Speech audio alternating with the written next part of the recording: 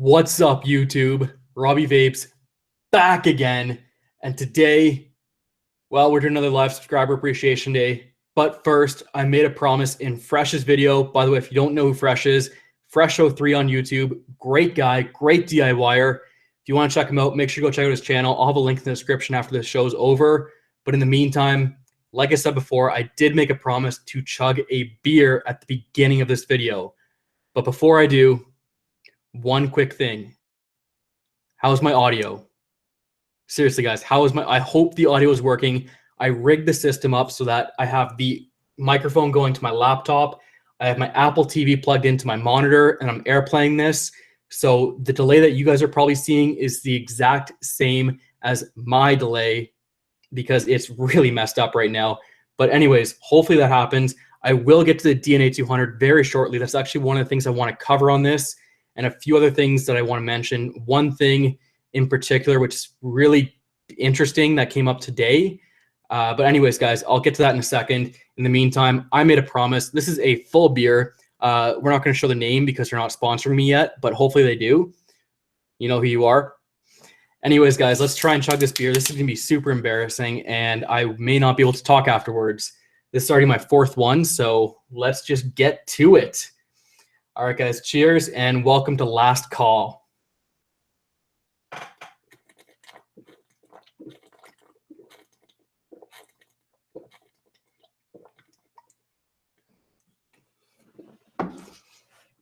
Oh, that was good.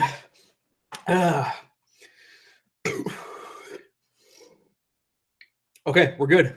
So anyways, now that I've had some confidence juice, let's move on to some discussions that I wanted to get to. Before we get to the question part, I do have a few updates I want to get to, and I hope you guys are interested in them. I know I promised you guys a spring review. It's coming, guys, I promise, but I've decided to put that in a different video. I may do like a sneak peek on it later on, but I can't make any promises. And there will be some giveaways going on in this video as well at some point in time. I was actually I was given the pleasure of Chef Sam offering up the free line of the whole line of awesome sauce for free to one lucky viewer. So I will have the full line available on a giveaway, and that will come later on. But in the meantime, I do want to talk about the VT200, which, as you guys know, you guys have been asking for an update on that for a little while now, and I do have one.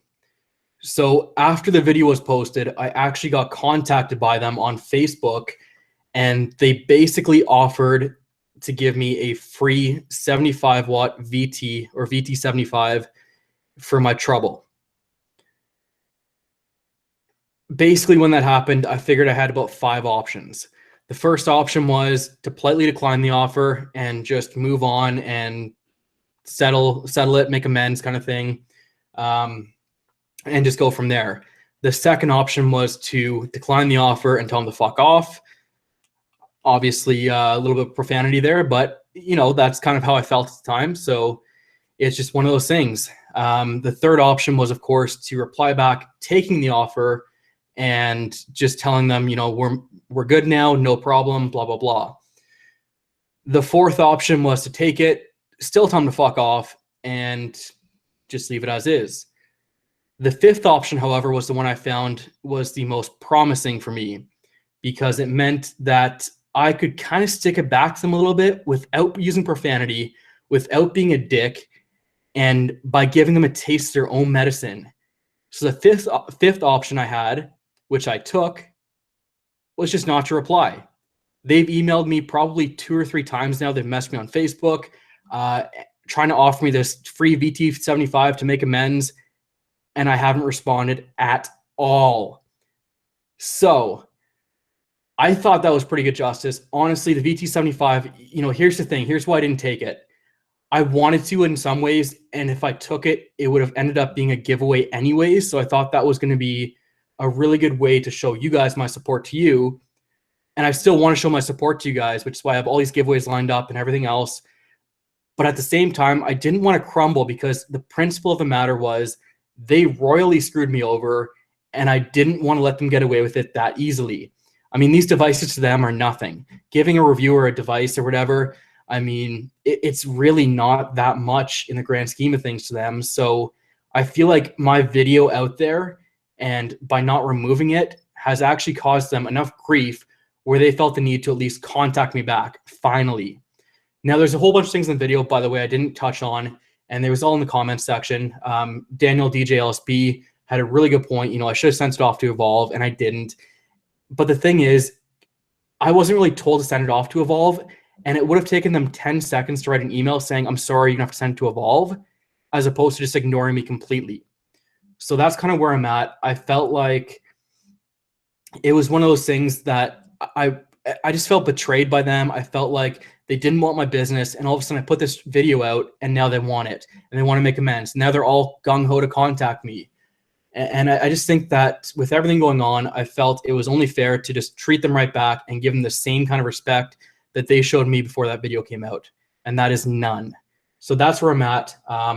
While we're here, actually, I was going to make someone a moderator here just to in the chat, but my laptop's actually put away. So unfortunately, I don't even have a mouse right now because I can't control anything.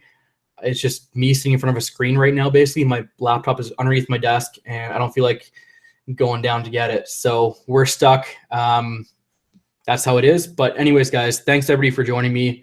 I really do appreciate it. And that was the first thing I wanted to get off my chest.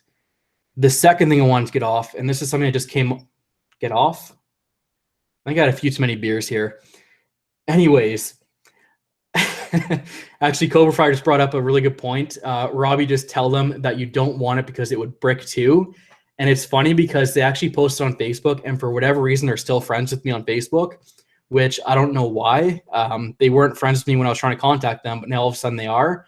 Anyways, Cobra Fire just said, tell them you don't want it because it would brick too.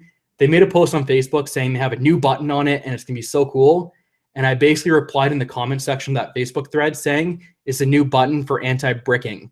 And I just want, I'm over them. You know what? It's up to you to decide.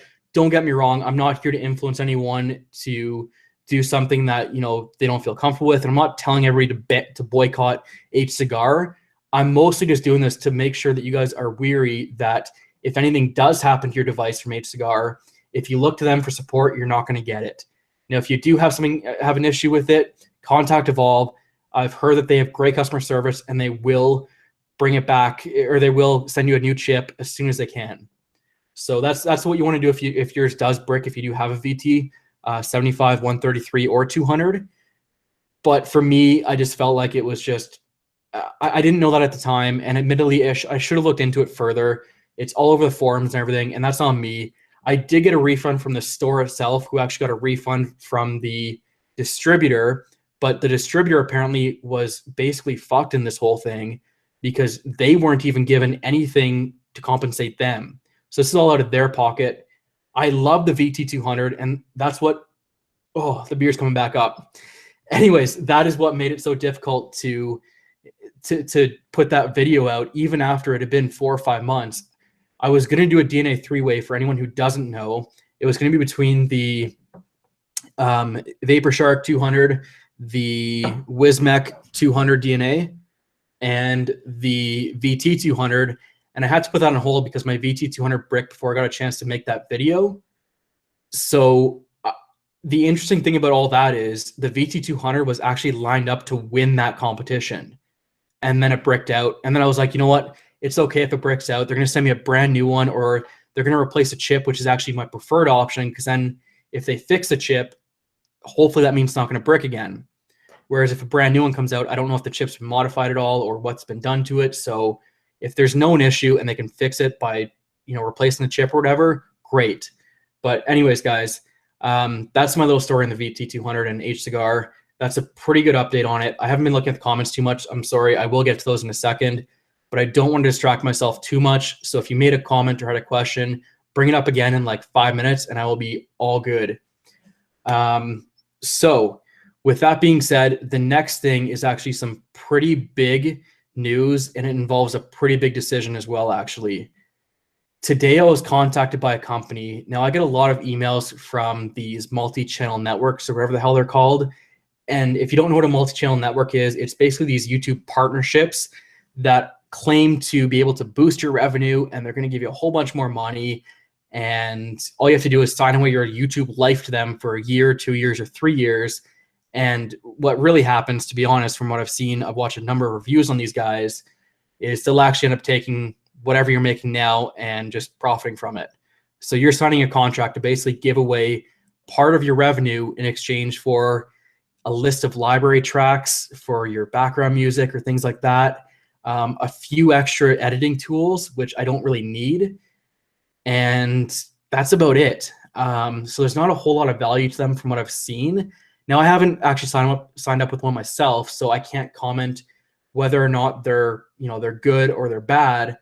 From personal experience, I'm just going off of what I've seen on other reviewers.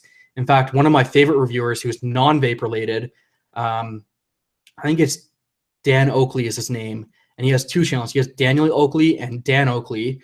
By the way, anyone scared of spiders, do not look that up right now, because he does a lot of tarantula videos, and that's, as some of you may know, I do have a couple tarantulas myself. But anyways, he actually got involved with an MCN, and he ended up having to make a whole new channel because they just completely screwed him. So I decided to stay away from those. That was from the get-go. But today, the point is, sorry, I'm going way off track here, but the point is today I actually got contacted by a different type of network. And it wasn't an MCN. It was something completely different. I've never heard of this before. I actually contacted a couple other reviewers and asked for their opinion.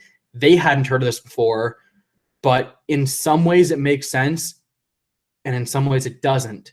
What they want to do is they want to pay me a lump sum for the advertising rights to one of my videos. The video, of course, being the 3000 watt box mod. They're going to give me a lump sum, and basically going forward, they get all the ad revenue from that video, and they'll also end up putting their own ads on that video to help promote it a little bit more. Now, the reason why this is so difficult, honestly, it wouldn't be a difficult choice for me if it was, if it was so cut and dry, but that video has declined in views quite a bit over the last couple months, and the offer they've made me, which I can't talk about too much, and I haven't accepted it, don't get me wrong, I haven't accepted it yet, I'm still doing a lot of research into this, but the offer they accepted me is pretty fair. Now, I had some questions for them. I, of course, asked them things like, what kind of ads would they place on it? Is there any way they'd put any sort of anti-vaping ads on it? Would they put any sort of nicotine cessation device advertising on it? Because it would kind of make sense to do that. And I don't want to do that. I don't want my videos having, Nicorette ads on them, or, ads for the patch or anything like that. I want my ads to be geared toward, what you guys like. And of course, they're going to be taking that away in a certain way, and they're going to gear it towards whatever they want to gear towards. But I did ask them those questions, and I can confirm that they've told me that there will not be any sort of cessation device ads on there or anti-vaping ads on there. And it makes it a little bit more tempting. But again, the big thing is, I think I'm one of the first people in the vaping community to be approached with this offer. They do have a list of other people who have offered references to them, and it seems pretty positive, but I've contacted them over their channel just to give them a private message to see what their thoughts are, what their experience was like. And one of the reviewers, I don't want to name any names here, that I contacted, said this, and it's kind of struck a little bit of a chord with me because it makes total sense. And they said, if it sounds too good to be true, it probably is. So in that sense, that's why I'm so hesitant about it all. And then, of course, on top of that, I don't want to negatively affect my channel, because this is my baby. I mean, I love doing this. I love you guys out there. You guys are amazing. The whole reason why I started this subscriber appreciation day once a month was because you guys are just absolutely awesome. And I felt like you guys deserved something to compensate you for, for bearing with me over the last 30 days of my channel. But anyways, Mr. Cobra Fire says $1 million. I don't think you guys understand how much money you make on YouTube. It's nowhere near that. So, but nonetheless, it was a very reasonable offer. And part of the reason why I'm considering taking it, there's actually 2 reasons in particular. And I didn't want to say this too soon on my channel, but I'll say it anyways. One of the reasons is actually because I'm debating on moving back to Ontario. In other words, where Hazy Vapors is from. And, I have some family out there. A lot of my family is actually out there. My brother, of course, is out there, and his fiance. And I've debated on moving back for a while now. It won't be anytime soon. It will probably be about a year from now if I do decide to do this. It'll most likely be, beginning of April type thing, end of March. But this, the money they're offering me doesn't go a long way, but it goes long enough where it does provide a little bit of a nice addition to my savings fund for that potential move. So it's definitely a possibility that if I take it, that's part of the reason why I'm contemplating so much on if I take it or not. The second reason is, of course, pretty obvious. It's because I want to make sure that I put some of the money back into my channel for you guys so I can do more giveaways, more, just have more content to show and help my channel grow by putting a little bit more money into it, which, I've already put quite a bit of money into it, but it doesn't hurt to have a little bit more in there and to help out with growing the channel a little bit more and helping it flourish to where I want it to be. So with that being said, those are the two big announcements I have. I am going to take a very quick vape break and a quick beer break as well. And what I'll do is just basically let you guys go wild with the comment section. Ask me anything, of course. That's how it goes. And if you have any questions related to the two things just talked about, by all means, ask it. Like I said, I wasn't paying attention to the chat the last 10 minutes or so, whatever it was. But ask it again if you already asked one, because I'm not going to go through there. And I'll wait and see what comes up.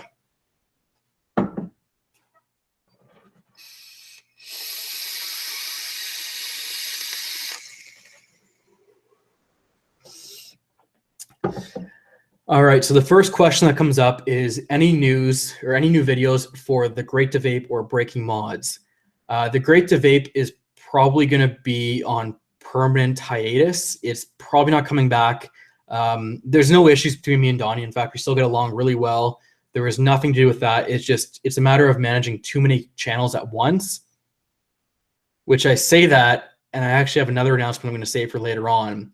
But yeah, so as far as the Great to Vape goes, there's probably not going to be any more videos on that. It's a stale channel right now. I apologize to you guys. It was a great channel. I had so much fun doing it, but the biggest thing was just finding time to get together with Danya to do those videos.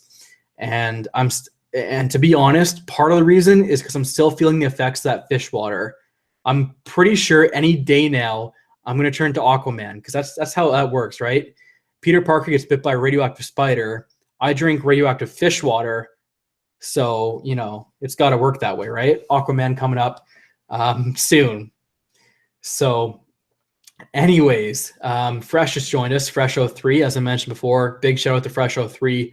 Go subscribe to him if you're not subscribed already. I have no idea how many people are watching. I apologize for doing it so late, guys. It's just one of those things where I figured it would be kind of fun to do it after I've been drinking for a little while. I was on Fresh's show as well, so that was kind of fun. After I spent, it felt like hours trying to figure out my fucking computer, but I think I got it straightened out, so it should be okay. So Fresh, yes, you did miss a bunch of stuff, but we'll get to that later on. Anyways, I still haven't taken my drink of beer, so I'm going to take that drink while you guys think up more questions.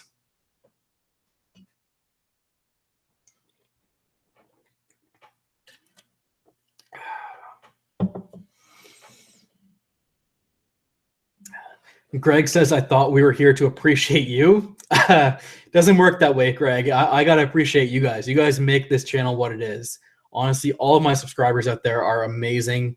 You guys are all absolutely incredible. And the support you've shown me over the past year and 2 months now, I guess, has been unbelievable. And I could have never imagined this channel would be where it's at today without you guys. So that is a huge compliment to you guys. And that's why I do these shows. It's all for you, the viewers out there.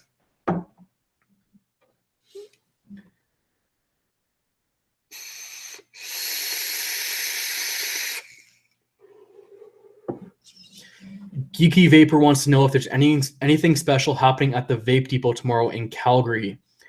God, I hope Danya's not watching. Yes, there is. I hope I don't spoil the surprise. Please tell me Danya doesn't watch this one. I'm hoping if I make it long enough, she won't watch it. But just so you guys are aware, anyone who's in Calgary and wants to come by, it's actually Danya's birthday. Dawn of Lady Clouds. It's another YouTuber. If you haven't checked her out, go check her out. Great YouTuber as well. Definitely more of a summarized approach to our reviews, and I mean that in the best way possible. I could never summarize a device as quickly and as efficiently as she does. So if you want to go check her out, definitely do it. But yeah, so we're throwing a birthday party for her tomorrow night at the depot, and anyone who wants to come by will be there. So come check it out. And if you're in Calgary, it's gonna be a good time.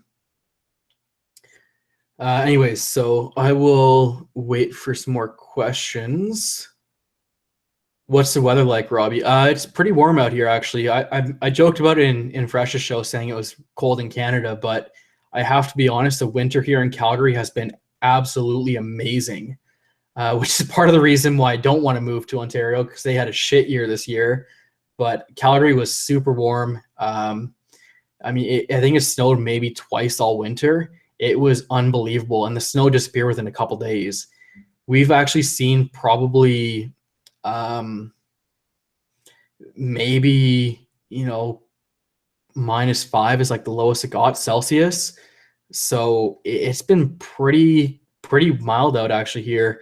I would say on average it's been about 10 to 15 degrees Celsius out here, which is I think around 70 degrees Fahrenheit, in that range somewhere, maybe 65 to 70, somewhere in there. My math is off. I've been drinking, guys. Leave me alone. Don't make me do math while I'm drinking. But I think it's around there. So it's been relatively warm out here actually all winter. Someone else, Matt, actually asked, where in Ontario would I move to? I'd probably try and move in the same city as where I grew up and where my brother is right now, which is Whitby, Ontario. Whitby, Ontario is right around 45, 30 minutes, somewhere in that range, 30 to 45 minutes from Toronto. It's just east of Toronto. It used to be a relatively small city. It had like 105,000 last time I lived there. That was 7 years ago now. But yeah, that's where I'd move to. Whitby, Ajax, Pickering, maybe. Pickering's a little more expensive. I don't know if I go Oshawa. I might skip Oshawa and go to like Bowmanville. But somewhere in Ontario, anyways, is where I'd move, and in that general vicinity in the Durham region. So that's where I'm looking, just outside the GTA, Greater Toronto area, for all my American fans out there. Mr. Cobrafire asked, what else do I do for fun? Oh, God, I haven't had fun in years.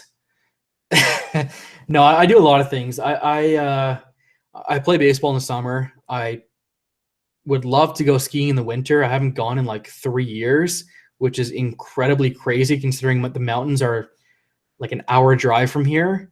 But I don't know. I don't ski. I actually snowblade, which are like the small skis, but I do that as well. I don't play hockey, believe it or not. I am really good at skating, but I'm very bad at stopping on skates. So that's kind of a hindrance in hockey. But I do play baseball in the summer, just a beer league, slow pitch kind of thing. It's a lot of fun. I love baseball. I've grown up on baseball. I was an umpire for 9 years. So that's why I can take all that shit from, other videos. And the mean comment section makes me laugh. I had, 60-year-old coaches yelling at me better insults than what some of these guys can come up with. So until they can get on that level with a 60-year-old coach, I don't think they're going to be anything offensive that I haven't heard before or haven't been able to get over. So I was an umpire for a while. I played baseball for pretty much all my life. And that's what I do. So I can't scroll back in the comments, guys. If you left a comment and I haven't caught up to it yet, I apologize. Like I said, my laptop is down underneath my my desk here, so I will not be able to scroll through the comments like I usually do.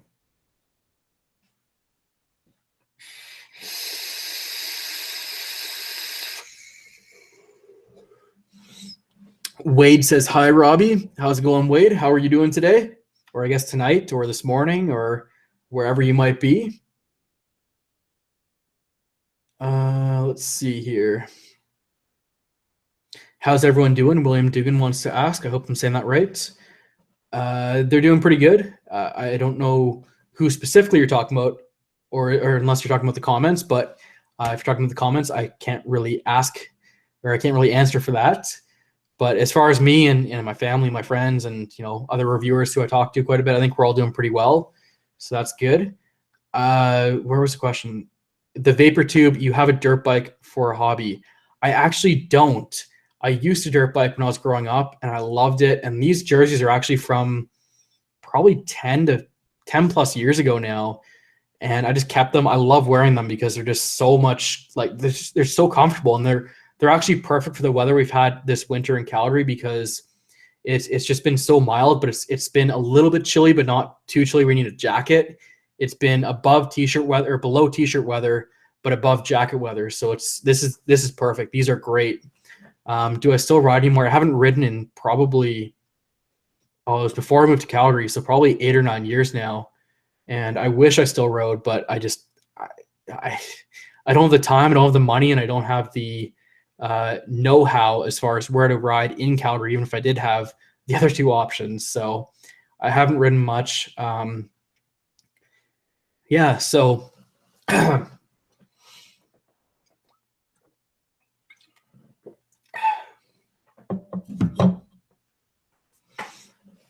Vaughn B wants to know if I still use the Homewrecker G2. Vaughn, it's funny you asked that, actually, because I have potentially traded it / temporarily traded it for this guy. This is the Lava Box. So I now have 3 DNAs again, which is nice. There was a little bit more involved in the trade, but the biggest things that got switched hands with a good friend of mine too, by the way, like it's not like it's going to a stranger, was the Homewrecker G2 for the Lava Box. Essentially, there was a couple extra things thrown in either way, but I actually still like it. I use it quite a bit, and between the Vapor Shark dying within 4 or 5 hours in a day, I always want to have a backup mod. This is kind of my backup mod, the DNA 200. Excuse me, the DNA 200 Wismec Rouleau. I drank way too much beer. I'm like full of gas right now, but at least it's coming out this end and not the other end. Anyways, the DNA 200 Rouleau is typically my secondary one, and the Homewrecker up until today actually was my third / second, depending on how my battery life was. I still like it. I still stand by it. I think it's a great device. I do want to do the burn test on it, which I think I can still do, even if it switches hands. It's not an issue. As far as the Easter eggs go, there was a few on there. Nothing huge, nothing that was going to change it into, the greatest mod ever, but it was still already pretty up there on my list. So it's just one of those things where I liked it. And, even with the Lava Box actually here, is the Lava Box going to become my main device now? It probably isn't. It's probably going to be the same spot as my Homewrecker, because, well, I mean, that's just how it is. Sorry, I got distracted by a comment here. Actually, there's 2 really good ones here. Favorite superhero and comic. Really good question by Cobra Fire, of course, who's just full of really good questions tonight, actually. Thanks, Cobra Fire. Favorite superhero would have to be, this is going to be strange because I mentioned about how much I love spiders, but for some reason growing up, I was always into Daredevil. And I was so disappointed when the Daredevil hit the big screen with Ben Affleck that I just, I couldn't grasp it. So I was always reading the Daredevil comics. That was one of the biggest ones. Actually, one of my favorite comic books I actually own is the Daredevil and Batman team up, which is awesome. It's a Marvel and DC team up. Those two together, that comic book is my favorite comic book ever. And followed by closely the Secret Wars comic book, which I have 5 out of the 12 original. And then I have the reprint version of the hardcover of all 12 of them, both 1 and 2 actually. But favorite superhero has to be Daredevil. I don't know why, just always been a big fan of Daredevil. And comic book wise, it's got to be that Daredevil and Batman team up. There was another really good question actually, and I missed it because I can't scroll back in the comments. I can't remember who said it. No, it wasn't Dustin who said it. It was someone else who said it, and I missed it. Really good question, and I wanted to answer it, but I will skip that one. Favorite hockey team that's still playing? I hate to say this, but I haven't been following hockey at all the last, since all the Canadian teams are out. And I'll be honest, even when the Canadian teams are in, unless the Leafs are in And yes, I'm a Leaf fan, despite living in Calgary. I don't watch the playoffs that often. I skip right to baseball. I love the Jays. The Jays play right around playoffs time for hockey. So I go from hockey to baseball pretty much every year. And I want to touch on this one too. Sorry for rushing the questions, but Fresh asked, what do you think of the Punisher getting his own spinoff? I am so in favor of that. The guy who played the Punisher, and I can't remember what his name is, but he did an awesome job. And up until when they released that information, I kept saying he deserves his own spinoff more than any of the other Marvel characters who have been in the Netflix series so far. Luke Cage was probably a close second for me because I like Luke Cage a lot, and I really want to see that spinoff. But Punisher getting his own spinoff is top notch. Good for them for doing that. And he played that role so well, and it complemented the series so well. My only complaint, and this is a small one, it's not a big complaint, but I do kind of wish they would have kept Elektra and Punisher separate in that series. I felt like putting them both in the series just kind of convoluted things, and it just made things convoluted. Look at me talking big words after drinking. Anyways, where was I? Shit, this is why I don't drink for these things. Yes. So Punisher and Elektra being in the same series, in the same season, just kind of, I felt like it was a little bit too crowded for that. And I would have liked to have seen them in separate episodes. And a lot of people are saying the Elektra is going to be the next season. I'm actually speculating differently. I think Elektra is going to be the season after next one. I think they're going to skip. It's hard to say, but anyways, I think that if they need to put a filler season, or they're going to put a filler season in between what happened recently and what's to come. And I've already spoiled a little bit, so I apologize, guys. I'm so sorry if you guys haven't watched it. Go watch it. But anyways, great show. All right, favorite beer. I saw that one come up. Oh, no, what's my opinion on Nichrome? That was the first one that came up. Nichrome, as far as I'm concerned, from a purely based on a usage standpoint, I don't use it. I don't use it very often. I don't. It's not that I don't trust it. It's just that I don't. I've always been about Kanthal, and if I'm going to use anything other than Kanthal, it's going to be stainless steel. So Nichrome kind of takes a backseat to both of those. I don't use it enough to really say either way whether I would recommend it or not. So I will leave it as it is for that one. And as far as what I like to use, it's definitely got to be Kanthal all the way. I've just always used Kanthal for some reason. Anyways, favorite beer. Oh, that's probably Moosehead. I'm a big fan of Moosehead beer. I love Moosehead. It's just been a staple thing. I've been drinking Moosehead since I was old enough to drink, and maybe before then, but don't tell anyone. Anyways, Moosehead's always been one of my favorite beers. I love Moosehead just for some reason. It's not a high percentage alcohol. It's like 4.5%, 4.9, something in that range, but it's, I don't know. I just like it. It reminds me of the Cottage, I think. That's what definitely has that memorable feeling to it, I guess. Favorite wire and build, definitely Kanthal. And favorite build is anything that Wes builds. But apart from that, if we're not actually doing that, I would just say my own build. I like keeping it simple. 6-7 wrap is pretty much what I'm looking at. 6-7 wrap of 22 gauge Kanthal is what I usually use. Favorite breakfast cereal, I think it was Giz who asked that. I'm assuming you mean in an actual bowl form and not in a vape form. Favorite cereal has to be, you know what? I don't know why, but I've always been a huge fan of Count Chocula, which is probably one of my favorite cereals. By the way, Jamie Ferguson just commented. This is a comment I think he mentioned, or the question he had earlier. How is my pool game and favorite beer? I just answered the favorite beer, Moosehead, of course. My pool game is mediocre, I would say. I'm not good enough to, shark anyone, but I can keep up with the average player. What is your favorite breakfast cereal? Yeah, got that. Count Chocula for sure.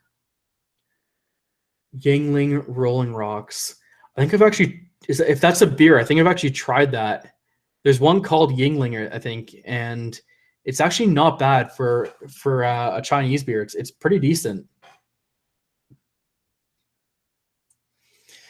Fresh says underage drinking have called the authorities. I don't know what you're talking about, Fresh. I've never underage drank. I've never drank underage. So, you know, I wouldn't do that. Favorite YouTube co-host? Ooh, that's a really good one, Ben. Ben Driggers was the one who asked that. Wow. Co-host. I mean, I'm assuming we're excluding Project F.O.G because I can't pick between those guys. Those guys are amazing. Even the Vape team, I can't even pick between those guys. Mike, Mark, and Brian. Ooh, that's tough. I can't answer that. I don't know if I have one. Like, there's no one in particular who I'm like this. I like him over everyone else in a live show or anything like that. So, I can't. I don't think I can answer that. That's a tough one. That was a really good question, though. 225 RC. Last time I'm asking Robbie, is there any tank or RDA? Oh, I missed it. That you prefer? I think it was. As far as tank goes, I'm a big fan of a Z-Pal Coral tank. I still use it every single day. I love it, and it's just one of those things where, honestly, just great tank as far as sub-ohm tanks go. But I will say this: you have to really like to vape at higher wattages because you do need that high wattage for these tanks. So if you like high wattage, I definitely recommend the Z-Pal Coral tank. As far as RDA goes, I mean, this is going to sound crazy. I'm looking around thinking if I have anything that tops it right now. And there's some good RDAs out there, and it's hard to pick one. But just based on the fact that I've been using this for over a year and it's still in my rotation on a daily basis, I think I have to go with this guy, the Royal Hunter. And no particular reason for that. I can't even explain why I like it more. In fact, I haven't built on it in a while, actually. So, I mean, there's a build in there. It's a flattened fuse Clapton by Wes. Not even my own build, of course. But I still use it. So I have to say that's got to be it. Which was your first YouTube vape video you watched and by who? I was actually like a lot of other people, I think, in that my first, I don't know if I can remember the exact video, but the very first YouTuber I watched vape related was Indoor Smokers. You know, he's good for beginners. I hate to say it, but he's got a great review style for beginners and people trying to get into vaping. As far as the first video I watched, I want to say it was, oh, that's going back a while ago. Honestly, all I remember from that video was him juggling products around, and I was like, that guy's impressive. It might have even been the one where he explains the difference between mouth to lung and lung hitting. That might have been the very first video I watched from him. I could be wrong on that, but I think that might have been up there. I like your little green Z-Pal. I do have it with me actually right here. By the way, guys, I have my Robbie Vapes backpack here, which is full of a whole bunch of shit right now. But it's actually in there right now, that green Z-Pal tank. What is my favorite snow machine? I don't know anything about snow machines, unfortunately. I really don't. What are my thoughts on a smaller reviewer calling out Brian? I have no idea what that's about. I'm assuming you're talking about Brian from the Vapor Chronicles, but if I'm wrong, let me know. I actually have no idea. Yeah, Matt, I'm sorry. I have no idea what that's about, so I can't even comment on that. I don't know why anyone would call out Brian, but I haven't seen it, so... the Vapor Tube, I'm a small, very, very small vape reviewer. By the way, go check out the Vapor Tube. He's putting out awesome stuff. That's the Space Vapor Space Tube. Go check him out. He's a great reviewer too. I've actually been watching his videos lately too, and I can't get enough of them. Really nice guy too. I haven't met him face to face or anything, but just based on his review style, he's got some potential. He's going to be big soon. I have a feeling. Nate38 asked, do you blow O's? Oh, fuck, not this again. I cannot blow no to save my life. And I'm not going to try and blow no. It's just coincidence that you say that, and I really need a vape right now. So I'm going to pause for a second, but no, I cannot blow O's. Not at all.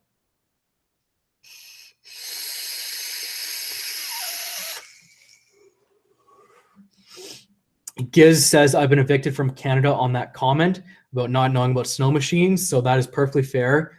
I hope that my brothers to the south will accept me because, I mean, let's face it, America's pretty fucking awesome.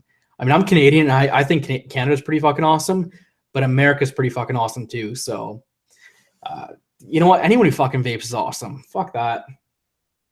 My first video I watched, Geeky Vapor, was Fagin and the review of the Aeolus.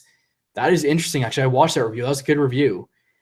I'm a big fan of Mark's videos. I love his videos, and you know, he always complains about them being too long, but I can watch them all day long. So Mark, if you're watching this, if you do watch this, keep making those long videos. That's awesome. Hippie Shit asked, have I tried or have I considered mixing my own juice yet? I actually have mixed my own juice. I have a couple DIY juice reviews on my channel as well, but I will say that I enjoy it quite a bit. But as far as making videos on it again, I kind of leave that to Fresh. I mean, Fresh is a master at mixing juice. Fresh and Rin as well are both awesome at mixing juice. And I don't know.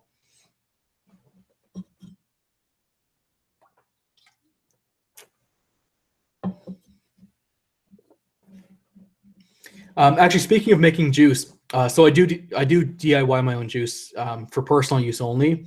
But I was thinking about doing a juice company that's completely satirical. Like, it's not meant to be serious at all. But I wonder if I get any actual subscribers to it.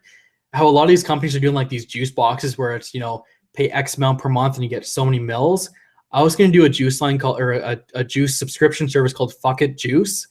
And it's basically how it works is you guys pay me, you know, 20 bucks or whatever a month, and you guys get whatever the fuck I feel like making. So that, I don't know. I'm kind of being sarcastic, but I'm kind of not. I like experimenting with juices, and some of them turn out really good, like my super cream, which I still have no idea how I made that. And then some of them turn out really, really poorly, like my Franken Punch. I thought for sure it was a winner, and I tasted it. It was garbage. I think I still have some here, actually. I do not, actually. I don't know where it went. But anyways, yeah. So as far as DIYing goes, I do it for myself, and I don't do it to do anything else with that. Fresh is a sorcerer when it comes to DIY. That's what Greg says. Absolutely. I agree completely. And it looks like a bunch of the people in the comments agree with that too.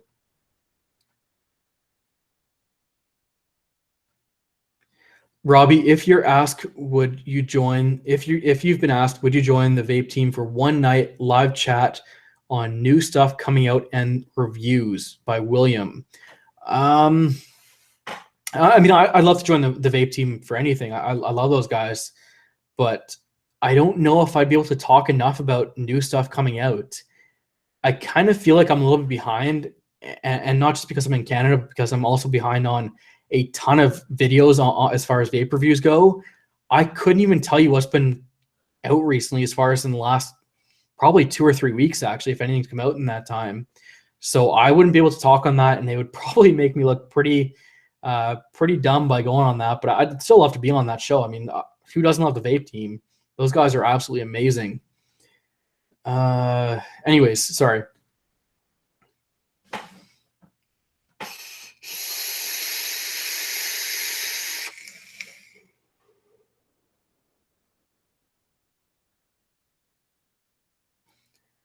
I know I've missed like a ton of comments, guys. I'm so sorry. I can't scroll up right now, and my MacBook Air only has 2 USB ports in it. One's for my webcam, which is up here. One's for my microphone, so I can't scroll.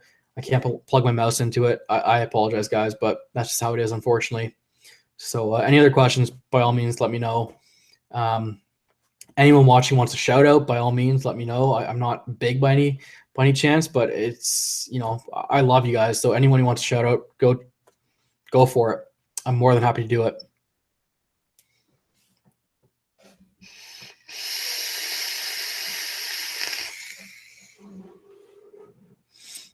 Looks like Fresh03 is getting another shout out based on the comments section.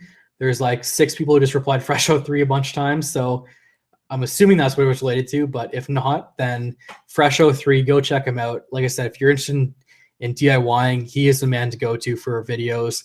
And even if you're not interested in DIYing, but you're just curious about any sort of e-juice and what it's made of and things like that, as far as what's put into your e-juice, go check out Fresh03, because he'll not only make some e-juice, you also get to know what's actually in the e-juice you're vaping on. Greg says, let it scroll, let it scroll, let it scroll. Yeah, that's... I wish I could let it scroll. Gizzard Stew, that's Gizzard, Gizzard, or actually, sorry, let me be American for a second. Gizzard, Stew, Stew, wants a big shout out. And of course, I got to shout him out. Giz Stew is honestly one of the nicest guys ever. He's awesome. Go check out his channel if you haven't already. Really funny guy, and just pretty deep too. Actually, he does a lot of stuff with Fresh, and just I can't get enough of Giz either. I want him to make more videos actually, but that's just my opinion. So Giz, not to put you on the spot or anything, but if you wanted to make a few more videos, I would be totally up for that.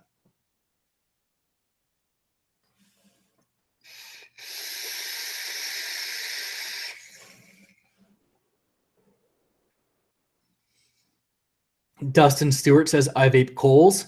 Absolutely. You know what? Fuck it. Let's just... Where's my spring, actually? Oh, no, don't tell me I lost my spring. I had it here a second ago. I have way too much shit on my computer desk, guys. I'm sorry. I can't find anything right now. Oh, I found my phone. That's kind of helpful, I guess. Anyways, I'm looking away. I'm probably missing a bunch of comments, so... Labworks Vapes says we're going to do the lottery numbers. Absolutely. Let's do lottery numbers. The numbers I play actually are 1, 3, 13, 14, 21, 27, and 34. No, 39. 39. Might be missing one there, but anyways.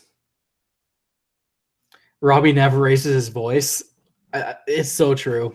I'm too nice. That's what it is. I'm too nice. No, I'm not. Oh. Labworks Vape says, I'm in the future. So absolutely. Send us those lottery numbers, Labworks. We're all for it. Although I'm not going to stop playing mine. So, you know.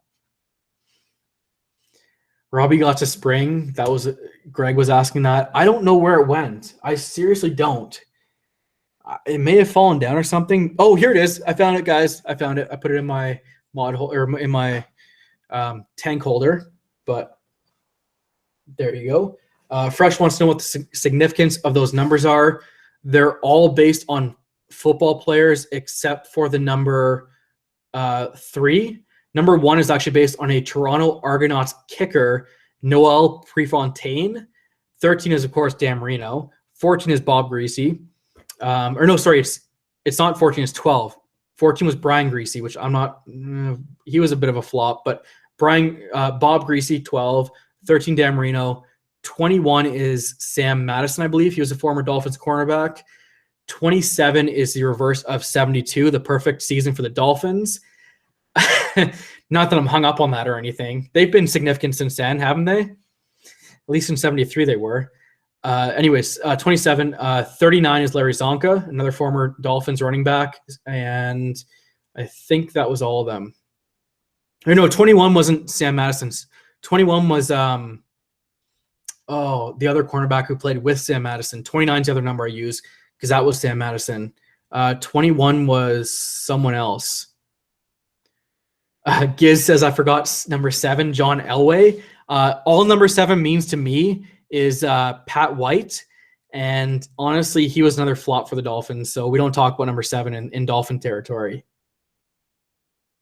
Number 88, JNR.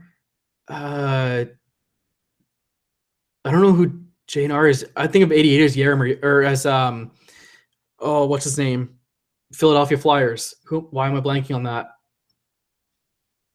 Lindros. Lindros was 88, right? I think. NFL sucks. CFL all the way. by Geeky Vapor, who's a fellow Calgarian. Geeky, I'm really sorry to say this. I actually disagree with that. I love the CFL and I love football in general, but I'm a diehard Dolphins fan.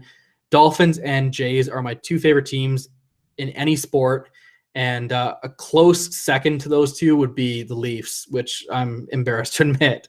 Anyways, guys, here's spring, by the way. Anyone who wants to see it? Look how sexy that spring is. This is actually a stiff one, so it's got some resistance to it. I just lost the spring again. Found it. Dolphins or Sharks? If we're talking about the animal and not the sport team, if we're talking about the sport team, it's Dolphins all the way. If we're talking about the animal, I don't know. I kind of like the Sharks a little bit more as far as animals go. Lemieux was 88 as well. I thought he was too, but I want to say that because I was thinking Lindros for some reason. Just always 88's always been associated to Lindros for me, but I believe Lemieux was 88 as well.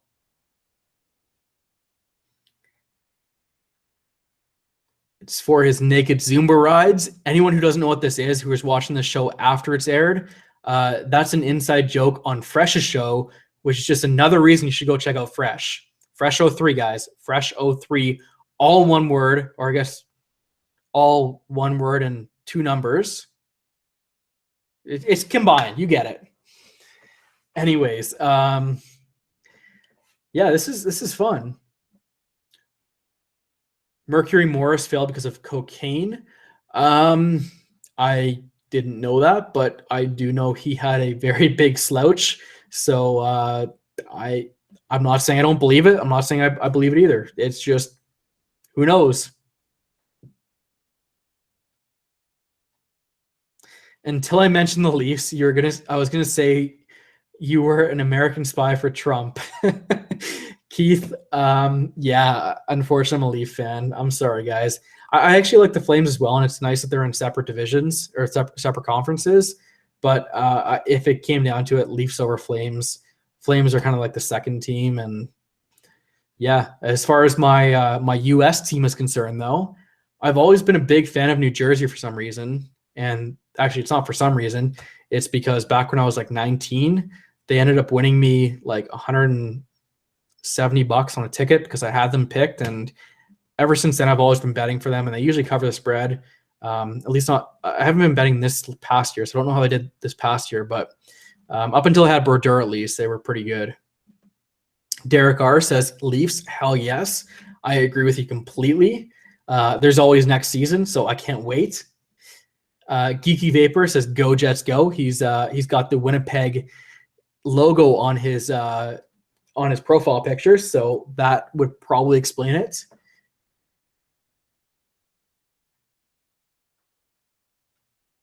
Penguins are shark snacks by Greg. I don't know about that.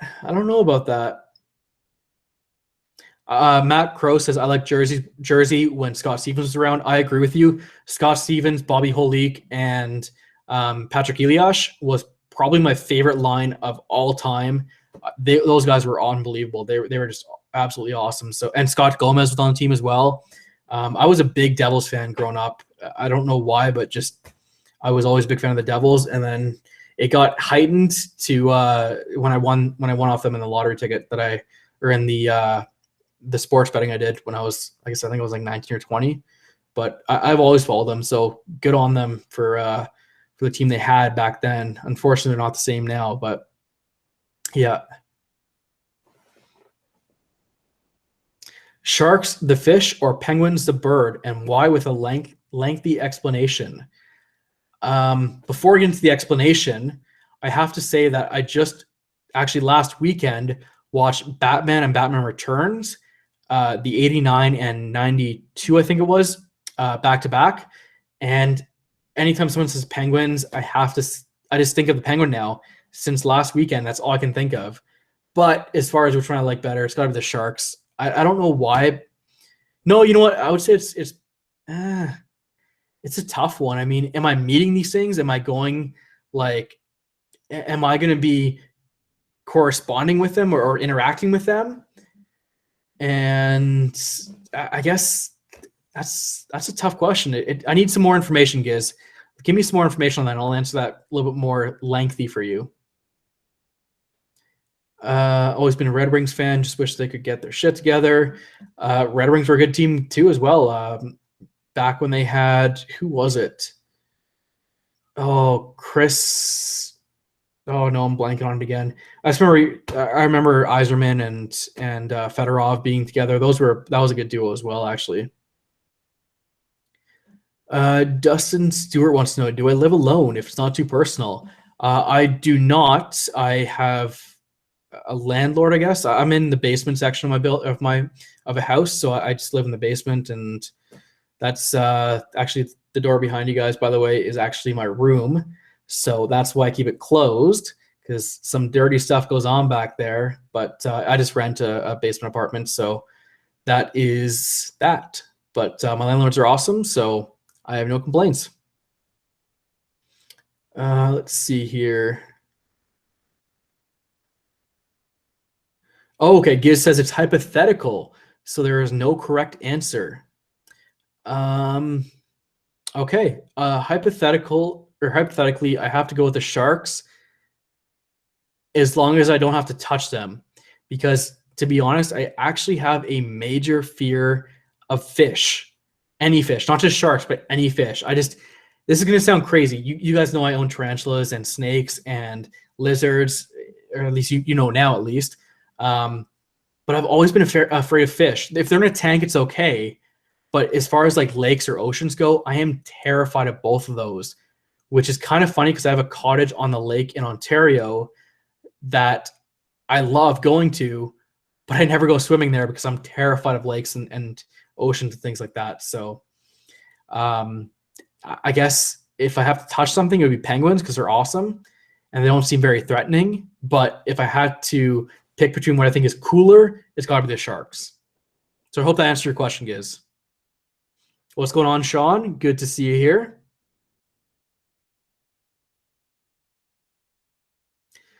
Nate38 says, Lidstrom, the best defense man ever. He was pretty good. Actually.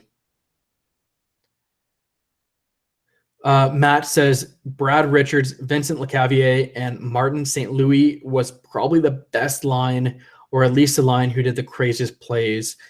That was a really impressive line, actually. That's hard to beat too. The funny thing is I'm not huge into hockey as a Canadian. I should be more into it, but I still can keep up with most of the lingo because, come on, I'm Canadian. So Sean says I have a ball python. She's 5.5 foot long. Sean, I don't know if you saw some of my other videos. I can't remember which video it was now, but actually, sorry, before I answer that, Sean, Greg has to run. So Greg, thank you so much for stopping by. Greg says, Robbie, you're appreciated. Keep doing what you do and have a great night, people, and be amazing to each other. I agree, Greg. You guys, you're awesome. Thank you so much for stopping by, and I do appreciate it. Anyways, going back to Sean's point about the ball python, I actually had a channel before this one called Try Ball Pythons, all one word, and it's TRY, ball pythons. It's super embarrassing. It was not fun, but I think I posted like a total of like 11 or 12 videos on there. It didn't get very big, but I was actually big into ball pythons for a while. I've had a ton of different morphs from them. So I can, again, ball pythons, reptiles, things like that. I can definitely keep up with that. So anyone who has any reptile related questions, I know a fair bit about reptiles, but I've kind of stepped away from that side of things for a little while now, just because actually, ironically, it's because there's so much controversy around keeping reptiles, and it feels like anything I do has controversy around it between keeping reptiles and now vaping. I'm just always full of controversy apparently. So yeah, it is what it is.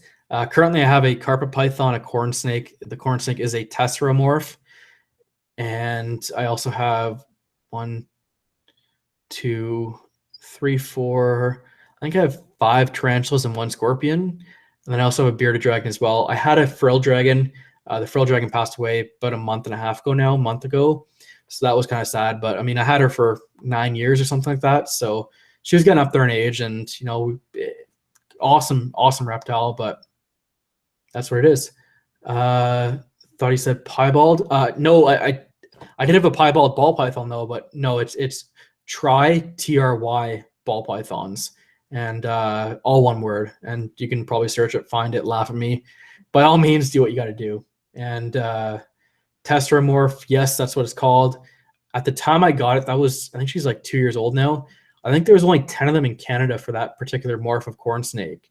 And really cool because it's actually a co-dominant morph, which I realize most of you guys probably don't know what that is, but it basically means it has a good chance of passing on its pattern and coloration to its offspring, whereas some of them being recessive would be, it wouldn't pass it on unless you had 2 recessive genes or 2 het genes, heterozygous. But we're getting too far technical into this. We're getting away from vaping, so let's go back on topic.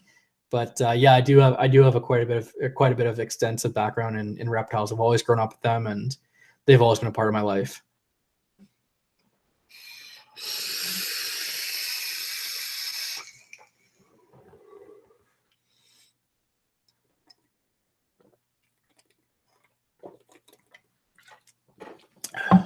Looks like Giz is heading out. He's got some pizza calling him, and I don't blame him for that at all. If I had some pizza too, I would probably ditch the show too. So all the best to you, Giz, and thanks for stopping by. Sean says he's had a normal and a bumblebee. Bumblebee is a combination of the pastel and spider gene, which again, I don't know why I'm going into so much detail on this, but it kind of brings back memories because I even though I didn't post very many videos on that channel, I still love doing it because I love snakes. I love reptiles. It's been a part of my life, and just I can't help but get involved with it. So, Sean, I definitely know what you're talking about there, and absolutely, Bumblebee is actually a really cool morph. In fact, the first ball python I ever got was a spider ball python, and the reason why I got it was because it was called a spider. The morph was, and as you may know, I'm a big fan of spiders, so that just seemed like the perfect fit.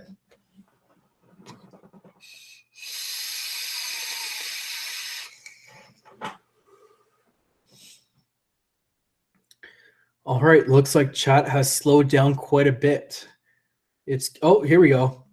How long have I been vaping and why did I start? I've been vaping since August 17th, 2014. So it'll be 2 years in August. The reason why I quit on that particular date is because it's actually the anniversary when my dad had a heart attack 2 years before that. So it just felt like a good day to quit. And at the same time, on the way to getting my first vape, which was like an Ego style clone thing, I actually had my last cigarette in the car on the way there, which I hate myself for smoking in the car now that I think about it, but that's how it was. Anyways, and why did I start? I actually started because my brother the day before had gotten a vape, and he said, you got to try this. It works so well. There's so many different flavors. You're going to love it. So I went down there, bought a whole kit, spent like $300 on 2 little Ego clones and 4 bottles of juice, Mountain Dew, clove tobacco, menthol tobacco, and and Hawaiian Punch. So I got those 4 flavors. I was able to quit from there. That was the last time I had a cigarette. I haven't had one since. I'm pretty proud of that fact because I know a lot of people tend to vape and smoke together until they can wean themselves off the cigarettes. And I completely understand that. But it also helped that I was also on Champex at the time, and I was on day 6 or 7 of that. I actually showed this in another video. I don't know if I have it up here or not, but I had the package of Champex out, which is a stop smoking medication that's behind the counter. But anyways, yes, that's why I quit. That's when I quit smoking and started vaping, and that's why I started. VaporTube, you know what is so awesome between Robbie, Project F.O.G, Mark, Mike, Brian, Fresh, and everybody in this vape clique? It just keeps growing. It's just awesome to watch it grow and be a part of it. I agree completely. I mean, I'm going to talk on that in a second, actually. Before we get to that, there was another question. If vaping ended, Nate38 asked, if vaping ended, would you go back to smoking? Not to sound like I don't want to ruin any relationships here, and I don't want to be the guy who says this on his channel, but honestly, if vaping got banned like tomorrow and there was nothing else I could do, I would honestly probably go back and get a pack of cigarettes. I mean, it's hard enough as is with vaping to stay off cigarettes, even this far in.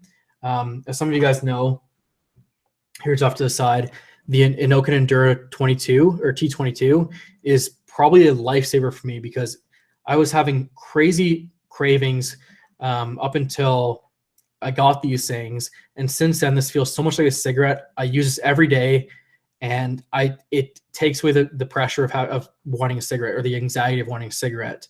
So, yeah, if vaping ended, I probably would go back to smoking. I hate to say it, and it sucks ruining such a long streak, but I just feel like I'm not ready to give up on, oh, it's gonna be so bad, but inhaling something. Like, I still feel like I want to inhale something, and at least with vaping, it gives me that alternative to it for now, and probably for a little while more. I mean, I don't know if I could get away from cigarettes. So, and it looks like based on the comment section, the chat right now, I'm not the only one, but it's just, it sucks. As a reviewer, you feel like you have to be held to a certain standard, and I want to abide by those standards. But at the same time, I have to be honest. I told you guys that honest every question you guys asked, or I'd answer all the questions you guys asked honestly, and I probably would.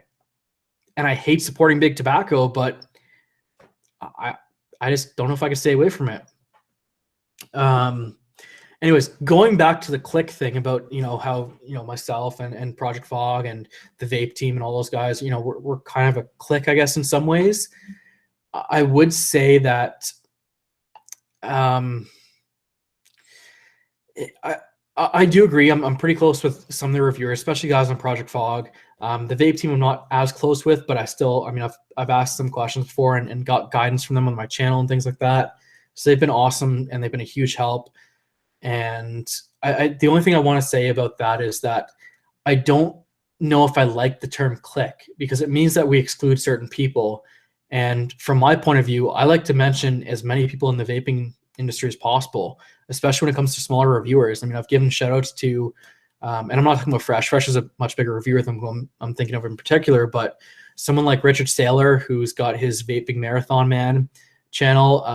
Shane Vape Train is another one who I like. Those guys are both local to me. Hazy Vapors is probably my favorite YouTuber of all time. And don't tell anyone on Project F.O.G that, but no, I mean, he's so entertaining. I don't think he's here anymore. It's like 1:30 his time, so he probably hit the hay. But yeah, I'm a big fan of his, and I think that guy deserves way more subscribers than what he has. So if you're not subscribed to Hazy Vapors, personally speaking, I recommend checking him out. I'm a big fan of him. But again, going back to the whole click thing, I feel like, click makes it sound like we shun everybody else, but I don't think we do. And I definitely don't, because I will collaborate with anyone. If anyone wants to do a collaboration with me, whether you're watching this now live or afterwards, let me know. I'll collaborate with anyone. I don't care if you have 50 subscribers. I don't care if you have 100,000 subscribers. I love doing collaboration videos, and I love meeting new people. And I think that's kind of at the end of that little rant. Derek R wants to know, where is a good place to pick up a Limitless or a Able here in Canada? The Able is harder to find out west here in Canada.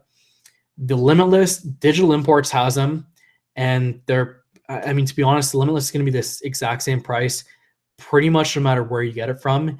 Digital Imports is kind of known as being I don't want to make this sound bad, but they tend to be the most affordable place to go to. They kind of undercut some other vape stores out here, and even their price on Limitless is the exact same as anyone else around here. So if they're the same price as anyone else, I can guarantee or almost guarantee that anyone's going to be the same price no matter where you go. But if you're having trouble finding it in general, Digital Imports in Calgary does have it for sure, and they do ship. So if you want to get a Limitless, that would definitely be probably the number 2 option to get it. The number 1 option is, of course, winning it on my channel, which is the video for that one's going to be out in a couple weeks. So I will be giving away a Limitless mod on my channel to a lucky winner once I hit 10,000 subs. But I'll have the video out before then, so you can enter before that happens. Jamie Ferguson, I've been smoke-free for 2 years, and I probably do the same. Sorry, I hope I didn't call you out or anything like that. But the rest of that message is pretty personal. Won't really want to read it out loud here, but as far as your 2 years of smoke free, congratulations on that. That is a huge milestone, and keep it up, man. That's absolutely amazing. So Jamie, kudos to you for staying off cigarettes for that long. That is awesome.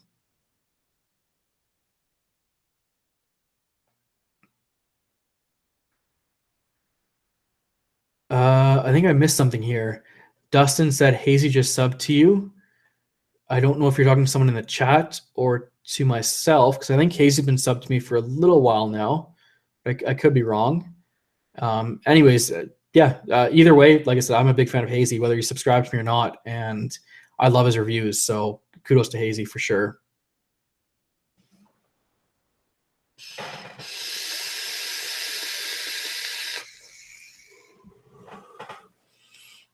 This is hard because I keep reaching for my mouse so I can actually maneuver to the live to see how many people are watching right now.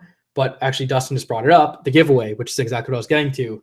I think it's time for a giveaway here. Awesome sauce line, the full line, which is what we'll be doing.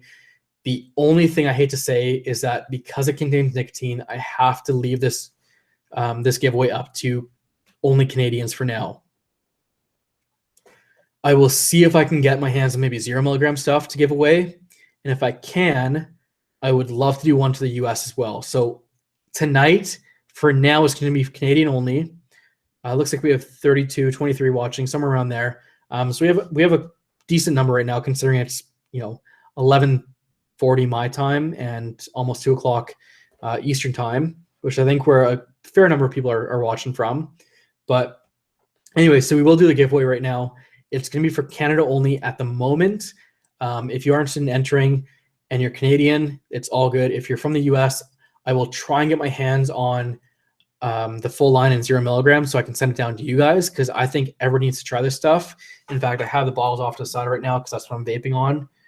This is the raspberry flaky one. I don't know if you guys can see that because it's having trouble focusing, but raspberry flaky. And this is actually another bottle of peanut butter and jelly because I'm going through it like nothing.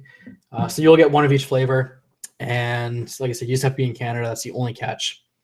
So with that being said, actually, I do have another giveaway I'm going to do as well in a little while longer. I'm not going to make this video too much longer than what it is now, but it's hard to believe we've been going for over an hour now, and almost an hour and about an hour and a quarter right now. But anyways, so the giveaway for the awesome sauce, I'm trying to think of what it's going to be. It's going to be a chat giveaway, by the way, guys. So anyone who's watching live is going to win this. It's not going to be, and anyone who's watching later on, I apologize, but the whole point of this subscriber appreciation event is that it's a live event, and I do giveaways live on the air. It's not going to be in the comment section. It's just how it is. I do my giveaways as far as, if you want to enter by comment, that's all my other shows. This one in particular is just to be live. So anyone who's watching now is obviously at more than an advantage. I guarantee somebody who's watching now is going to win in the chats right now. So that's what I'll say about that. Anyways, I don't know if there's any other Canadians. No, there's a couple in here. So we should be okay to do a competition. I'm actually looking for a pen so I can write down a number, because what we'll just do is just do a quick number between 1 and 100 kind of thing. First person to get it wins. And give me 1 second, because I cannot find a pen anywhere in this fucking desk of mine. Okay, you know what? Screw it. I'm gonna write it on my phone as I bump my microphone, and hopefully that doesn't screw my audio up again as I bump it again. All right, we should be okay. Anyways. Oh, is Matt the only one in the live chat who's Canadian? I thought Sean was Canadian as well, Sean Redding, but I could be wrong. All right, so I am going to attempt to write this number down. So Matt is the only person in the chat right now who's Canadian. So Matt, unless anyone wants to speak now or forever hold your peace, Matt is. Oh yeah, sorry, Sean, you did say you were in Houston before. Sorry, I missed that. Anyways, Matt, if no one answers the next 2 minutes, you are the winner by default. So Congratulations. This is a Canadian giveaway for some juice, awesome sauce juice in 3 milligram. So, actually, you know what? Let's do something fun right now. I just got another comment on my 3000 watt box mod video. So let's just read this out loud for you guys. You guys get a special mean comment section. You look sick, your fingers are terrible, and you watch too much Rip Trippers. The way you are speaking. Besides that, vaping at that watch is goddamn stupid. Apparently, I watched too many Rip Trippers. So that's kind of fun. And I look sick apparently too. So that's, I mean, I knew that was coming. That's kind of the most popular comment right now. It's trending right now in my video. But that is cool. That is almost a good insult, except for the fact that he copied like 90 other comments. So, oh, and the person's username, by the way, is I shot Stuggy. I shot Tuggy. I don't know how to fucking pronounce this person's name. So, congratulations on making that YouTube channel name. Anyways, so Matt is the winner. I'm going to declare right now. So, Cobra Fire's in Kentucky, which I think I knew that because I think you might have won one of my other giveaways, if I'm not mistaken, because I remember sending something to Kentucky, and I believe that was you, Cobra Fire, but I could be wrong. Sound Russian. I sound Russian by, at least that's what VaporTube says. I don't know if he wants me to like do a Russian impersonation or if he thinks I sound Russian. I could sound Russian. I've been drinking quite a bit right now. So speaking of which, cheers.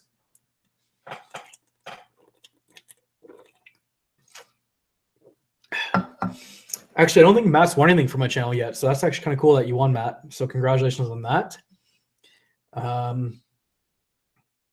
Oh, the name sounded Russian from the mean comments. If you saw it, it doesn't sound Russian, just sounds stupid. It's literally like an iPhone, like the little letter I, and then it's shot, and then STUGGI. So I don't think it was Russian. I think it's just idiot, but to each their own.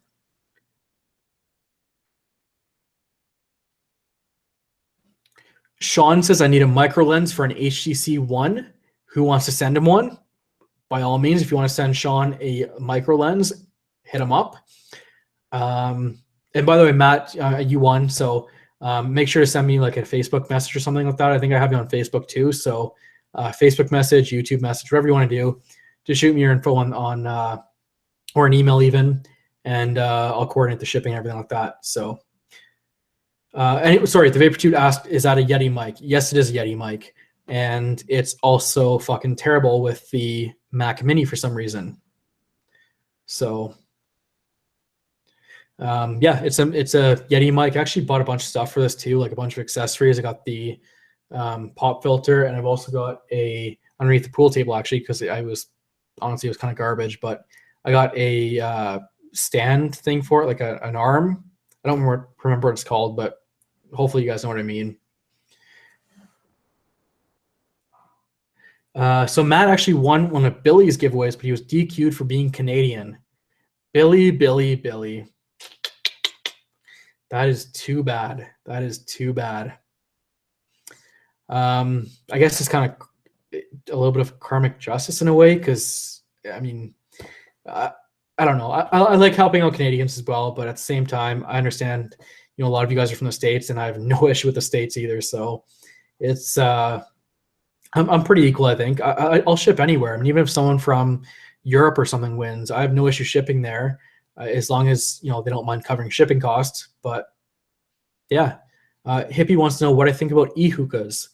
I haven't tried them yet, to be honest, so I can't really comment too much on that.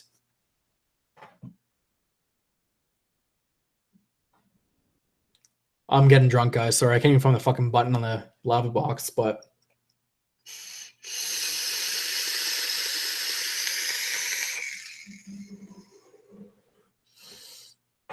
Jamie says, Founders IPA chug with ya. Oh, God. I don't know if I have another chug in me.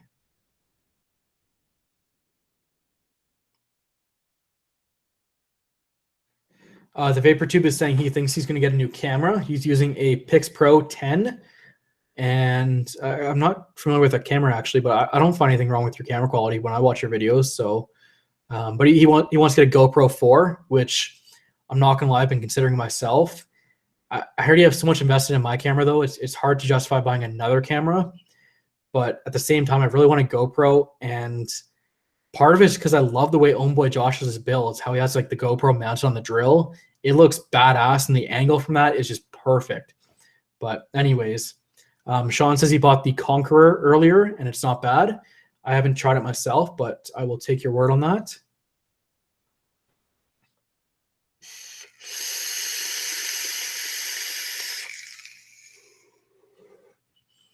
William said he is the only Northern Irish dude here. I think it's actually safe to say you're the only Irish dude here, let alone Northern Irish or Northern Irish, Northern Ireland. Anyways, thank you for tuning in, William. I appreciate it from overseas.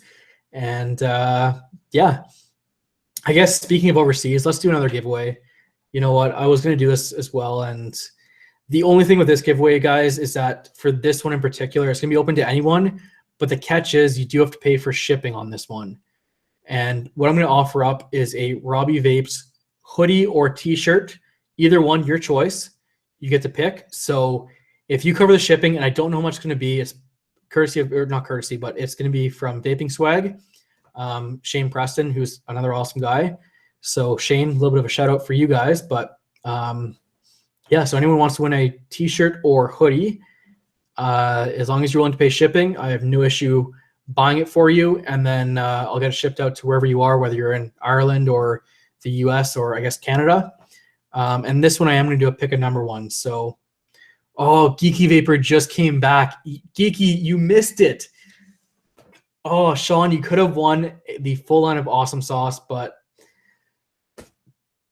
Matt was the only one on at the time, so Matt is still the winner. But you do have a chance to win this t-shirt or sweater.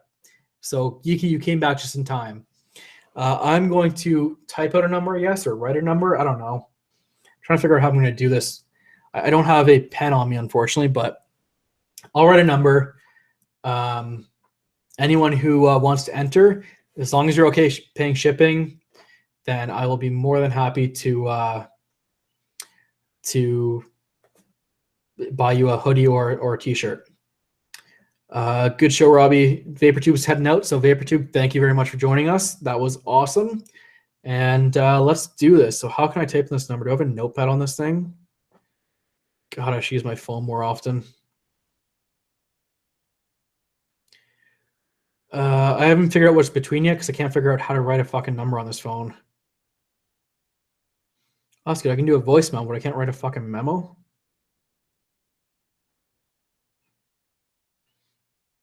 Oh, I'm so tempted to like put the number in my buddy's text message field and just show you guys all his number, but I don't want you guys spamming him. He's a good guy. The number is going to be between, I think we have probably like 15 to 20 people watching, I think. So, oh, put it in the calculator. That is so smart, Braden. Good call, Braden. Good call. Vaping Swag, I don't believe is in chat. So, but yeah, I'll pay for it, and just make sure you pay for the shipping, and that's all you got to cover. I will admit the shipping to Canada is a little bit more expensive. It's like $20 shipping. Actually, I think it's a little bit more than that. I think it was like $25 shipping. But just a heads up, so it could be expensive depending where you are. I think it's a lot cheaper if you're in the States. But as far as Ireland goes, I don't know how much it's going to be. I will let you know, but hopefully it's not too bad. Anyways, so the number is going, okay, so we have 29 people watching now, and the number is going to be between 1 and, let's do between 1 and 500. And the number has now been typed in between 1 and 500. That seems really hard to get, but who knows? Maybe someone will get it. So the competition begins now.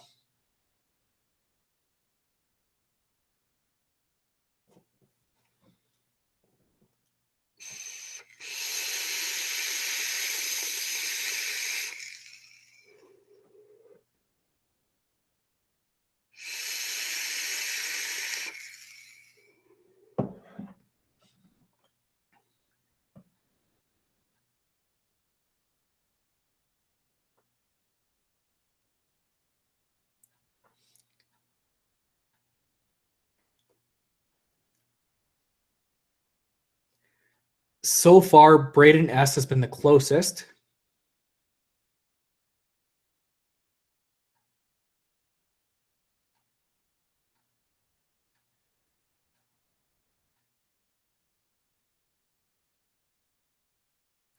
Nothing yet. Nothing yet, guys.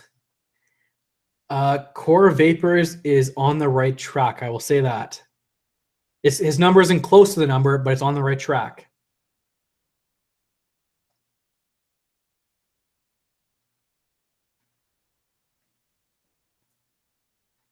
It is not 420, guys.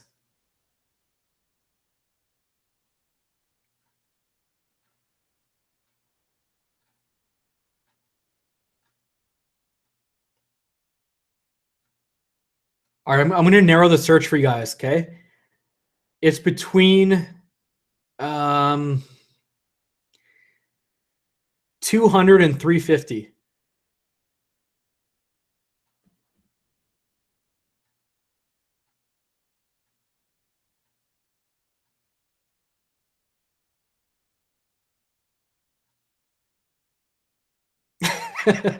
Pi R2. Oh, it's someone who was really close.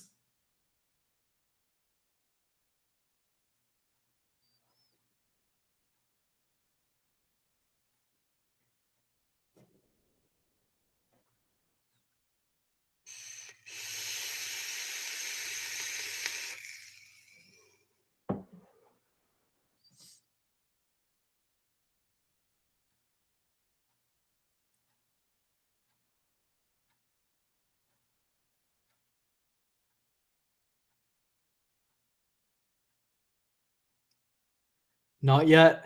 We're almost there, though. I have the phone right here, guys. It's on the phone.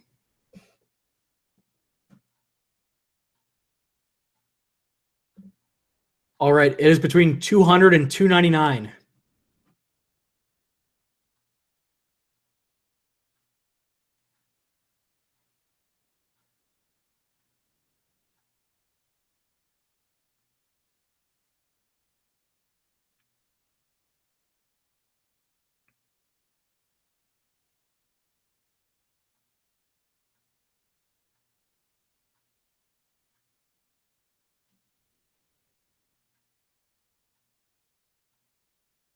Oh, wait, I think we got one. No, we didn't. No, false alarm. People are like one number off. It's killing me right now.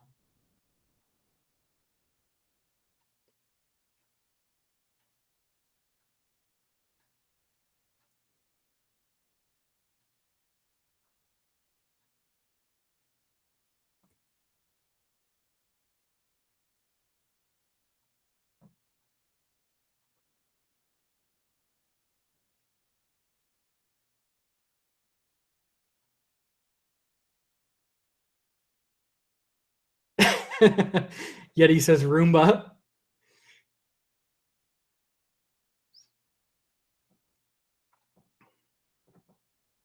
I think Braden was still the closest, actually.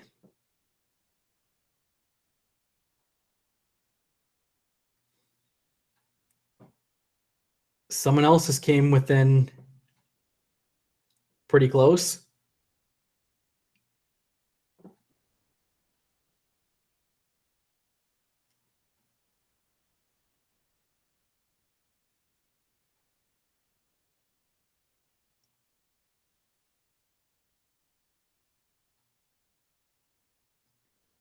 So close.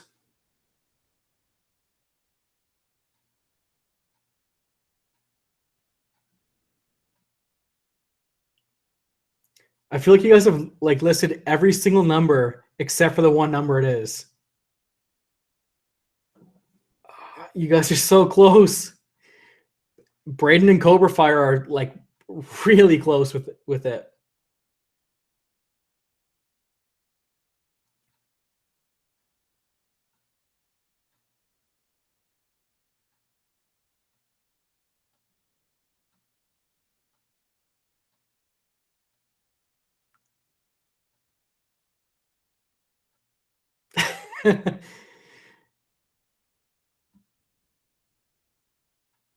It's gonna really suck if someone already guessed this, but I don't think they did.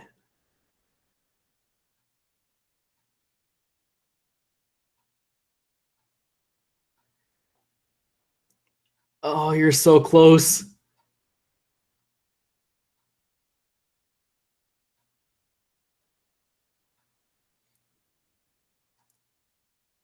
Braden is honing in. Oh, Geeky Vapor's right there. Cobra Fire's right there. You guys are all right there.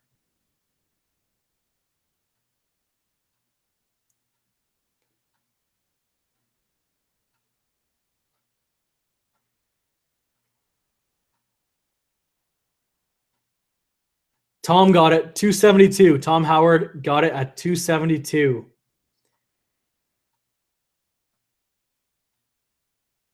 Just for reference, 272. If you guys can see that. So Tom Howard, you are the winner. Similar details, and yeah, so 272. There's the number right there.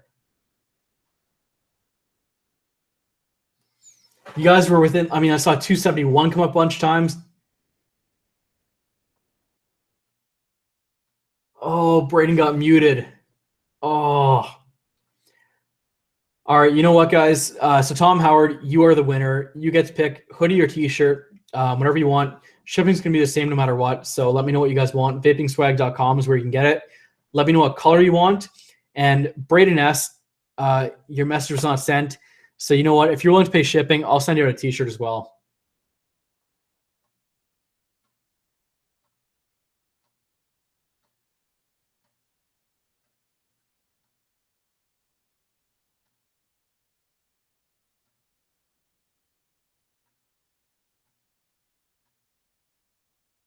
Matt says he put in 272 as one of his first guesses.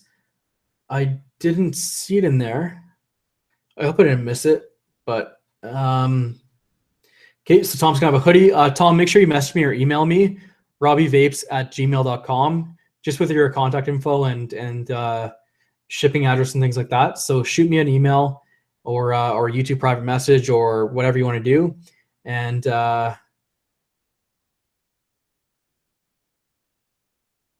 And Braden says, no, you're too awesome. Braden, like I said, if you want the t-shirt, it's absolutely yours. If you're okay with paying shipping, then like I said, no problem at all. So either of you guys want to contact me, then let me know and I'll get that worked out with you guys. But like I said, 272 was the answer. And of course, 72 being the Dolphins' perfect season. And 200 because I wanted to make it harder for you guys, but I'm a dick like that. All right, I think we'll wrap it up pretty shortly here, but any final questions or anything you guys have, by all means, let me know. And I'm going to take a quick vape break here.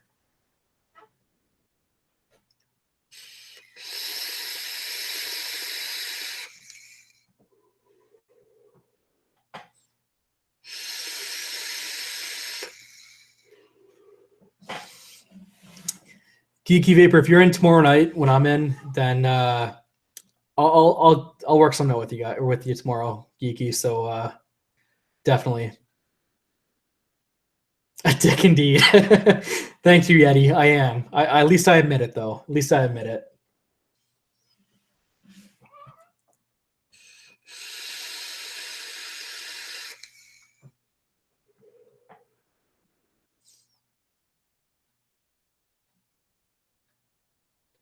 Mo Viking says, "Don't they say cock?"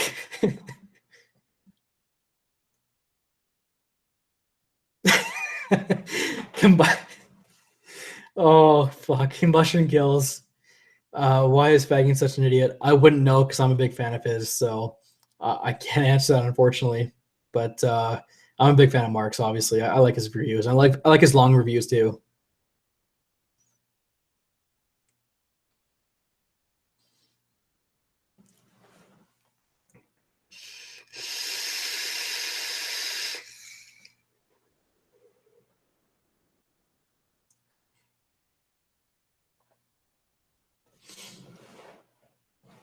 Actually, by the way, I did pick something else up today. If anyone wants to know, I picked up the eFest 6-bay Bluetooth charger, and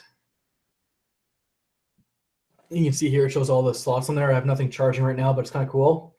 Tells me what the percentage is at. So yeah.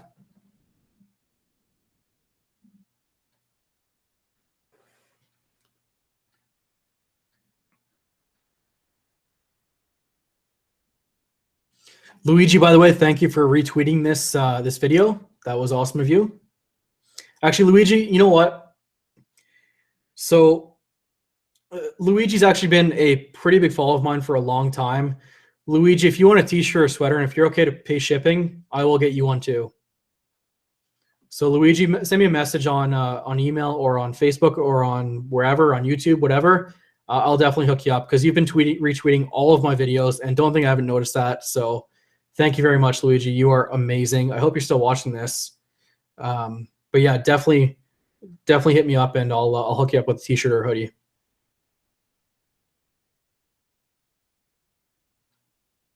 Oh yes, I did have a special announcement. Thank you, Matt. Speaking of which, I do have a bit of an announcement, guys.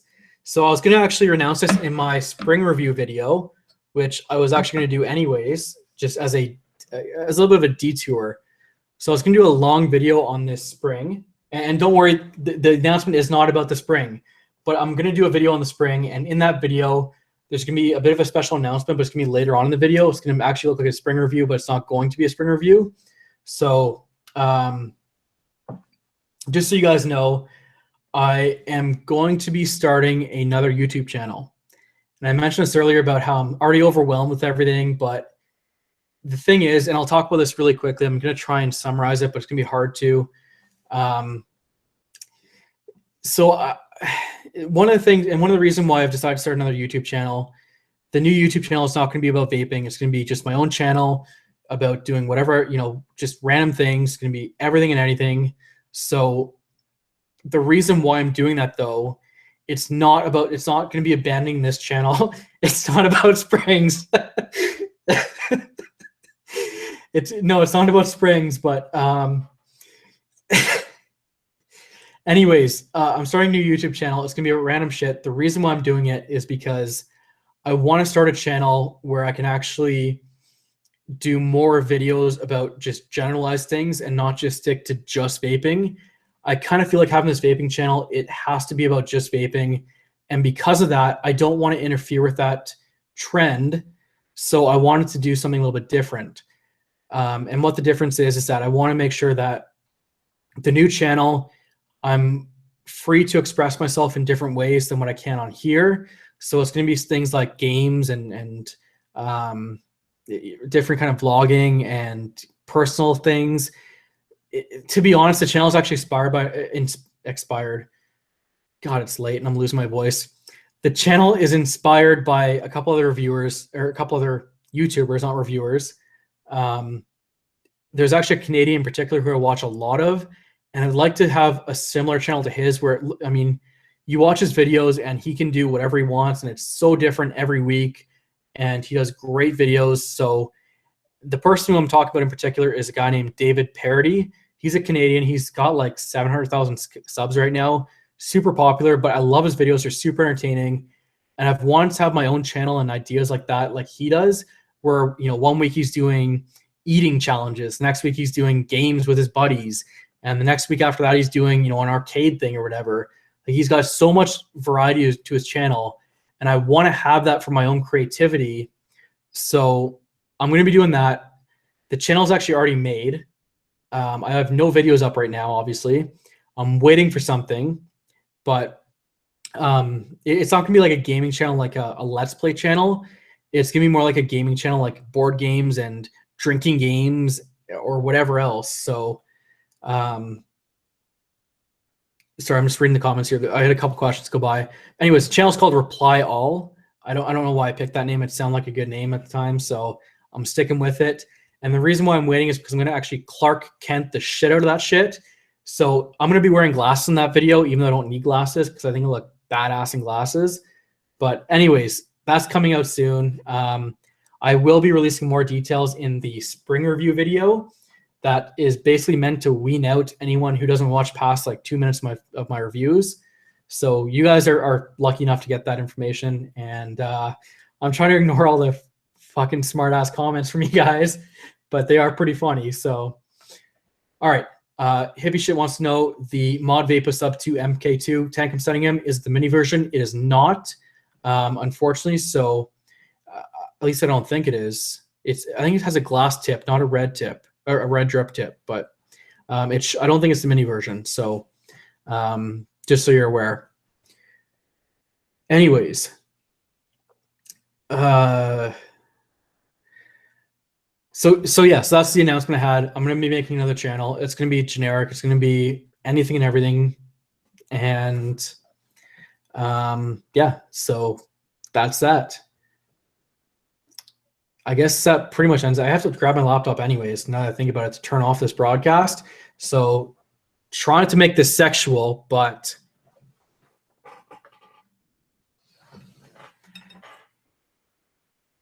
I swear I just grabbed my laptop, guys. Anyways, thank you all for watching. Yes, it's called Reply All. It's spelled exactly like that. And it has a picture of me wearing glasses because, again, I look sexy as fucking glasses. So, that's kind of cool. Anyways, Sean, Diablo 3, iRacing, Fallout 4. I'm a big fan of Diablo, by the way, but I prefer Diablo 2 because that was just the better one, in my opinion. Diablo 3 was good, but I like Diablo 2 better. But maybe I'll do a couple like video games, but I was thinking if I do video games, it's going to be more like the community video games where it's like the Fibbage, Bidiots, Quiplash, those kind of video games, the ones where you can interact with friends. The whole idea of this channel is what I'd love to do is get my friends involved in my channel as well. And I can't really do it on this channel because I've mentioned this before, but none of my personal friends vape. I have a bunch of vape friends, which makes it sound like I'm segregating people, and I'm not. But I have two different groups of friends, my vape friends and my personal friends. My personal friends are the ones I'd love to involve in this channel, and that's really what I want to do with that. So a couple people have said they can't find it. I don't blame you guys. It's, like I said, with 0 videos, it's probably going to be very hard to find.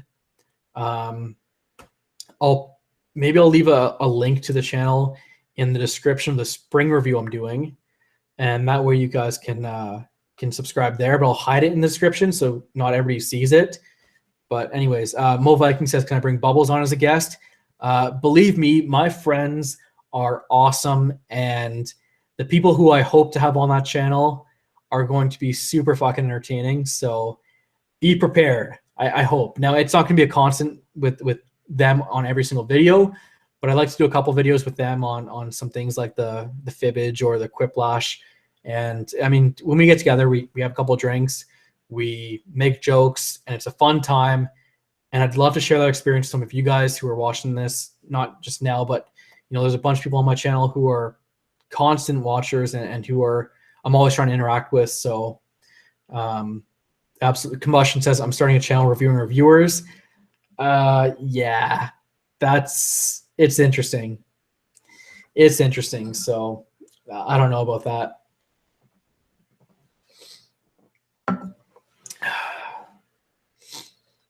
Anyways, before I sign off, I have the laptop on my lap right now. But I'm not going to sign off until you guys, are out of questions, or if you guys have any other questions for me, whether it be about the new channel or whether it be about anything that is vaping related, by all means, definitely ask away.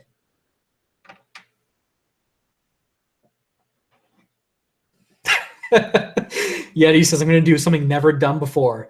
I'll be interviewing reviewers of vape reviewers. Oh, that's good.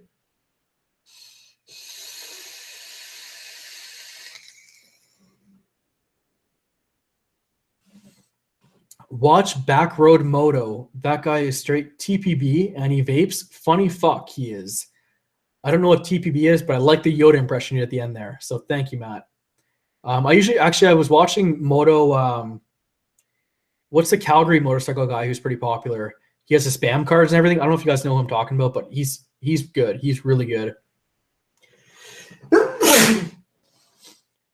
And you guys, for staying tuned to the very end, got to see me sneeze. So you're welcome.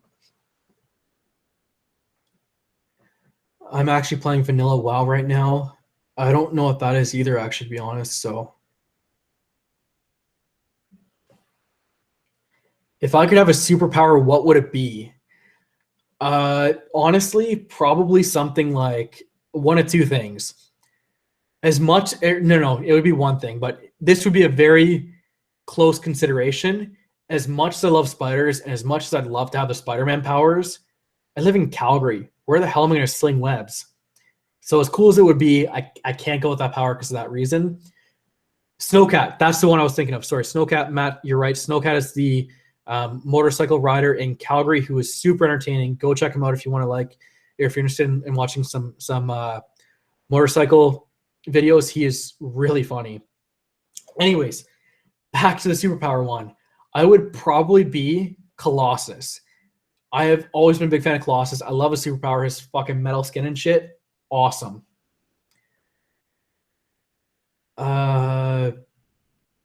Have you ever got caught whacking in the closet? I have not. I've never been caught whacking in general, so we're good there. And the closet seems like a very uncomfortable place to be whacking it.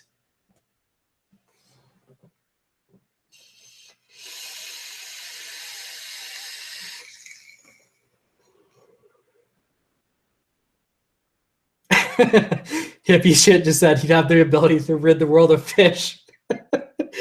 Oh, yeah, that's a good one, actually.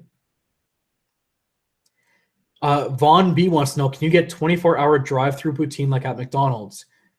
Yes, there's like 3 24-hour McDonald's in Calgary, it feels like. There's not a lot. And to be honest, that's one thing I'm very disappointed in Calgary for. The KFC and Taco Bell, the Taco Bell in particular, okay, is only open until 10 o'clock. How the hell am I supposed to eat my Taco Bell in shame at night, under the shade of night, when they're open until only 10 o'clock? That makes no sense. So anyways, that's one of my complaints about Calgary is everything closes way too early.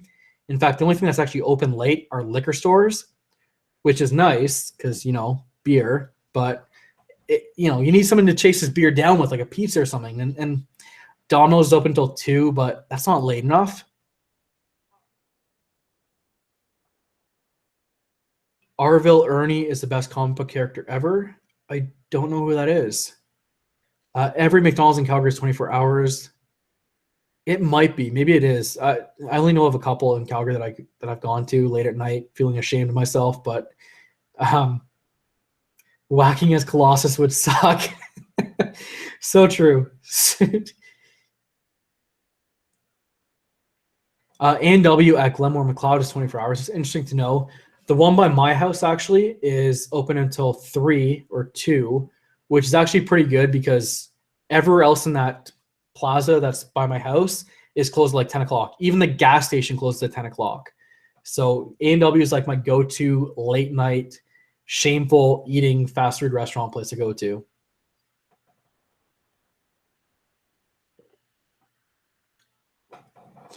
William says here it's 9 p.m. Sorry. Mo Viking said, how old do you weigh? I weigh 27 pounds. I wish any taco place in Calgary is open past 9. That's so true. Have you ever tasted color? Once, actually. Yeti, you have a very good question. And I have tasted color once. It was back when I was testing to see if my VG had nic in it, which was supposed to be 36 milligram. Needless to say, it did. So yes, I've tasted color. I've tasted color before.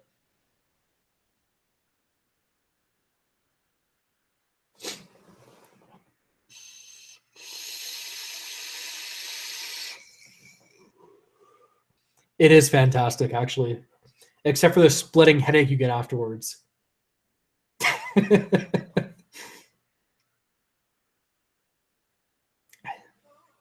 I won't repeat those comments, but yeah. How many people are still watching this? I got to check this out. Now that I have my laptop in front of me. Wow, still 26 people watching? You guys are fucking troopers. Good for you. Shit. So I don't think Luigi was watching. It's unfortunate. Maybe I'll tweet him or something like that just to let him know because, like I said, he's been a huge supporter of mine. He just retweeted this video, and yeah, I'll make sure he gets a t-shirt or something. But I'm going to get Pizza 73 as soon as your show is done.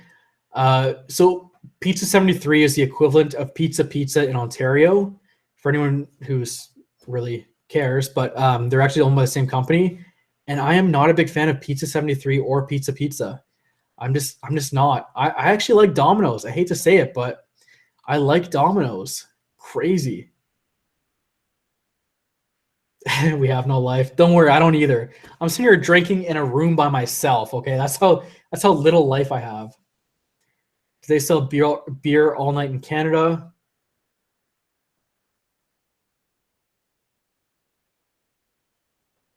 They sell it until like 2 or 3 in the morning. Nowhere is like 24 hours I'm aware of in Calgary, but there could be. And then in Ontario, it's actually really bad because they close at like 10 o'clock, and they actually only have 2 liquor stores or alcohol stores in Ontario. The liquor store, or I think it's called the LCB. I know it's called the LCBO, which is like the Liquor Control Board of Ontario, is what the store is called, I think. Pizza is Little Caesars. I didn't know that. I could have swore Pizza and Pizza 73 were the same company, because my buddy has an uncle who works as a marketing director for them for Pizza in Ontario, and he was telling me that they actually own Pizza 73 as well. But anyways, shit, where was I? I don't remember. Anyways, but yeah, so I can't fucking remember what I was talking about. I'm like almost out of juice here. I have like no juice left in this thing. I should really top this up. $5 hot and ready. Oh, hell yeah. Hell yeah. Oh, anyways, sorry. The LCPO is in Ontario, and the beer store is in Ontario. The beer store is where you go to get beer. It comes out on a conveyor belt. It's kind of cool. And the LCBO is where you go to get raped for liquor prices. But they only have the 2, whereas Calgary, actually, you can get it at independently owned liquor stores.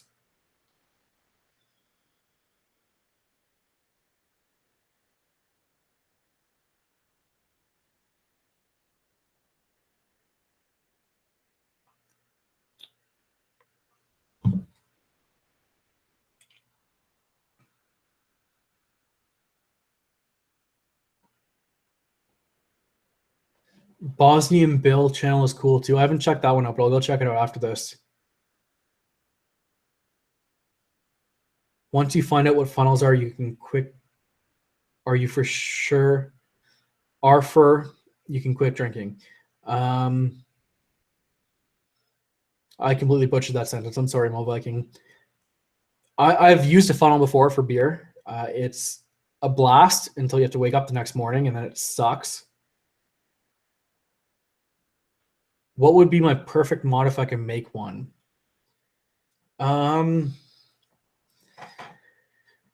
It would probably have a lipo in it. It would probably go. That's tough, actually. I mean, I'd love to make a beginner mod, to be honest, because I do love beginner mods, and by beginner mod I mean like a straight or a mouth to lung mod like this. I love these things. I'm actually a big fan of these. It's just it's the most effective way to quit smoking in my mind, and it's the most effective way to conquer cravings. But that's just my own personal opinion. But I love these things. If I were to design one, it would be similar to this maybe. But then again, how do you design something that's already been, in my mind, perfected? So I guess Sean says a 4S LiPo that goes to 16 volts and about 16,000 mAh. Or sorry, I shouldn't say mAh. I don't want to get offended. I don't want to offend anyone again. Milliamp hours. Is that okay? I got a lot of heat in that in my human fog machine video for saying mAh. So it's milliamp hours. 3,000 watt long hit. I don't. As much as I like that device, I really wish I would have done a better job reviewing it. And what I wish more than anything else is that I covered the fact that with a 16 volt LiPo, it has battery life for days. And that's actually a big pro that I didn't even cover in that. I mean, the video was, honestly, guys, I'll be honest, that video is a joke. I feel so bad for making that, but at the same time, it got views, I guess. And I'm not all about views, but at the same time, it doesn't hurt to get a little bit of extra views, so you make a little bit of extra money so you can invest in your channel again. And I think that, I mean, there are uses for that device, the human fog machine, but it needs a better review than what I gave it, to be honest. And I wish I remember the guy's name, but there's actually a guy who has a human fog machine video up. He saw mine. He ended up getting one. His video is really well in depth, but it's not to the point where you don't understand him. He does a really good job doing it. I really wish I could remember what his name is. I actually subscribed to him actually after watching the video. He did a great job. He gave me a shout out, which was unexpected and awesome. But yeah, definitely, I wish I would have covered more aspects of that human fog machine.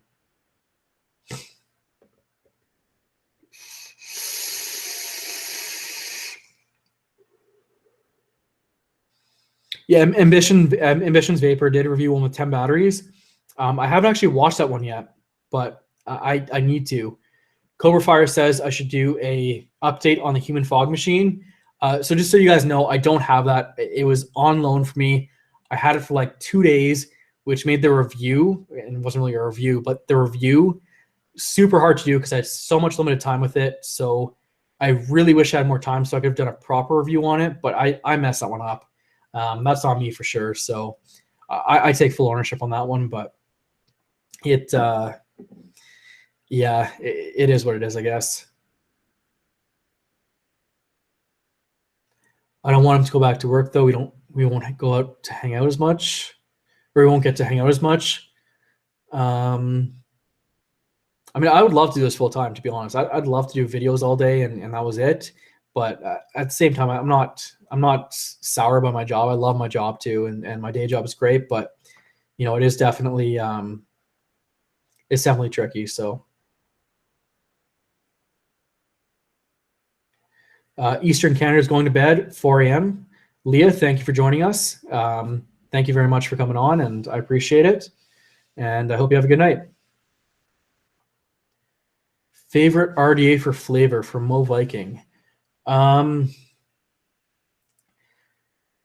For flavor, that's a tough one. I mean, the overall all-around RDA I use is the Royal Hunter, like I mentioned before, and it's got good flavor and it's got good vapor production, I guess. It's pretty well balanced, which is why I like it. Yeti said Sub-Zero. I haven't tried that one yet, so it could be a Sub-Zero.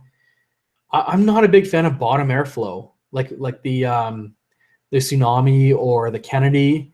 They're good tanks, but I'm just not a big fan of them. I like a balance between flavor and vapor, and I find the bottom airflow, it gets a little bit hot for me, so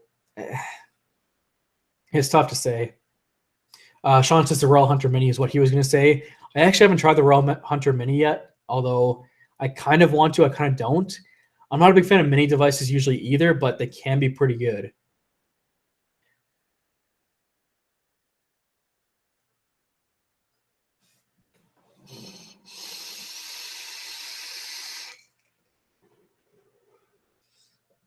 The Plumevale V1 RDA was a great RDA as well.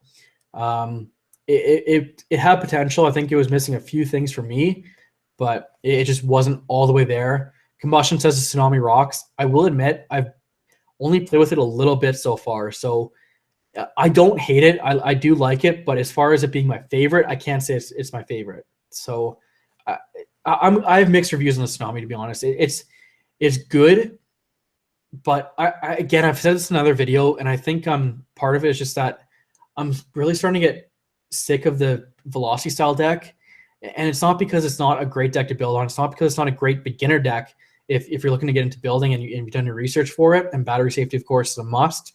But it's just, I've reviewed so many Tsunami decks that I really want to see something new, and it's hard to ask that. But I did find something new that actually came out.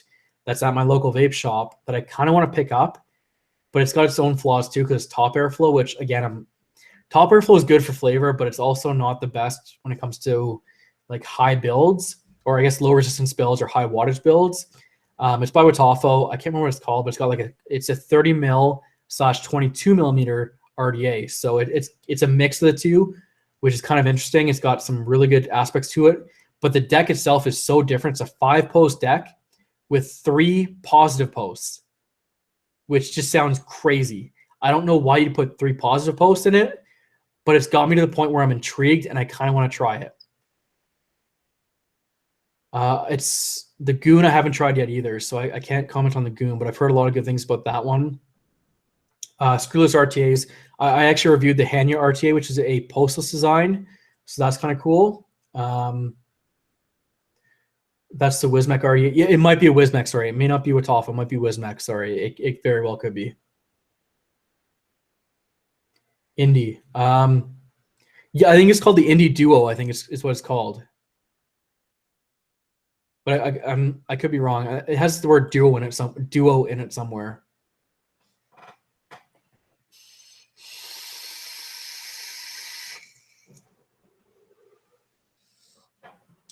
Yeti has a wonderful idea for an RDA, but I'm not going to bring it up because I want you to do it, Yeti.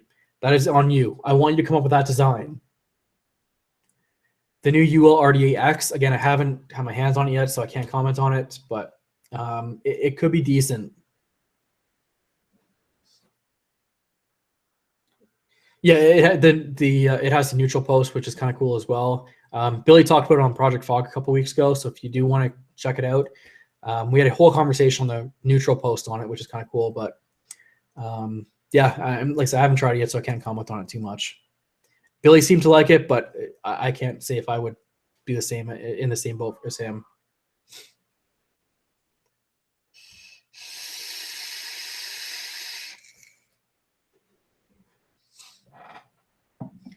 Yet he says, I have the design. If I told you, you would be like, why didn't I think of that? Probably. I don't really think about building my own devices or anything like that. So thanks, longest fucking answer ever. That's how I'd roll. That's one of my reviews are like 25 minutes long each. I'm talking to a known modder, but time will tell. I can't wait to see it. If you're actually involved in something, that would be awesome, Yeti. I can't wait to see it.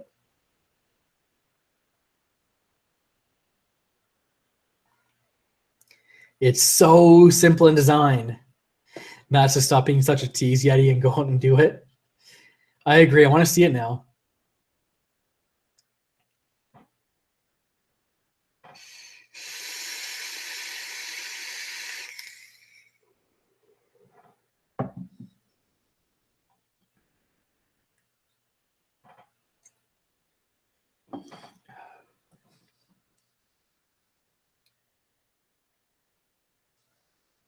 Another one that has good flavor and as a surprise is the Doge V3 or the Doggy, as some people yelled at me when I did my Doge review, my clone one. But yeah, I haven't tried the Doge V3, but the clone Doge that I got was so disappointing. It's hard for me to get back on board with Doge, but I did like the new Doge they had with the what was it? I think it had bottom airflow, but it wasn't true bottom airflow. It was kind of like a bottom middle airflow. I did like that one quite a bit.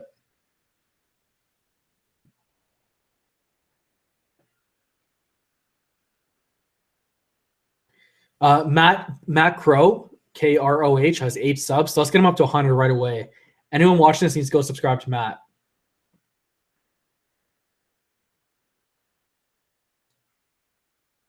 Matt, I'm pretty sure I've asked you this before, but whereabouts are you? You're in Ontario, right? Or are you not? I can't remember.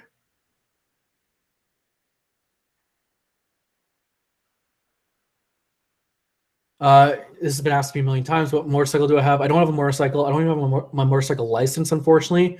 Back when I rode dirt bikes, I had a KT or a KTM. What was it? A 250, I think. I don't even remember. It's been so long. That's how long it's been. But it was a KTM. What's my take? Matt's from London, Ontario. So Matt, big shout out to London, Ontario for you. Really nice place as well. I've been there a bunch of times, London and Guelph, and really nice place actually. Well, anyway, sorry. Going back to Cobra Fire's question, what is my take on all the RTAs that are coming out now? I am a huge fan of them. I recorded a video last weekend that didn't get published because I wasn't happy with it, but it was actually on these two guys right here. The Aromamizer Supreme, I think it was, the RDTA, and the Og Vape Boreas. Both these are awesome devices. They each have their own little cons. I guess I can give you guys a sneak peek of what the cons are in each of them. The aromizer, for some reason, the airflow control ring is really stiff, and I can't even turn it right now. Like, it's not even turning, and I'm trying to, and it just will not turn.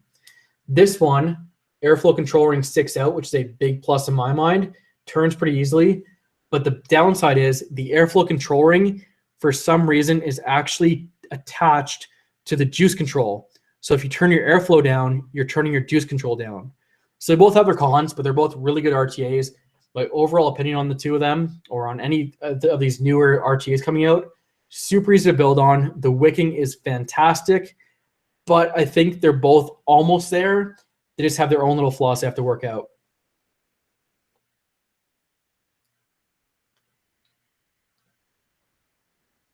Just broke my Kangertech top box.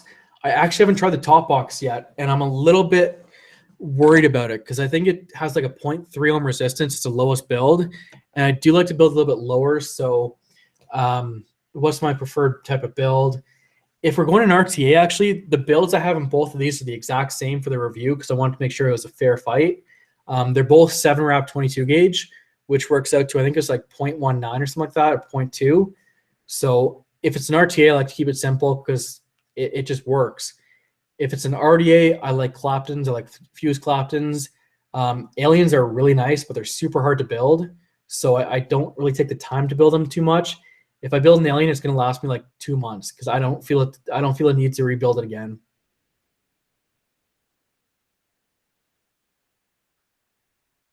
Matt says my Boreas is my go-to. I love the Boreas, and if you're okay with a pretty heavy amount of airflow, then it works great because you keep that juice control open. Again, because the airflow and the juice control is attached, you can't turn it down too much without getting a dry hit or a burnt hit if you're vaping at higher wattages. But I can easily take my Boreas and the aromizer with the build I have in there now with the airflow wide open to 200 watts easy. Someone asked me, do I build? Yeti asked me, do I build? I do build. I have all my building stuff actually off to the side right now. I have some wire right here. Some more wire right here. This is 22 gauge I was talking about. And most of it's Canthal, but that's just my preferred building stuff. And I have my whole build kit. I have some cotton here as well. But yeah, I do like to build. How do I feel about TC?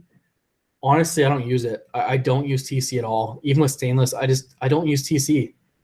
I don't know why, but I'm not a big fan of TC. I never was when it came out, and I really haven't gotten into it since. I've been trying to get into it. When I had the home wrecker, that was the closest I got into with TC out of any other time in my vaping life, I guess. Did I see Sense's new RTA with its giant airflow? I think I've seen that one. It's definitely going to be interesting. I'm interested to see how it works out, though.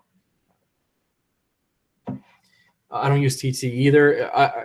I mean, it's nice to have, and I know a lot of people who do use it and swear by it, but for me personally, I'm not into it. I'm just not into it, so.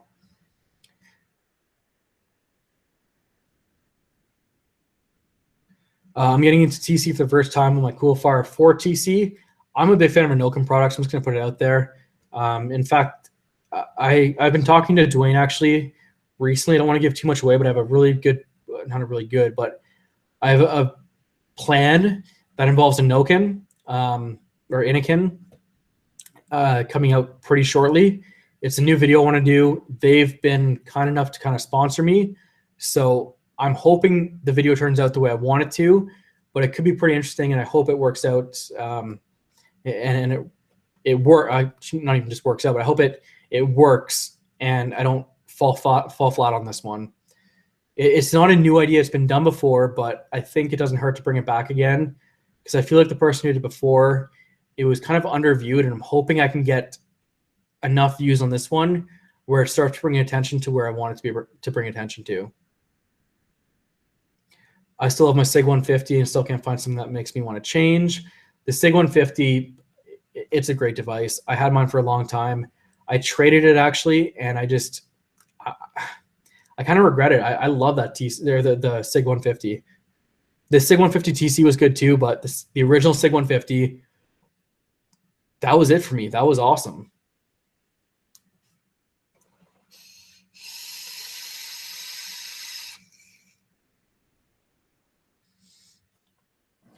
Tsunami on the Noisy Cricket. There's my Noisy Cricket. I don't use it very often anymore, to be honest. Actually, it's good, but I don't use it. So I do want to get a V2 though, because the V2 has a better button. This button is just, it's shit. It sticks sometimes, which is never good if you're using an unregulated dual series 18650 device. So I don't like that. The button's super hard to get in and out, or the battery is super hard to get in and out because you can even see there. Hopefully you can see that. I've already chewed it up quite a bit and I barely even used it.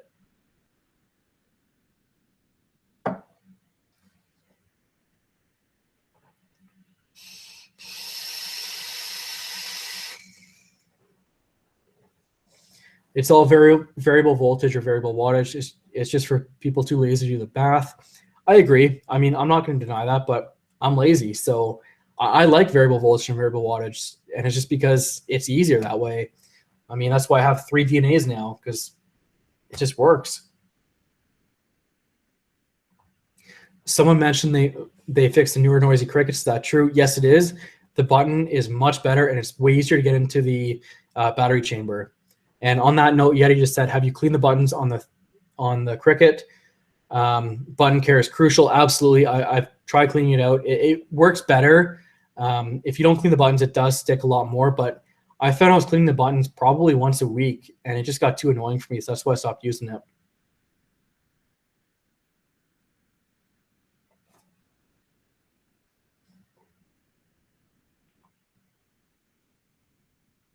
The old Noisy Crickets, this plastic button here, when you put a coin in there, it chews it up pretty badly. It's hard to tell on this because it's actually not as bad as what some of them are, but it's hard to get into there. And as you can see, I haven't cleaned it, and it starts starting to get gunk in the threading, which is why it gets so difficult to screw in and out. And yet you just said the exact same thing. So yeah, you got to clean the threading out on that one. If you want to keep going smooth, you got to clean out that threading. John2234, I finally made a live show. Big shout out to John2234. Actually, John, I don't know if I'm subscribed to you.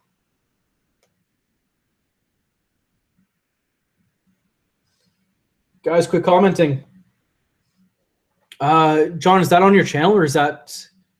Oh, I get what you're saying now. I'm just way too slow. I guess you're saying you finally made a live show, and you finally made it onto the live show, which is awesome. So like I said, I'm willing to stick around as long as you guys are. I have no issue with this being a 4-hour video if you guys want.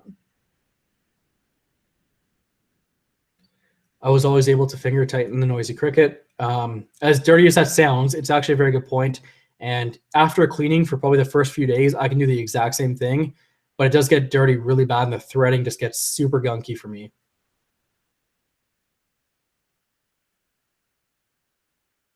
My dog's nose is whistling. How do I get him to stop? That is a good question. I don't know the answer to that one.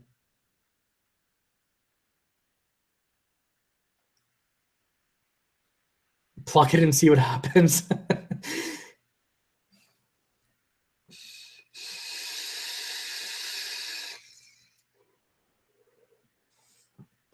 Do I still have my RX200? I actually never had one. I've never had an RX200. The only time I had it was on loan for breaking mods, and I miss it. I like it, and I would probably go out and get another one, actually, to be honest. Even though I have 3 DNA 200s, I did like the RX200, and I said it in the review video I had between the DNA 200 and the RX200 comparison I did, and the RX200 actually won that video because of its simplicity. I love simplicity. I love the DNA chip. Don't get me wrong. I love customizing it, tinkering with it. But the RX200 was just simple. It was easy to use, and you bought it, and you could use it right away without having to mess with anything.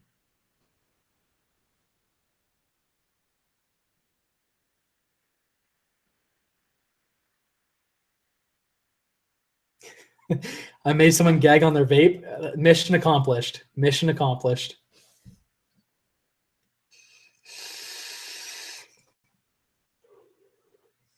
Oh no, sorry, I didn't make him. That was Mo who made him gag on his vape. And I see why now. I can actually scroll through the comments. My laptop is with me. What do I think of the Smoke R200? I've only played around with it a little bit, but from what I've seen, it looks pretty good. And I am a pretty big fan of the Smoke products, or the Smoke products, however you want to say it. But I think it's a good device. I'm interested to see the 240 watt they put out just recently. That one I really want to see. I think it's the new X Cube they put out. Geeky just said, have you seen the new X Cube? Yeah, so I think that was it. So I think it's 240 or 220 or something like that. It looks badass. And like I said, Smoke is doing a wonderful job right now. The X Cube 2 is good. It had some issues, in particular with the firing button getting stuck. So be wary of that. But if you're willing to take a chance on it, they're usually reasonably priced, and they do put out pretty good chips at least. Do I know what happened with Evolve suing Wismec, Joytech, eLeaf, etc.? I do not know. I haven't been staying up to date on that one. I know there's some issues going back and forth on that one, but I don't know the details of how it ended up. God, I'm mumbling so badly right now. Of how it ended up concluding itself, I guess. I want a parallel mod. Geeky, by the way, there are 2 parallel 26650 mods left at the Vape Depot, that big unregulated parallel box. So that could be a pretty good parallel mod to get with. I had one for a long time. I used it on my drive to Ontario. It lasts for days. I want to start box building. Another alternative, Geeky, absolutely. I couldn't tell you the first thing about it, to be honest, but if you want to get into it, I fully support it. Do I DIY? I do for juice. I don't for boxes. Actually, I guess Yeti wasn't around for that. So we already addressed that question, but just bring it up again. I do DIY, but it's only for myself. I don't do it for anything else, and I don't do it for anyone else even. And I don't even do videos on it anymore, even though I do it pretty regularly to make my own juice, but I just like experimenting with shit. Mo Viking says, I want to see a 26650 flask. I believe there is one out, actually, if I'm not mistaken, but it's a single 26650, I think.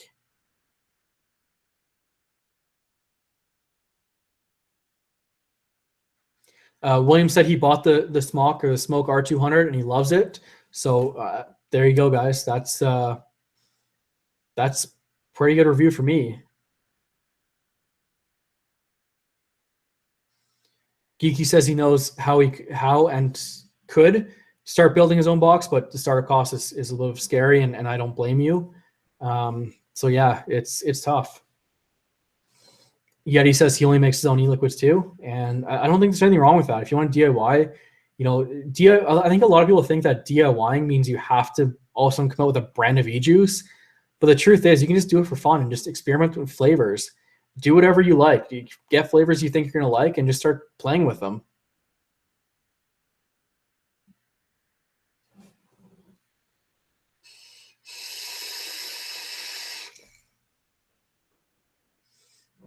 Combustion says we need new Hydrain 26650s. They aren't making many anymore. I would agree with that 100%. 26650s have kind of got shunned, actually, to be honest. You don't see them a lot anymore. And when you do, they're usually the MNKEs or the EFES 26650s, which I think they have 2 of them. They have the greens and the purples. The green ones are actually pretty good if you want battery life. They're like 4,000 milliamp hours, but they're really nice devices. They're really nice batteries for battery life, but there's nothing out there for Hydrain 26650s. Who was my favorite reviewer and who was their first reviewer I started watching? 2 different answers there. The first reviewer I started watching was Indoor Smokers, and again, I mentioned this earlier, but I think it's because he's just so geared toward beginners, it's hard not to watch him. And favorite reviewer, I mentioned this before, but I'll make it official now. And this is nothing against any other reviewers. I love Project F.O.G guys. I love the Vape team. I watch all those guys as regularly as I can. But my favorite reviewer right now has to be Hazy Vapor. And I love his videos.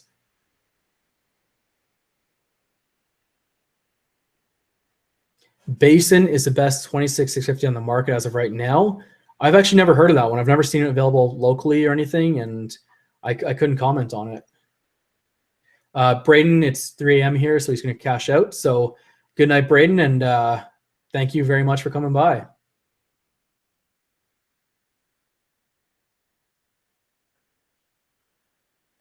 Oh, really good question from Hippie, actually. Regarding batteries, what types, if any, prefer to be topped off rather than being charged from dead to full? That is a really good question. That's tough. I don't know if I could comment on that, to be honest. I don't think there's really any battery that I would say I do either one of those on. Typically what I do is I don't drain my batteries fully, but I put them down to around 3.7 volts, I think, is where I start charging again. And I've always been right around that range when I start charging. As far as topping them off, like if it's at like 4 volts, we'll like top it off to 4.2.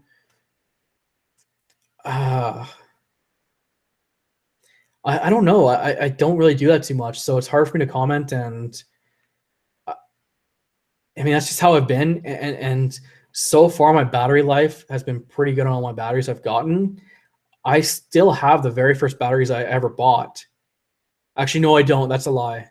I mean, I do. I have the 18350 I ever bought, the first one I ever bought, but that's been hardly used because I switched to 18650s pretty much immediately after. And I had a Sony VTC4 and an eFest 20 amp 2700 or something like that. It's a purple eFest. I don't even think they make them anymore. I was sold it. I used it for a month or two, and then I realized that it was a terrible battery to use. So I ended up, I don't think I have that one anymore, but it's just, yeah. So Yeti just comments, it's never good to top off your batteries. So, I mean, again, that might be why I have such good battery life. Most of my batteries, I keep buying new ones. I never really go through a full cycle on a battery to kill it. And even though I've had a couple batteries for over a year now, they're still in working condition because they aren't stressed out when I use them. I don't use them every single day. I tend to rotate all my batteries around. So, and I'm always getting new ones. Actually, just yesterday, I got 6 new LG HG2 batteries from the vape store yesterday, and they'll enter my rotation as well. And until I kill off a battery, I can't tell you for sure what the secret is. But Yeti says, don't top them off, and I've never done that. So I would say probably listen to Yeti. He's a pretty smart guy. Mo says he goes down to 3.4. He says Evolve did a lot of testing, and their boards are set to shut off at 3.4. Yeah, I mean, that's how it is. If I can only tell you what I do. So Samsung 25R, the old blue ones last forever. I agree. I still have my first pair of Samsungs. I still use them probably 2 or 3 times a week. They were typically used in my home wrecker actually for the longest time. And I have them now, and I don't know what I'm going to put them in, but I'm sure I'll find something. And I do like the Samsung 25Rs a lot. Yeah, he says 3.4 isn't bad. He just doesn't like to run them that low. I'm the same way. I like to run it between 3.6, 3.7 is typically where my drop off point is. And I think on this one actually, on my Reload DNA 200, these ones drop down to, the lowest I've dropped them down to is about 3.57, and that was when the battery was at 11%, I think. So I typically charge them at around 25%.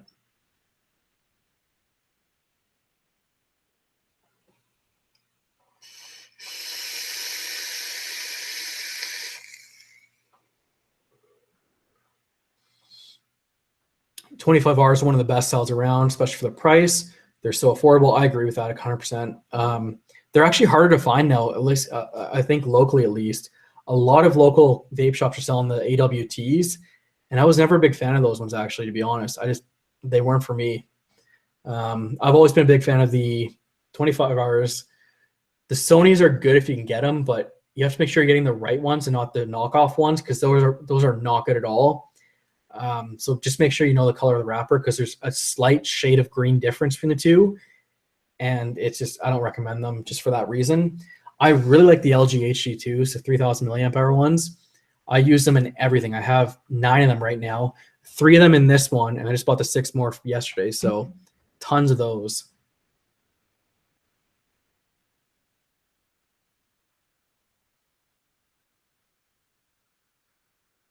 Oh, sorry, Geeky was talking about the 25-hour green ones that came out. Actually, my brother just got 2 of those for his setup. I ended up sending him some money so he could get some batteries for his setup, and he got 2 of the 25-hour greens. So that's pretty good. But the VTC greens are the ones you want to watch out for. Like I said, make sure it's by a reputable source, and make sure that if it seems too good to be true, it probably is. Have I ever vented a battery? Yes, but it was on purpose on Breaking Mods. I think it was in the trailer or episode 1. I can't remember what it was, but we vented the battery on Breaking Mods. So I haven't done one personally. I will say this, though. I have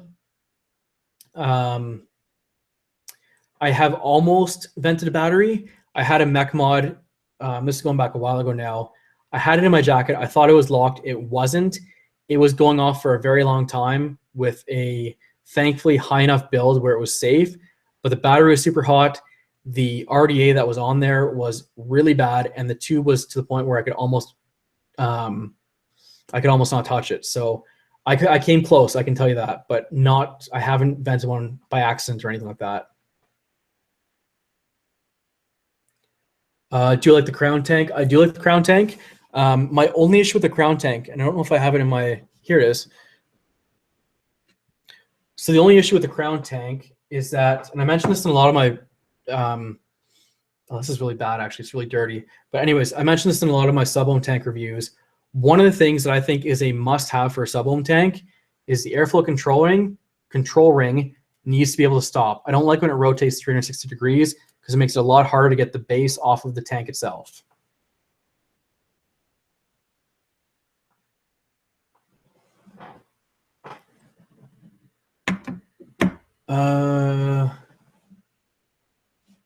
I wish you the best, man. Just a no-no for me. I don't know what that's in regards to, but Mo Viking, let me know what you're talking about for that one. What happened with the vented battery? You know what? Most of these batteries are built pretty safe, and venting a battery pretty much means it's going to smoke. It's going to try and release the heat. And what happens is the biggest issue, we vented it with the case off, the battery case off, which is why it vented so well. But if you vent a battery in a device, and I can't take credit for this. This is actually, no, it wasn't Phenom. It was Pegasus who talked about this, and it makes perfect sense. The vent holes on these devices, or any device for the most part, are in the wrong position. A lot of the vent holes are on the bottom, which is great, but when you only have one battery facing the bottom, because they usually vent from the positive side up, you're basically going to end up with another battery that doesn't get to vent properly and overheats in itself, and could become a lot more catastrophic than just, you know, smoke coming out of it kind of thing and sparking or whatever.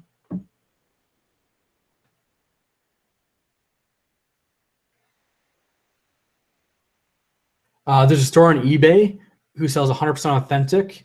RL Sales on eBay is the one to go to. That's what Yeti just said. So that could be a good one to have. So, and again, this is what happens. You want to take other people's advice from what they've found from their buying experience and use it for yourself, so you know where to get the best or the most honest people to buy from, especially when it comes to batteries. And great prices and a free battery case. And free battery cases are a big thing in my mind. Anyone that sells batteries, you know, throwing in a battery case doesn't seem like a lot, but to me, that makes a big difference. So I fully support anyone who throws in a free battery case. Oh, okay. He was talking about the GearBest batteries. Yeah. I don't know if I trust them either. They could work. They might not. From what I've heard, I think it wasn't Geeky, was it? Sean, was it you who said this?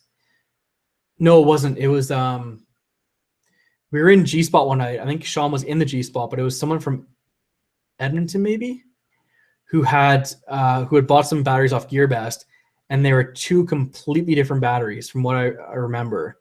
And I think it was GearBest or Fastech. I can't remember which one it was, but it was one of those, you know, very affordable companies that are out of China. But so yeah, so I think Geeky was one in there.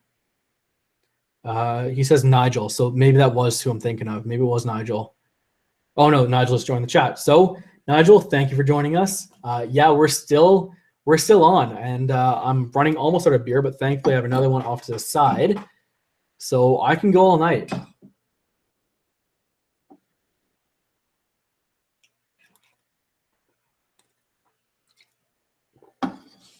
Nigel's had a little bit to drink as well, which is perfect because the name of this subscriber appreciation show is called Last Call, as in when the bars finish with you and they kick you out, you come here for last call and we'll have a drink together.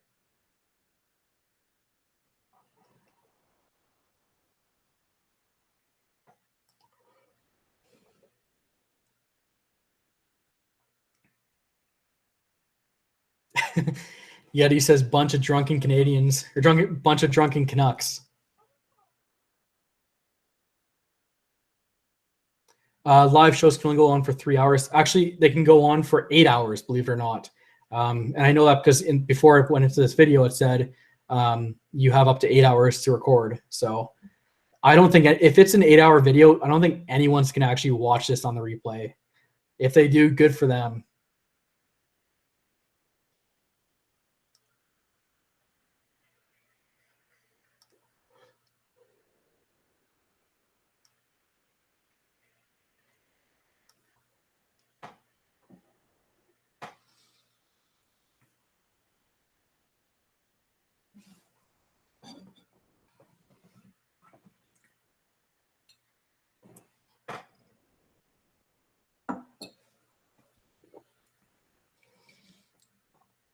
I wonder if in YouTube's terms and conditions, there's anything about drinking on camera. We're about to find that out tomorrow when the video gets posted.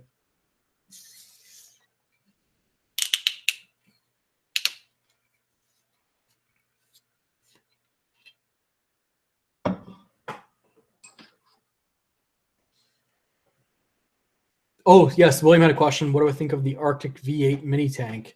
I haven't tried it yet, so I can't comment too much on it.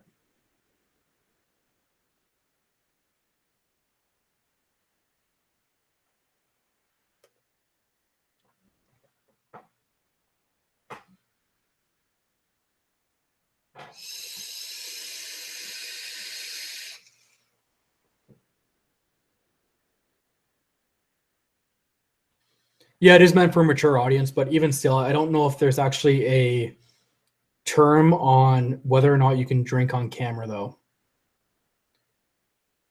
I have watched Too Nice, actually. I actually found him from Tosh.0. That's how I heard about him, but he's interesting. And you know what? Speaking of two things, actually. First of all, someone who eats everything. And second of all, I guess, YouTube channels that are non-vape related. There's actually a couple I want to give a shout out to, and I've already given a shout out to one, but I'll go through the list of YouTube channels I watch that are not vaping related.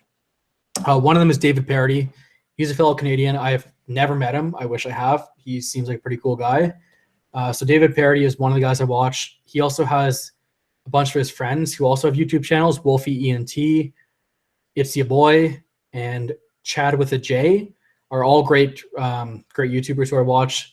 Also, I watch a guy, speaking of eating stuff, there's a guy named Randy Santel who's like a professional eater, and he goes and does a whole bunch of challenges all around America.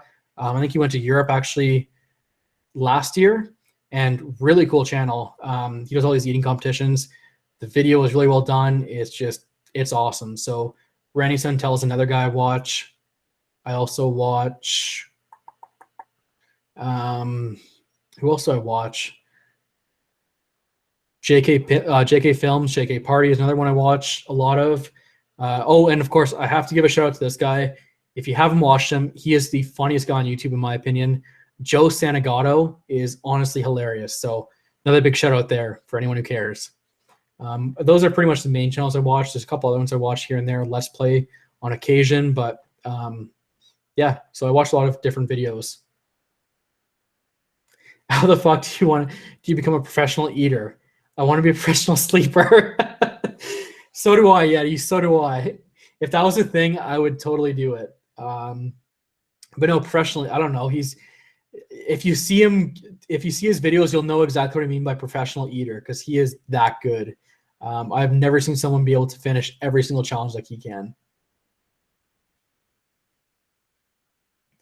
There is a job to test mattresses. That seems awesome, but I feel like there's probably a time limit on how long you can test them for.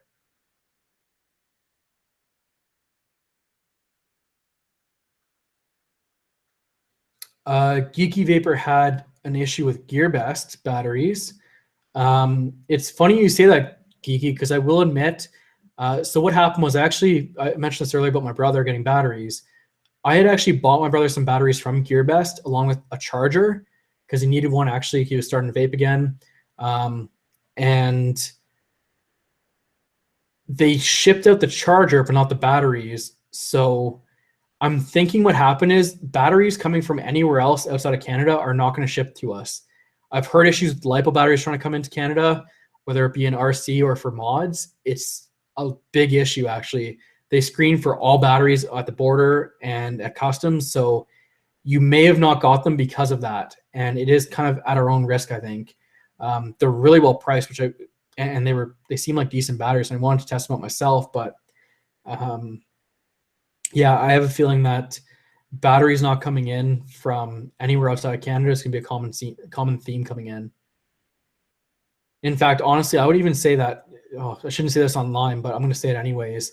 I would actually say that batteries are going to be more heavily monitored at the border than nicotine e-juice.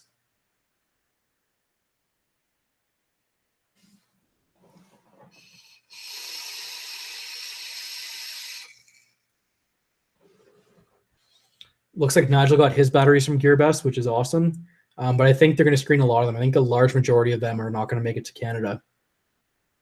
And I have no idea if the US is the same regulation, but I think the issue is with shipping batteries, especially overseas, you run the risk of something happening to the batteries in the package, which could actually cause damage to the package or even to other things because the air pressure in the cabin for the plane. I think that's the reason why. But I can't remember I can't be for sure. I can't be 100% for sure on that, but I think that that might be the reason that they gave. Now, that's not what GearBest said. That's just what I've heard online. And it's actually, I've heard that mostly from the RC community with lipos, because they're the most dangerous.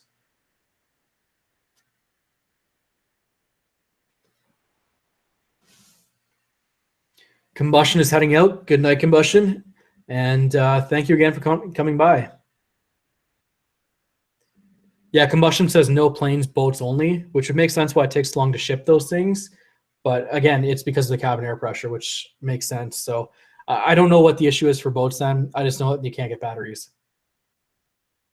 I think I need another beer too, which is why I opened another one, and I'm drinking it now.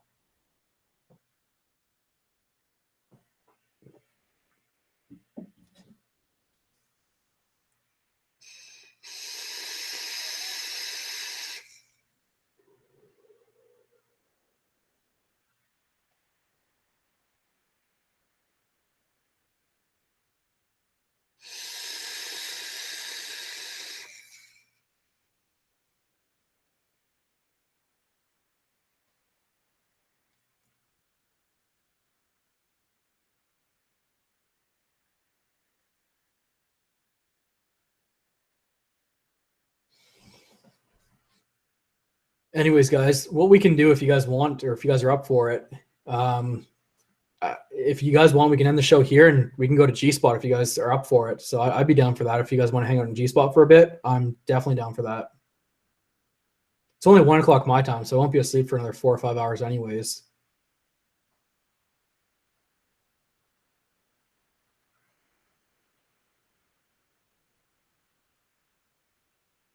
Oh, Sean, I haven't tried that juice yet by Naked, or by Naked Fish. I think, is that the one with the eggplant nicotine?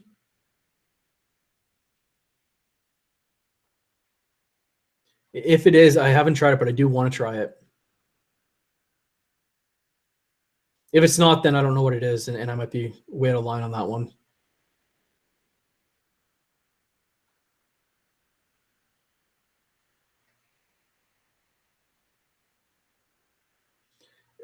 Yeti brings up a good point. Yeti says that cell phones have batteries in it, so why should any other batteries be treated differently? Really good point. And we all know a lot of cell phones come from overseas, so if there's no issue with cell phones, why is there an issue with other batteries? Really good point. Really good point, actually. Especially if they're shipped properly, like you said, overseas in a boat kind of thing. That's probably the best way to do it. But I couldn't tell you. I couldn't tell you. Hippie says naked fish probably terrify him. You are absolutely right. They do. They scare the shit out of me.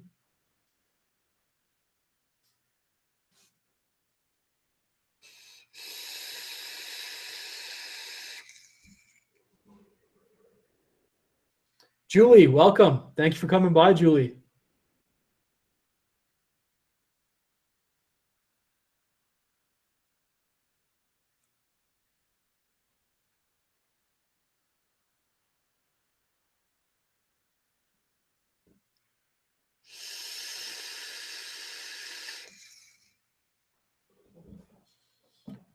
Sean says all batteries are shipped by air, or by ship, not by air, for every country. And Yeti says cabin pressure is regulated to be ground level.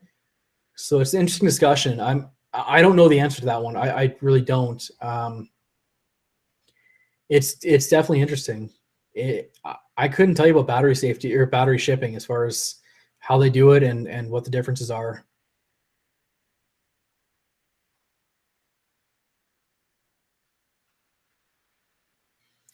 Sean says he can't do G-Spot, but he'll chill here forever. I'm down for that. Let's keep it up. If anyone wants to come on the show, you're more than welcome to. I mean, I kind of feel bad for it being subscriber appreciation, or for a show dedicated to subscriber appreciation. I'm not getting anybody on here who's a subscriber of mine. So anyone who wants to come by all means, I'll send you a link. In fact, I think I can actually send the link in the chat. So if you guys want, I'll post that in now, and anyone who wants to join is more than welcome to.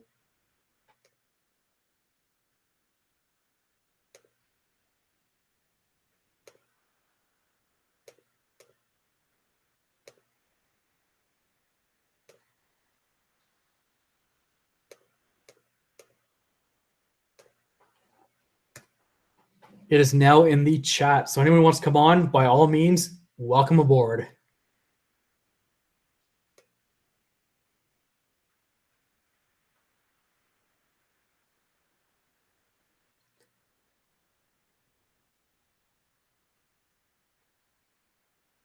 William hasn't slept yet. He's playing GTA 5 and Borderlands 2. As far as video games I'm playing, because we brought this up earlier, I didn't actually tell you guys what I'm playing right now. I'm actually playing Destiny again. They had an update, I think it was 2 weeks ago. So anyone who plays Destiny, let me know. I'm terrible at it, so if you want to do a trials run, I'm up for it. I'm on Xbox, by the way, so yeah, that's what I play. I'm not very good at it. I think I'm at light level 310 now. But yeah.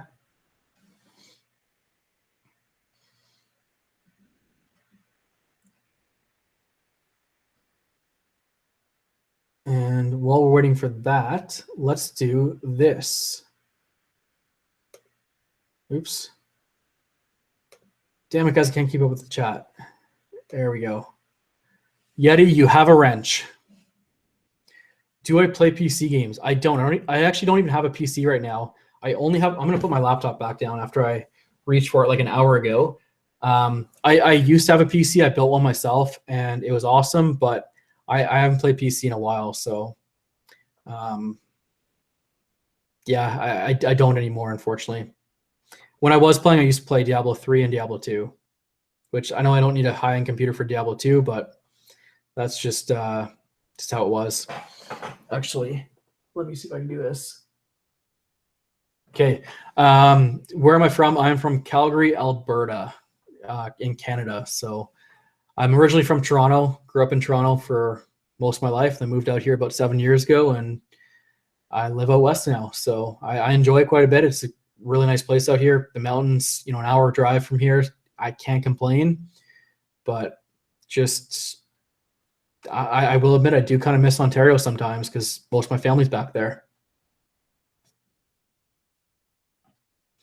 I'm your next door neighbor.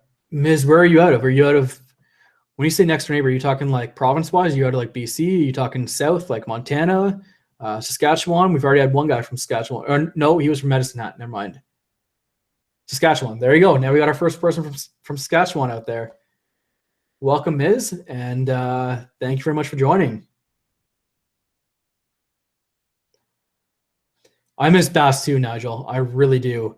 I used to go fishing a lot, and when I go back there to my cottage, I have my fishing rods out there, and it's awesome out there. Out here, I go to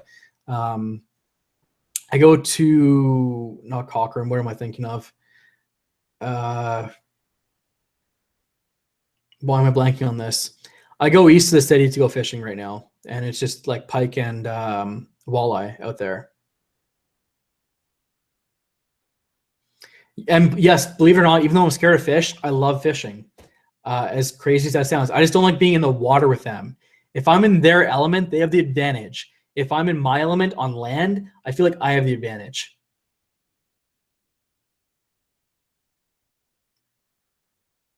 Mrs. from Saskatoon, thank you like I said, thank you very much for coming by. It's awesome. I'm so happy we have a Saskatoon person out here and a fellow Canadian. The Bow River is good for fly fishing. I've never actually gone fly fishing. I don't know if it's called normal fishing. That's what I call it, but I just do regular fishing. LG is following me now. Thank you very much, LG. I appreciate that. That's awesome. Yeah, I mean, this has been a great show. I cannot wait to do this again next month. Like, I do these live subscriber appreciation days once a month. It's just a live show where I talk about whatever, and you guys can ask me anything you want. And I love these. These are great. It's my way of trying to pay back my viewers for all the support they've given me. Thank you very much, Ms. as well. Thank you. Labworks likes diving. I have never tried diving either because that just sounds scary as hell. Swimming with fishes, no thanks.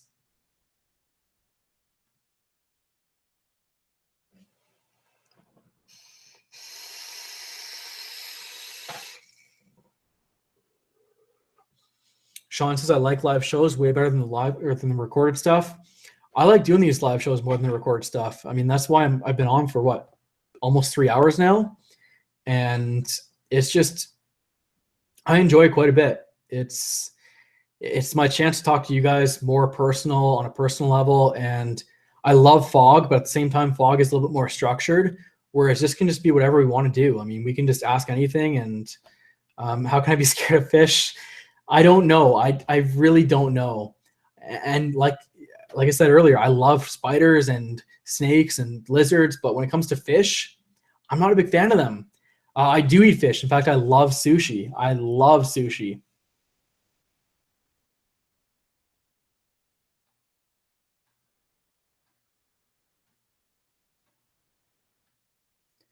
Nigel says he enjoys river diving. That sounds equally awful. So I will pass on that too. That's like traditional diving without the beautiful coral. You just have a whole bunch of nasty ass fish and seaweed around you.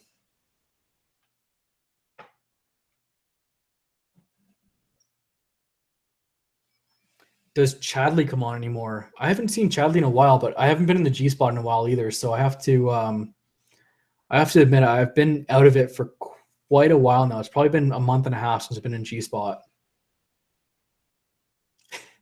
Hippie's just laughing at my misery, which is great. He's been laughing every time we bring up fish. It's a good thing I didn't tell you my other fear either, because it's pretty ridiculous too. Just say sashimi. Oh, I love sashimi. Scared of Bigfoot? I'm not scared of Bigfoot. No, I'd embrace Bigfoot. That sounds awesome.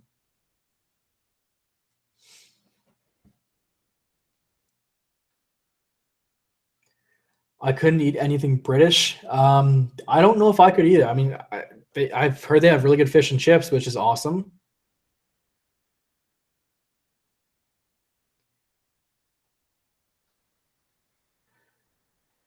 Tell us, Robbie.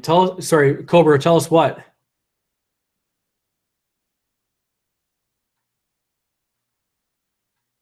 Am I scared of ghosts? We're about to get deep here, okay? If we're gonna talk about ghosts, let's talk about ghosts.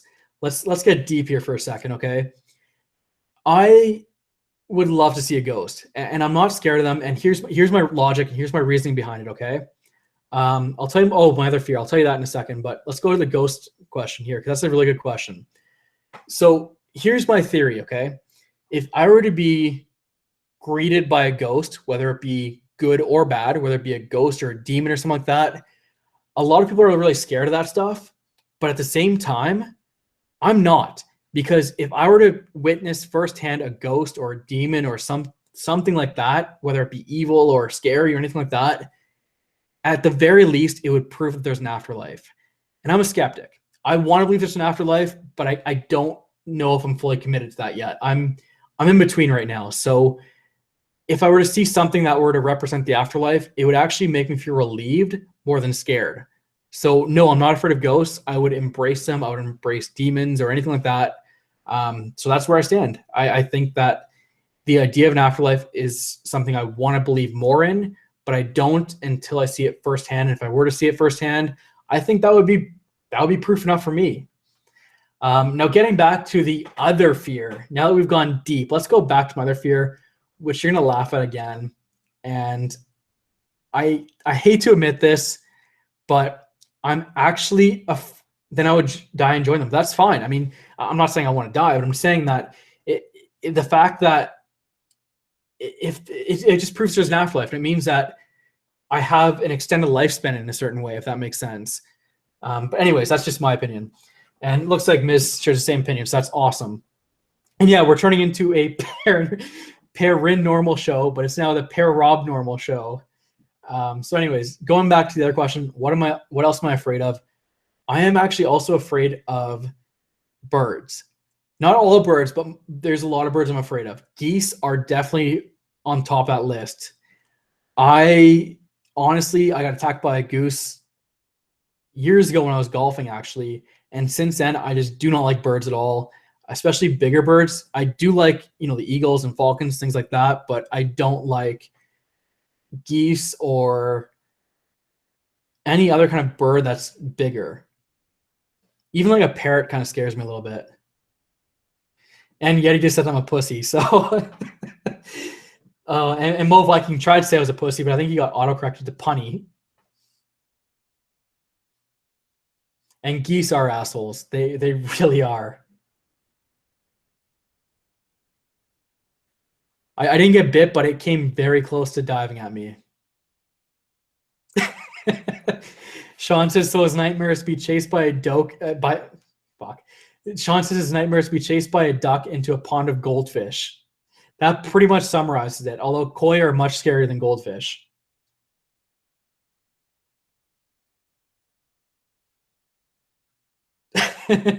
One time I was driving and called called a goose a penguin. That's awesome. Yet he likes spiders. Yes, I do. Oh God, best British accent. Oh, I can't. I honestly, I am terrible at accents. Actually, speaking of which, we were playing Sociables the other week, and one of the rules was you had to talk in an accent. And this is how bad I am in accents. My accent I chose was Batman. That's why I can't even choose a culture. I have to choose a make-believe person to do an accent of.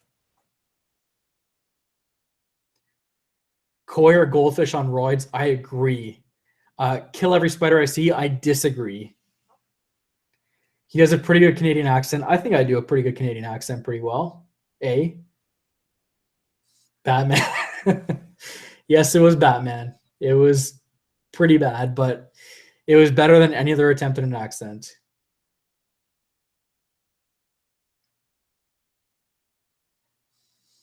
Canadians don't have accents. I agree with that, but what do I know?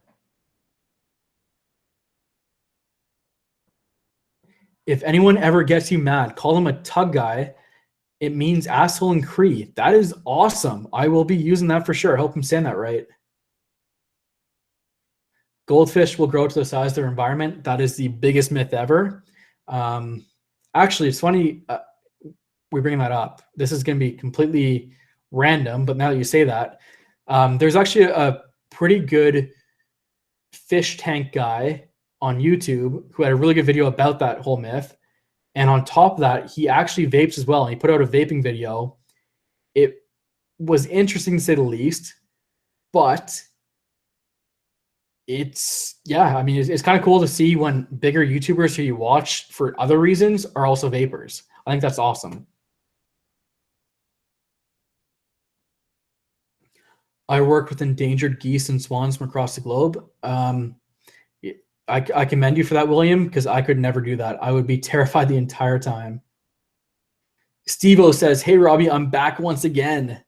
Oh, you know what? For anyone who missed my intro, let's do it right now. Why not? Let's take a quick drink here first. Before we do, though, Yeti says humans grow to the size of their environment. So that's awesome.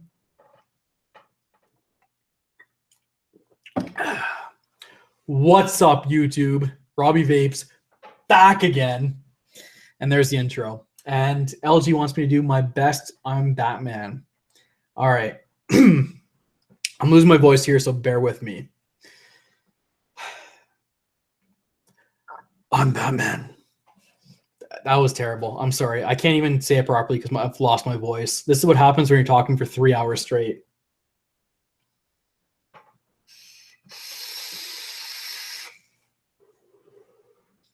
Bud Light is piss water. I agree, which is why I have the 6% one. So it's now just piss beer.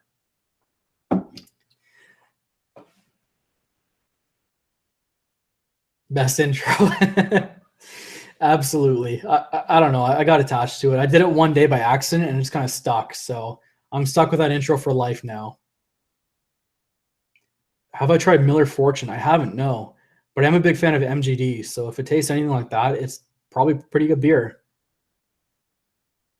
Sounded more like Kermit than Batman. Yeah. At least I got the words right. That's true. Moosehead beer, absolutely. Moosehead beer all the way. I love Moosehead.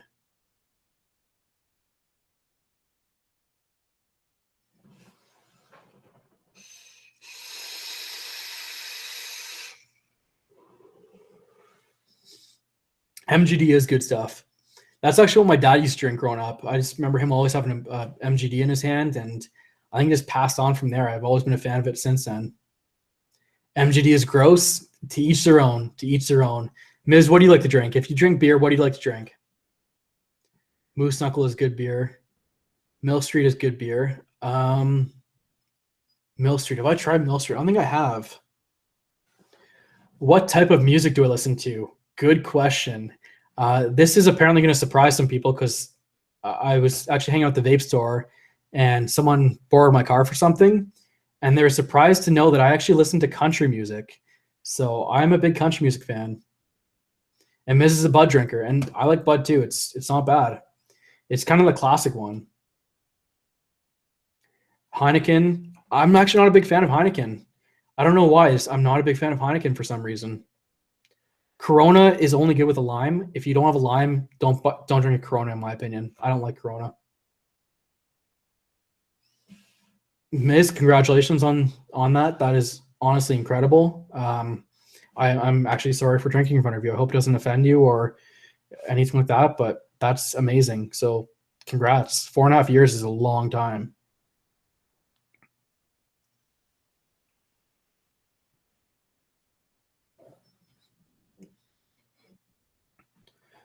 German beers. Do I like Guinness? Oh, William, please don't unsubscribe for me, but I don't like any kind of dark beers. I don't like Guinness. I don't like, I don't even know what other dark beers are out there. I just don't like, I've tried a ton of other dark beers that are like independent from Calgary, but I don't like any dark beers, even Guinness. That being said, I will say this, it would be a really cool experience to have Guinness on tap from the actual Guinness brewery. I think that would be awesome, but I don't like it regularly, so it's tough to say. I do like, as far as German beers though, I do like, starts with a W and I'm going to butcher it. I can't even remember how it's pronounced. It's like Weifenhofen or something like that. That's a pretty good beer. The wheat beer is really good. But yeah. And Yeti's going on 5 himself. So Yeti, man, congratulations. Seriously, that's amazing. No, Guinness is not German, but I assumed because he's from Ireland, I just assumed that's why he was asking that. Dark beers or winter beers. I even the winter, I'd rather have a cold beer of Moosehead or something like that than have a dark beer. I don't know why. How do I drink my coffee? Depends where I'm getting it from. If it's from Tim Hortons, Canadian, of course, it would have to be double. If it's from Starbucks, it's in the garbage. I do like the white mochas from Starbucks, but that's about it. And if it's from like a real coffee place, it's got to be black. It's got to be black. Or even if I make it at home and it's from like fresh beans or whatever, it's black coffee for sure. The lime or lemon in the beer neck was started to keep flies off it. That's interesting. That's actually pretty cool. Tell me you love the Aromizer Supreme. I do. I just mentioned this earlier, but this Aromizer Supreme and the Og Vape Boreas are two of the best RTAs on the market right now, in my opinion. Dark roast regular, good call as well, Nigel, for sure. I like the dark roast a lot, actually. And dark roast regular is actually exactly how I take it too. 1 cream, 1 sugar. That's all you need. Have I visited any place in the U.S.? I have, actually. I've been to Buffalo a number of times, which it's Buffalo, so yeah. I've also been to Florida a number of times, and then I've done the drive from Toronto to Florida twice. So I've visited like Tennessee, Cincinnati, and a few other places along the way. But yeah, I've been to the States a few times, and I am going back to the States in June. Yeah, and I'm actually going to be going to Chicago in June, so I'll be watching the Jays game out in Chicago. All right, Ms. Swap, thank you very much for joining us tonight, and thank you very much for the sub. I really do appreciate that. That is awesome. So good night, and I hope to see you again.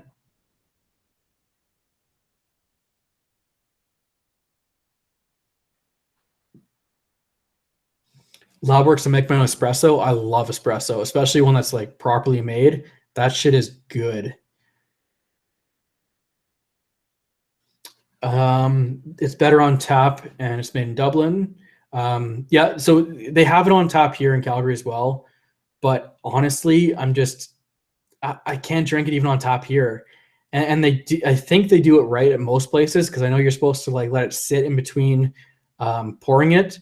But I've never really enjoyed it too much.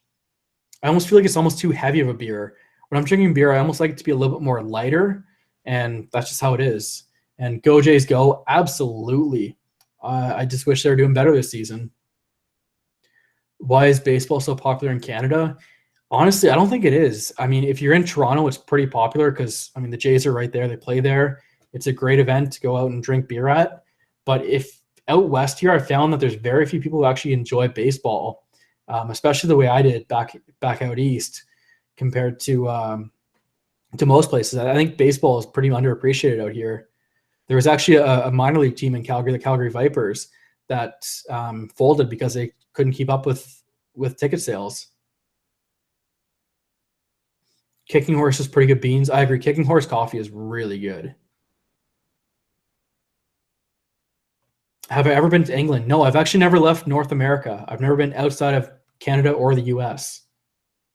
I would love to go to England, though. Don't get me wrong. England is, I would love to be there. Actually, yeah, and Geeky says because we have one team that went far last year. I will say this, with the Jays making the playoffs last year and going as far as they did, that did increase a lot of baseball fans out west.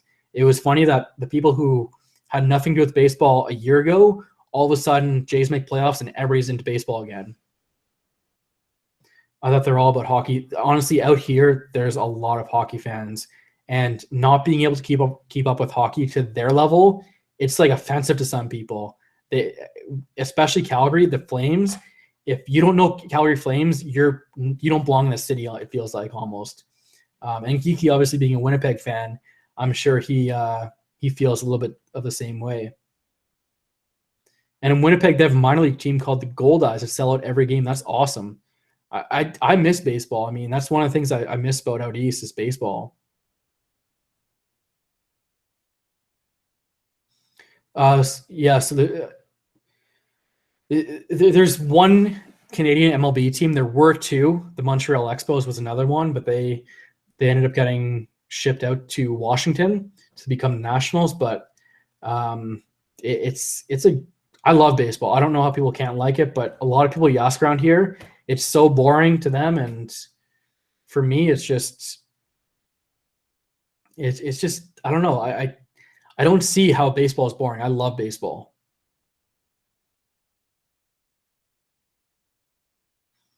And Sean says they became, or Geeky says they became the Expos became the Rockies.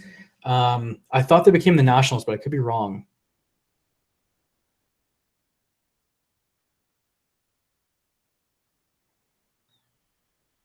And William says Guinness is a heavier beer. It'll put you to sleep. I would agree with that. I don't waste beer. Like if I have a beer, even if I don't like it, I'll drink it, which is sometimes very hard to do with some of the beers I've tried lately because I've been trying to experiment and broaden my palate, but it's not working very well. But yeah, it's just I don't know why I don't like. The worst part is I want to like dark beer so badly, and I just don't.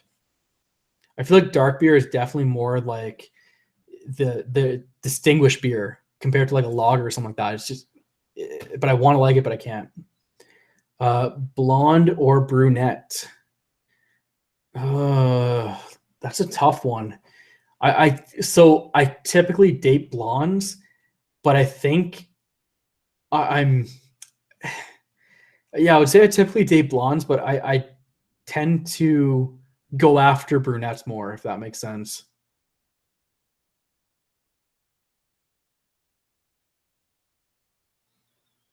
Guinness is a stout. Yeah, sorry. And my beer terms are really bad. I'm no Grim Green by any means. I can't tell you the beer terms. I go out and buy beer and I drink it. That's my extent of it.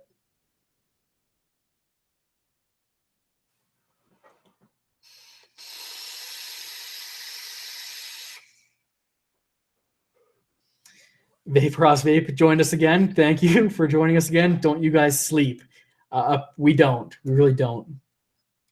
I'm drinking Tsingtao. I actually like Tsingtao a lot. That's a really good beer.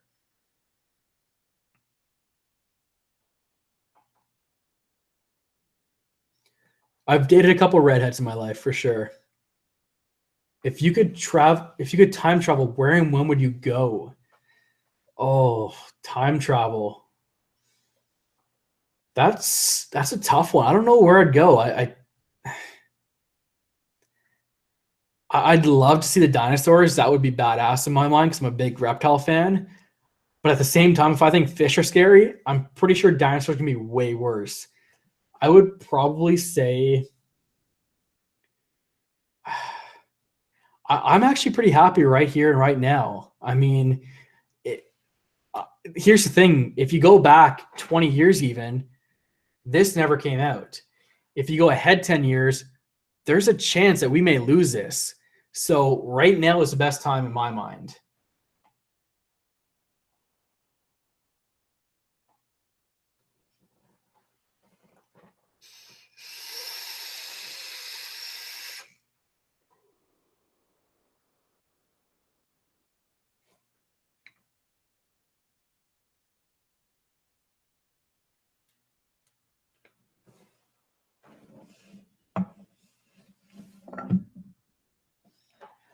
Redheads are nasty in bed. I would agree with that for sure. They are wild.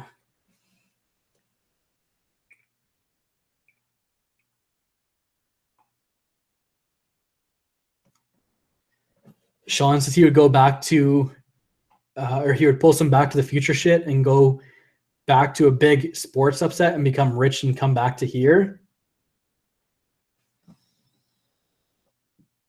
Hippie wants to know if I'm optimistic of how vaping will look in the future. I want to be, I really do, but yeah, and Yeti says 1965 was when the first e-cig was patented.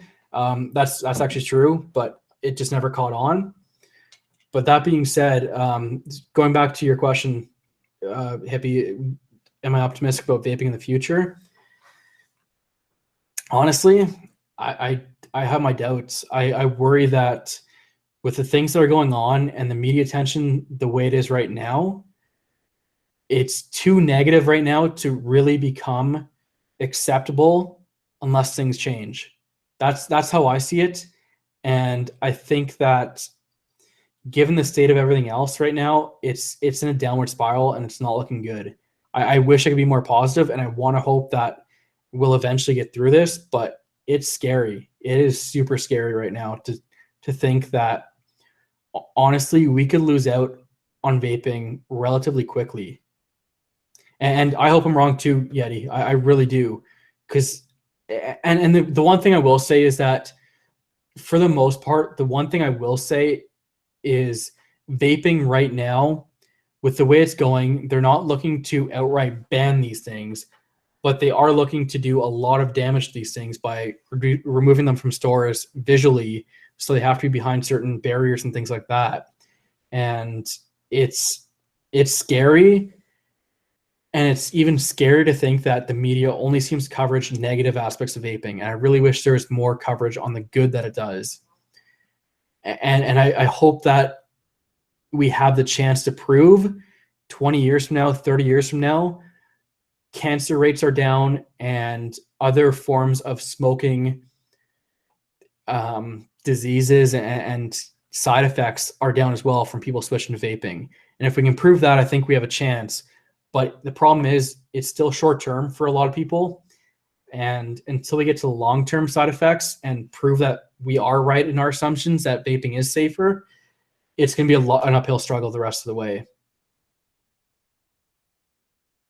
And Geeky has a good point as well. Regulations and taxes will have an effect and just force a black market. And true, the question becomes though, I mean, the black market for alcohol, for example, was something, the prohibition, of course, was something that people were able to get through, but not without a lot of consequences and a lot of people suffering the effects of it. With this, with alcohol, it's not like, and to me at least, and maybe I'm wrong on this, and if it's different for other people, it could be, but I think that for alcohol isn't a alternative to anything, whereas vaping is. Vaping is an alternative to smoking. And yeah, it can be used as a cessation device, but it's mainly used as an alternative for a lot of people. So when we're sitting here seeing this as an alternative, the only other option is to go back to smoking for some people. And with that, it's just, even if there was a black market, I don't know. I feel like there's too many issues and there's too much questions to really judge about it too much. And Canada never had a prohibition. That's absolutely right. But it's different now than it was back then, I think. I think that Canada follows suit with the States a lot more than they did back then. And I just feel like we're in trouble if things start going downhill in the States. And that's why I think we all have to stick together. And whether it be in the States or whether it be in the UK or Europe or anywhere overseas for that matter, I feel like we have to stick together. And if we all give up on it, and if even one particular piece of the puzzle gives up, the rest of us may have to suffer the consequences. I was not actually a nicotine user of any kind when I started vaping. There's a lot of people who are like that. And I find that most of it, though, is from the younger crowd. And I will say this actually surprised me coming from yourself, but that's amazing. So it's not just a cessation device, and I shouldn't say that. And I know I'm taking some of what I said back, but at the same time, I feel like it's an alternative to something for some people. And whether that be smoking, whether it be stress, whether it be anxiety, or whatever it might be, it's still an alternative to something. It doesn't have to be smoking, but I think smoking is the most common association to where it relates to.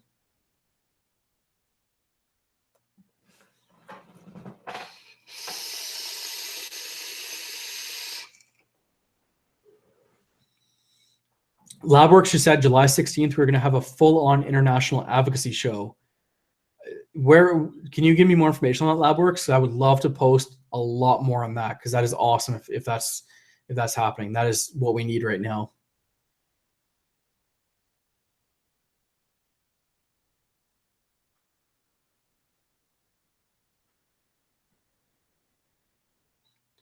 And Sean says, you know, I think now that regular people know how to make mods and e-juice, like never actually take it away from us. I mean, that's true. There's obviously ways around it. There's no question about it, but it's tough to say either way, I think. So it's a good point, but I still think that for some of the people who want to follow the law and don't want to find ways around it and just follow what happens, because a lot of people are going to do that. I mean, even if we have ways around it, there's still going to be a number of people where if vaping gets banned, it's going to affect people where they're just going to go back to smoking. They're not going to try and find ways around it because they don't know enough to do that. And I think that's the biggest issue. So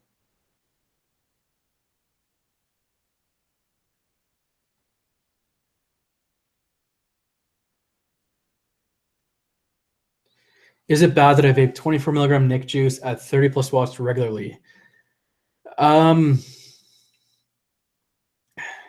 So the store I volunteer at, we don't sell 24 milligram. The highest we sell is 18. And I would say the only thing to watch out for is if you find you're getting frequent headaches, and this is going to sound gross, but if you find your bowel movements are more constant and less solid, I would say you may want to cut back a little bit, because the biggest effect of nicotine overdose, that is the most minor effect, is your bowel movement and constant headache or nausea. So you could get Nick sickness. Sorry, I just read Yeti's comments, so I was in the middle of that. But yeah, so you could get Nick sickness, and that's definitely a side effect. I don't personally recommend vaping 24 milligrams, but I can't tell you what to do, right? So personally, I would say cut back a little bit if you can. And that's just what I would say. But only you know your own body, so.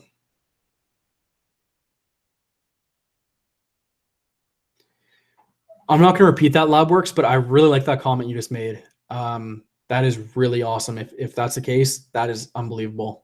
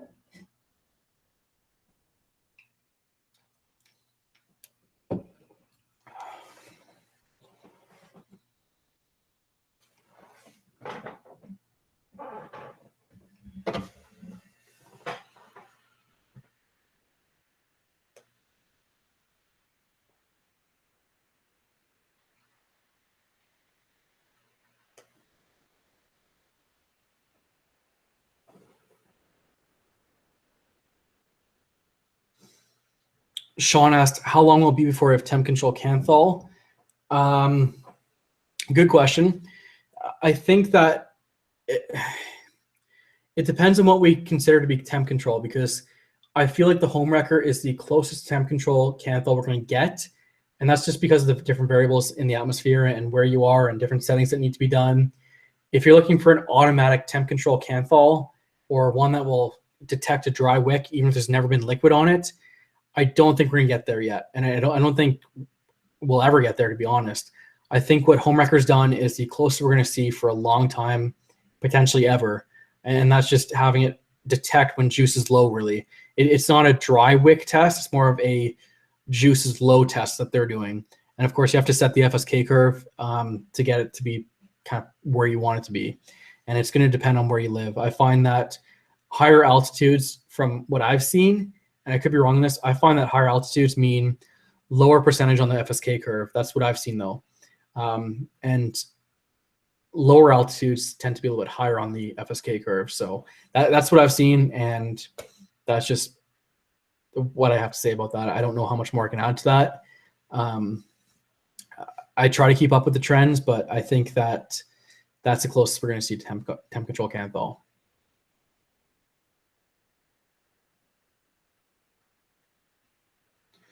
I started at 24 milligram nicks and have gone down to 0 or 3.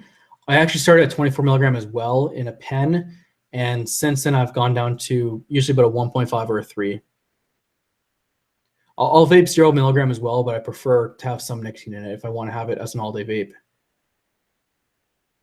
And yet he just said it's impossible with Canthol in his opinion. I agree with that. I think that there's just too many variables to control it.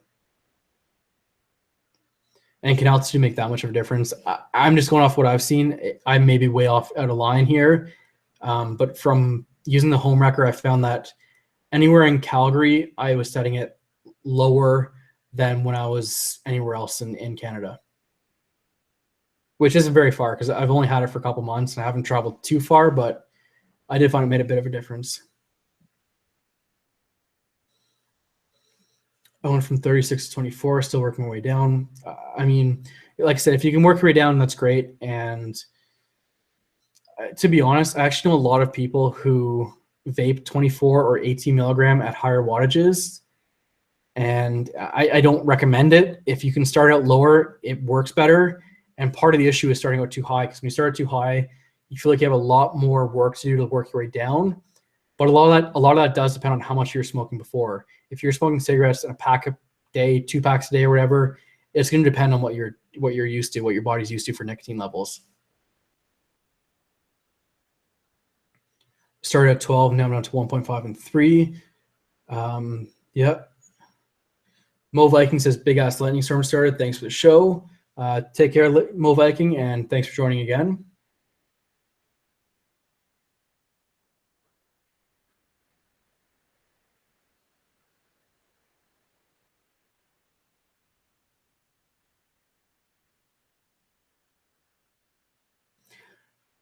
Actually, that's a really good point. Yeti just said, I think the 510 will be changing soon. And then Geeky Vapor, Sean.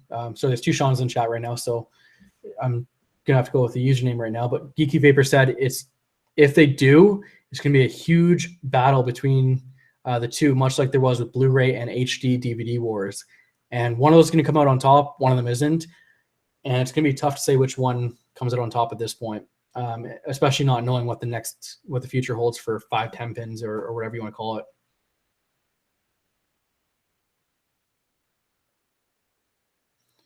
Two packs a day for 3 years. You know what? Honestly, I've heard other people who smoke 2 packs a day and they're comfortable around the 24 milligram range as well. It's just all depending on what your body can handle. So absolutely.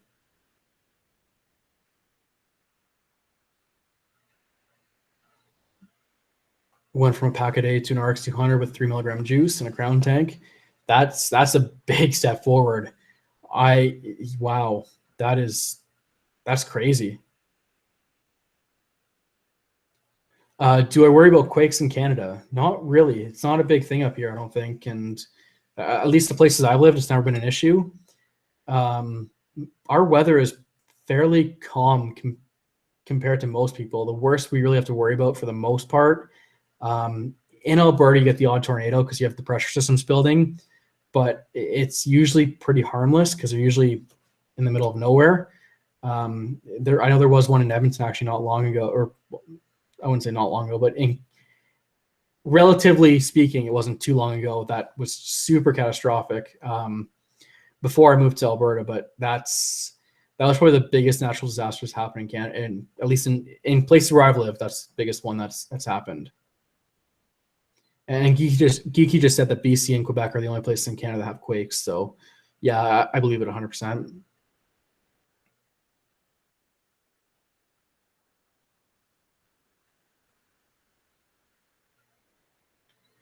If platinum is used in soldering, then you will see much better contacts. That's interesting. I don't want to comment on that because my electricity skills are not anywhere near what a lot of people's are. But that's a really interesting concept. Actually, I would like to see that and see how it actually proves out in a real world test.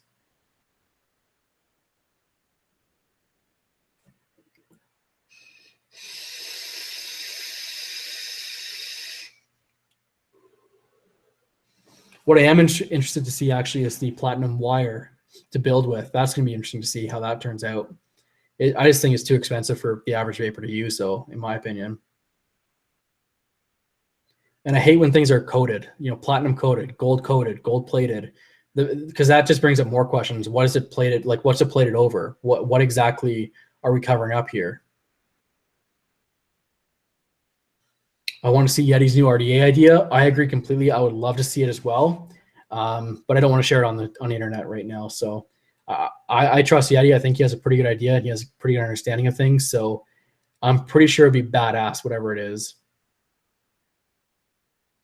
Okay, so Slabworks used to design high-end audio rigs, so that would make sense. If he says Platinum's can be a much better contact, I would tend to agree with him. He has a much better background than I do, so that is awesome.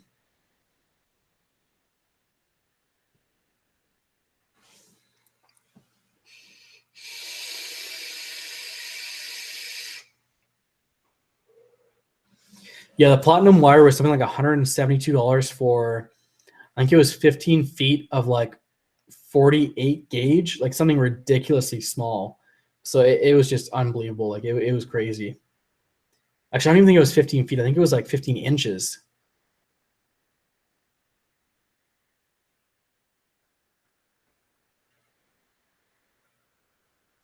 Oh, I hope you're wrong, Sean. Geeky Vapor.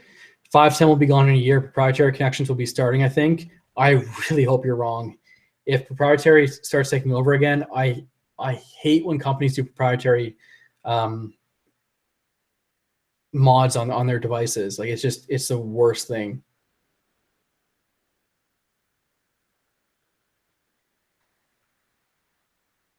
And William's been having some really bad frosts and some bad weather out there for so late in the season. We've had the complete opposite in Calgary. It's been beautiful. It's been warm. It's been nice all winter long. Cannot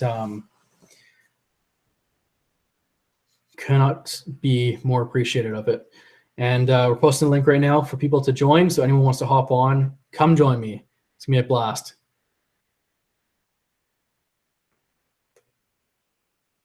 LabWorks is coming on. Awesome. Awesome LabWorks.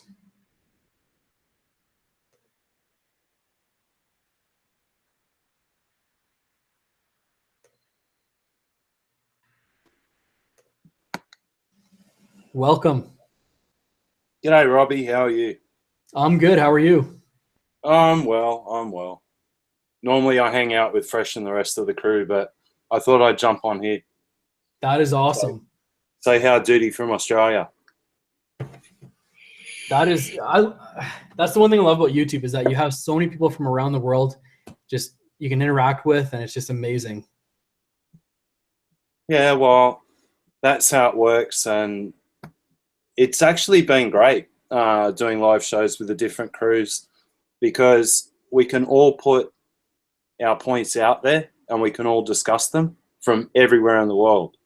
And, we here in Australia, we're backing the US and Canada and what they're doing. I speak quite a lot with Permit and a few of the others, Sean and the rest of the crew. But we're trying now for July the 16th to do a major advocacy show from a vape meet here in Australia. One sec. Yep.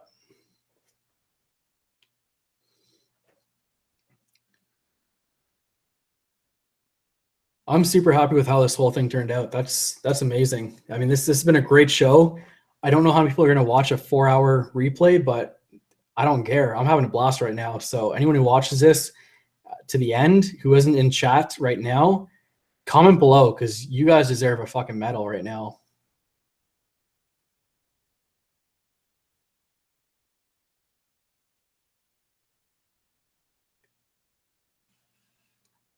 Geeky just said Paul's drunk, and Nigel has said who isn't. I agree. I mean, this is last call right now, right? We're past last call right now. It's a good time.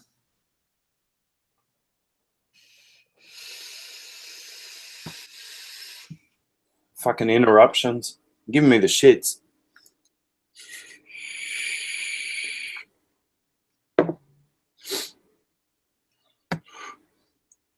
So how is vaping in Australia, if you don't mind me asking? Is it super popular? Is it kind of just catching on? Is it past that stage where people are dying off, or?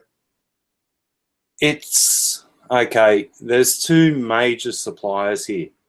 Both of them, they're like the two heavyweights, two big companies. But vaping now is actually starting to gain a huge following, a huge following. It's completely different to what it is in the US with all the big expos. But here now we're trying to put together vape meets, but the different venues aren't allowing it because of the smoking laws. That's where the problem is. And if we can get over that, then we won't have such a problem.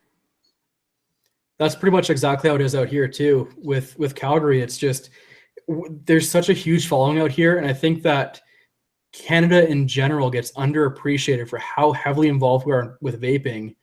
But at the same time, the expos part of it is so hard to organize expos for the exact same reason. Finding a venue that will let you host it is impossible, or damn near impossible. If for argument's sake, if Europe goes the way they're going and they keep listening to what the UK is saying regarding, and all the doctors now coming out and showing there is proof that vaping will save your ass. If that keeps going and the momentum and it keeps getting put out there, not a problem. The other thing is, I think it's this weekend or Monday in New Zealand, it's the release of 1 Billion Lives at a, I can't remember the actual date. It came up in my feed earlier, but that's a short movie and documentary exhibition that they've got there. From what I got told, from New Zealand to Australia, we're going to get 1 billion lives. And I've said to the guys, what we should do if you want it viral is once you have the premiere, make a file available and we'll throw it into the torrents and put it out worldwide and send it viral and put it up everywhere we possibly can at any point in time. Then no one can hide the lies. No one. Yeah, I agree completely. If we can make that thing go viral, and like you said, torrents is actually a wonderful idea. I didn't even think of that, but that's one of the best places to get your video to go viral. Torrents are where it's at. That is, I didn't think that was coming up so soon. I thought the release in North America was sometime late May, early June, but I could have been wrong on that. But I can't wait to see that video. It's gonna be amazing. No, it's May I think it's May the 5th, because they're actually showing photos of like the red carpet for the expo that they're at. That's gonna be amazing. That video, if it works as well as I hope it does, it's going to make a huge impact in the vaping community, and it should be a lot of positive feedback for us. Well, we've got a few doctors here in Australia that have actually jumped on board now with us, and they're fighting as well. Now, if we can piece this together, on Fresh's show the other week, we had Stefan Didek on. And if at all possible, at the meet here in July, after the government meetings, we would like then to do a live show with our representative, Dr. Attila Danko, as well as Stefan Didek and any of the other international advocates, and we get a panel of all of us from here in Australia. It'll be on a Saturday our time, which is a Friday night your time, and we don't care how long we run it. But we'd like a roundtable discussion from all the heavyweights worldwide, if we can do it. Definitely. That would be amazing. That would be amazing. That's what we're up to. And the other thing that I put in chat before, and I will mention this, there's a certain company, we found them in bed with somebody, and we're going to pull their pants down on it. Perfect. We have to now. There's so much evidence pointing back to one single company We're unsure of their playbook right now, and if we can expose it before the playbook gets opened properly, they're not going to like us. Perfect. That's what we want. I mean, so just so you know, I don't mind mentioning that company's name. I just didn't want to mention you with that company in case there was anything where you didn't want to be mentioned for that. But I have no issue with mentioning that company's name because they are, I mean, they deserve to be called out. They've been ruining lives for years, in my opinion. So let's call them out. I mean, I have no issue with that. If you're up for it, I don't restrict anything on my channel. I don't censor it. I just don't like putting someone from the chat in my video who may not want to be in there. That's why I leave it out. Yeah, well, Yeti's on board, and it's myself, Yeti, Giz, and a few others. We've been poking around in the background, and I actually set up a private Linux box that I can't be seen. I can hide. And I've been digging and digging and digging now, and if I get the last little bit of information, their pants are coming down, and I hope it's this week. Perfect. No, they're involved with a vape company for a start. The second thing is that this one vape company is also now promoting e-juice on their site. In one photograph, it is showing made in the USA. In the second photograph, it's not. There is nothing there pointing anywhere towards it. And we know through another object that's on their site, lo and behold, bang, they're trying to bring this one device out that everyone pulled apart and no one liked it.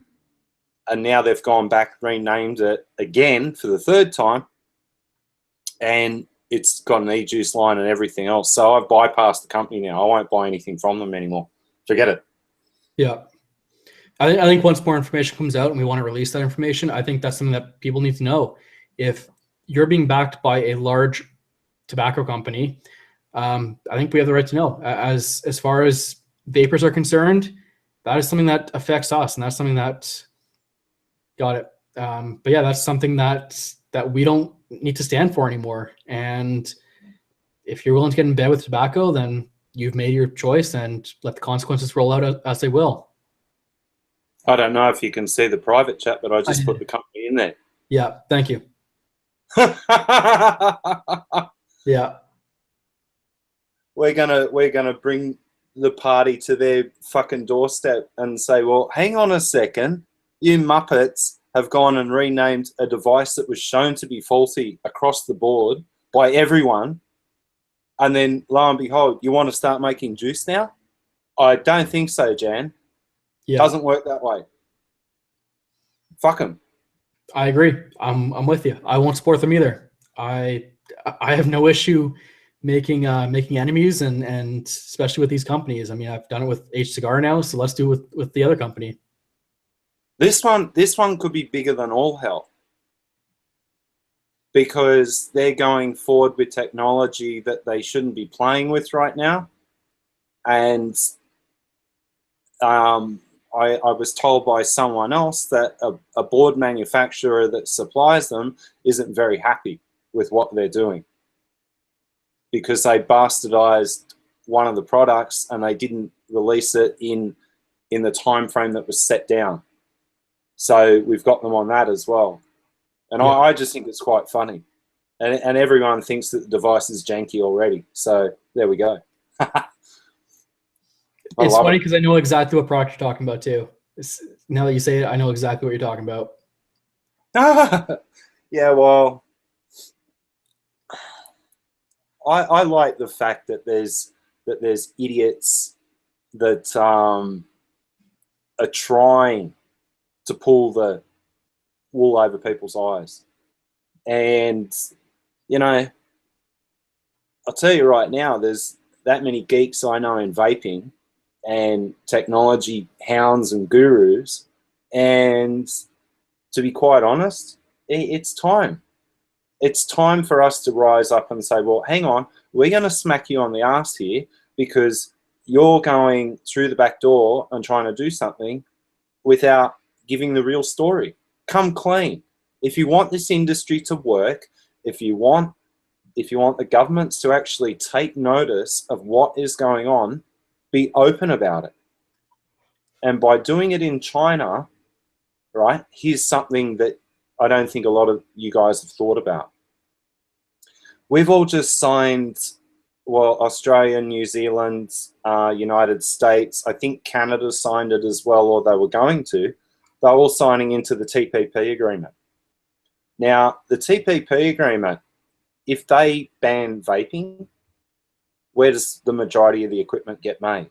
That actually goes against what is written into the TPP and the free trade agreements worldwide. So they've just shot themselves in the foot. Very, very silly. But no one ever thought of it from that side of the political angle. And I follow politics here in Australia very closely. And I also follow it in the US. Canada is just beyond comprehension. Oh, hello, dickhead. Yeti, welcome aboard. What's up? Good to see you on here. Good to see you on here. Hell yeah. Thanks for having me. Sorry, Paul pulled me in. All good. Yeah, all good. It's, well, Yeti's part of the equation here, and we've been sitting around in a private hangout hashing over everything, and what we've been finding is just ridiculous. Absolutely fucking ridiculous. Well, and the big issue is that it's so fucking blatant. If you see, I'm trying to be as tactful as I can. If you, let's just say, if you saw what we saw, you would be blown away. You know, you'd be like, how the hell are these guys trying to pull this? You know what I mean? Because when this product, if this product drops, it's going to be pretty well known. And the juice alone is what, I think that's pretty much what triggered it. The juice, that was, you remember that the other day, Paul, when we saw that and we found it's laughable. It's laughable how they're trying to get away with it, honestly. And I know this is really kind of shitty, only giving you part of a story,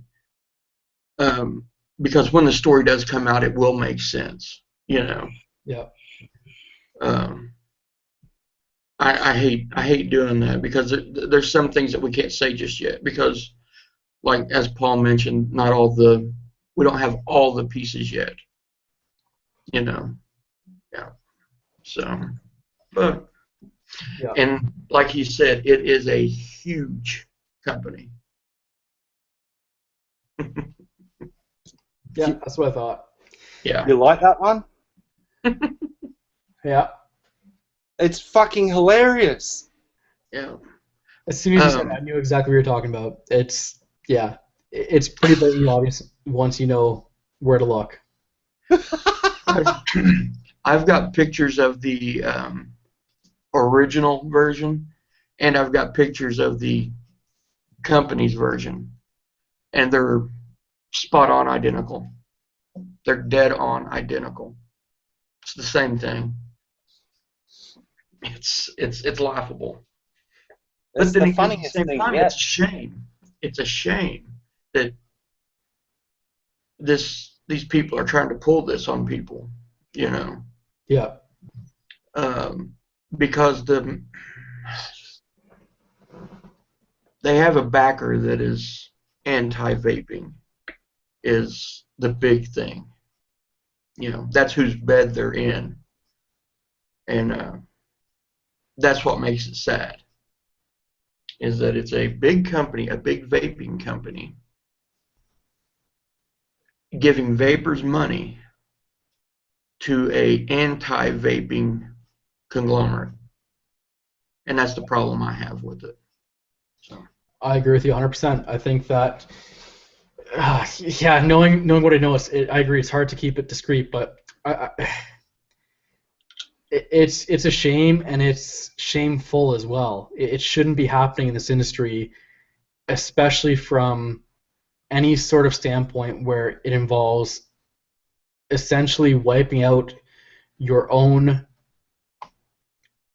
not your own stance, but wiping out all the hard work that you've worked so hard to accomplish and then ditching it like that.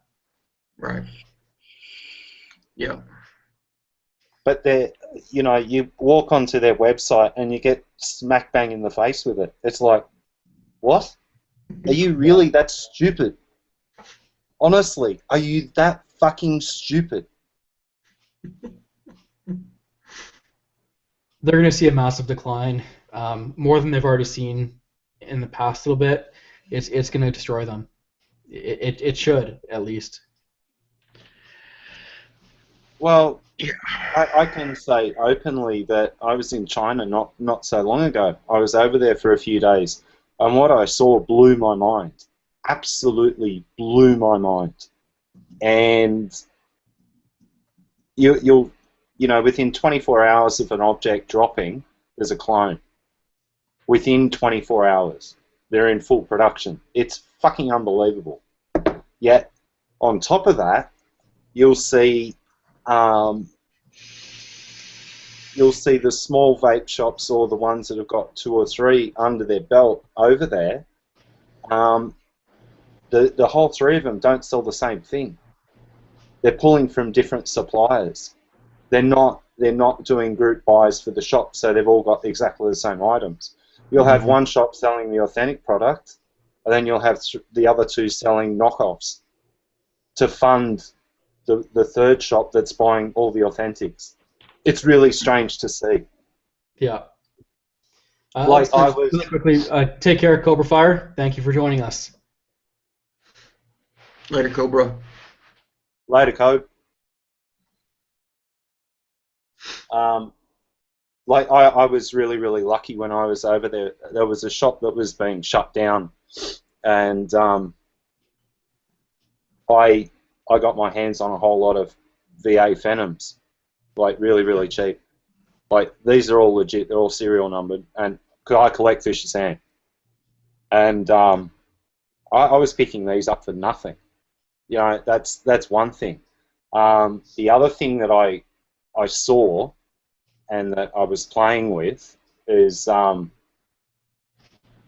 keep your eye on Joytech over the next few weeks. The Cuboid Mini is only the start of what's coming from them. And like I've got a couple of these, like the little tiny Picos. Yep. They're unbelievable stealth vape. Yeah, I can hide that in my hand, and that's like a little avocado on there. I can hide the whole thing in my hand. That's a sweet little setup, and this is deadly accurate. Believe it or not, I'm shocked. Yeah, and for the money, I played around with one actually just yesterday, and I was blown away with how it looks. I can't wait for my local vape shop to get them in, because I'm probably gonna pick one of those up immediately. Oh, they're for what they are and the size of them. Yeah, I'm shocked. They're beautiful little device. Another thing, I was just going to reiterate what she was talking about the cloning of items immediately when they hit the market. I have a perfect example. I received a clone version of the Tsunami 2 days before the authentic dropped. I got it in the mailbox 2 days before the authentic dropped. And it's identical. It's exactly like the Geek Vape version. It's identical to it. You can't even tell the two apart. Actually, let me grab mine. I have it right off to the side here, but I want to show you the difference between the clone I got and the authentic from Hayes Town Vapes, because they even got confused by the two because they were so similar. There's one difference in the one I got, and I can't say that yours is the same one, but I'll show you. Is it the printing? I think it's the engraving from memory. Yeah, it's something like that. Yeah, I would bet it's the printing on it, the stamp, or yeah. Okay, so looking at the packaging, I can't even tell right now which is which. I shouldn't have put them together like I did, because it's gonna be tough to tell. I can. Oh, you know what? I can. Sorry. So anyone in the comment section, if you want to take a guess, which one is which is the clone and which is the authentic, and I'll let you see all sides of it. It would help if their sides were actually the same. Okay, so we'll start there. Yep. And then, do I want to do like that? Nope. Like that. This is hard on camera, but anyways, like that. So by the box, I can actually tell now, but looking at it separately and not together like that, if you look inside here, there's this one. I'm trying to focus on the one thing that you have to look at right now, and it's very difficult to see. And then there's this one. And hopefully you can tell a difference when I hold them side by side. Mm-hmm. The drip tip down there, this is a proper size drip tip. This is a proprietary drip tip. This is the authentic. This is a...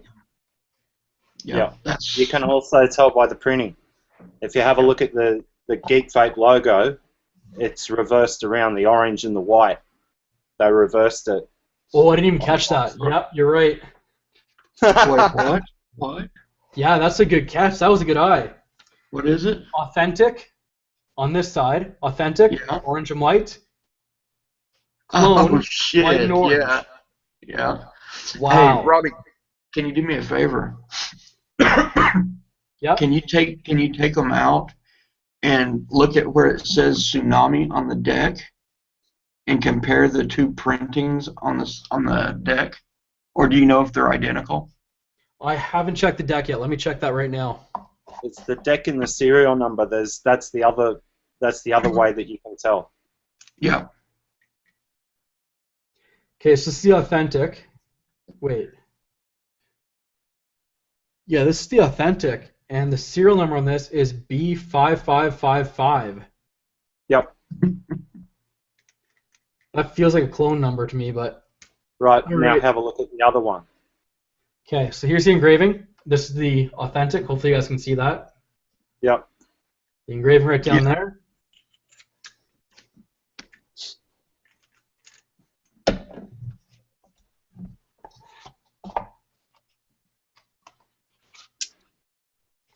Serial number A0991 on the clone.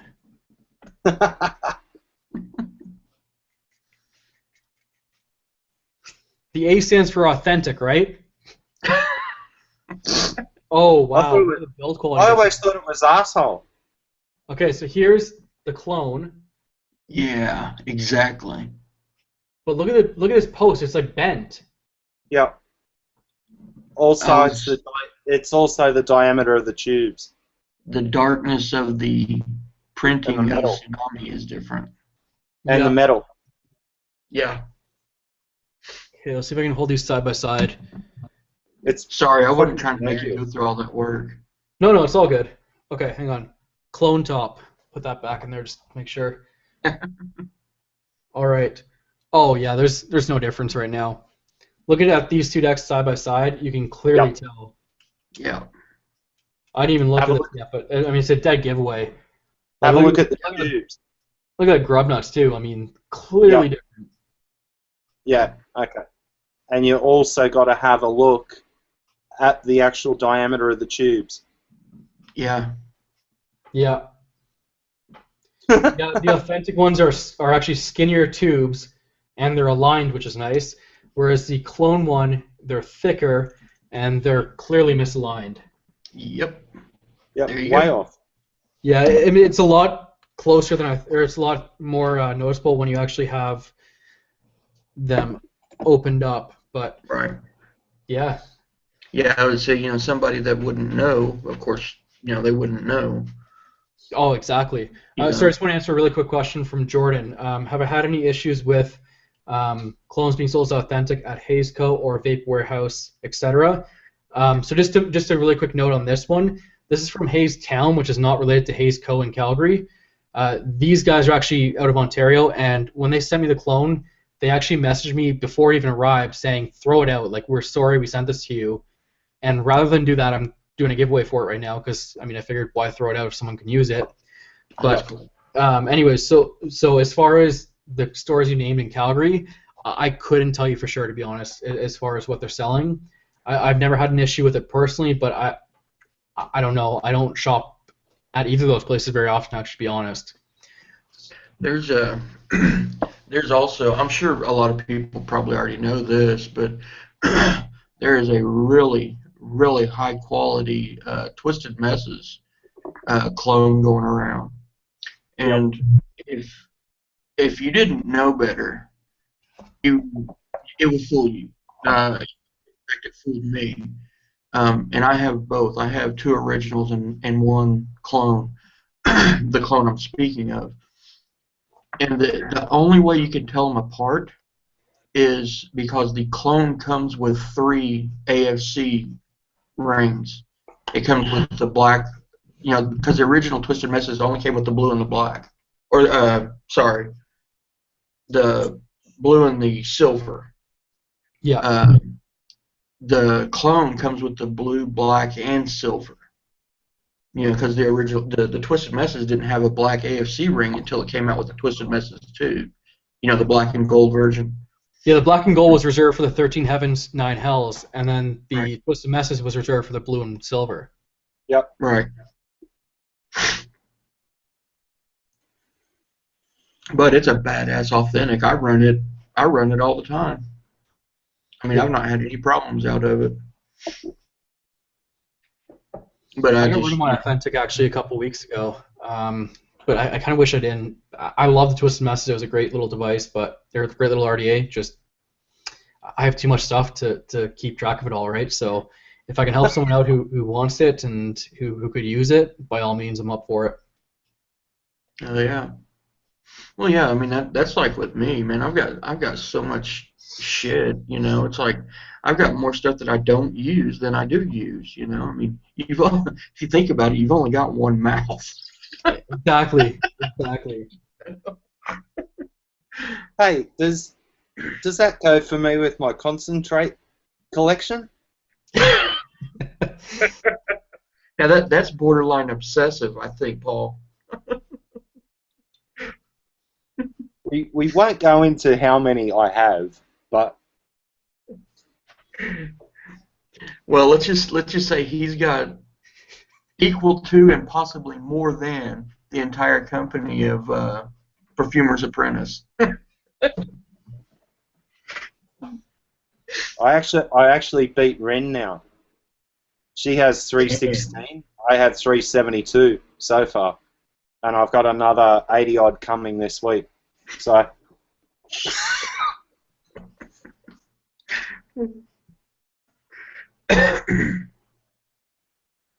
You get any further on that cabinet? Yeah. Yep. But now that I can get my hands on 4-ounce bottles of concentrate, I'm going to have to build a bigger cabinet now. So what I'm considering on doing, this one's going to be really wacky. I'm actually thinking of building a 6-foot freestanding cabinet that you can open up and you can actually almost walk into for all my concentrates. Like that one you showed me. Yeah, that really big fuck off one. Yeah. I'm thinking of building one like that now for my concentrates. But I think that's just gone a little bit too far. Yeah.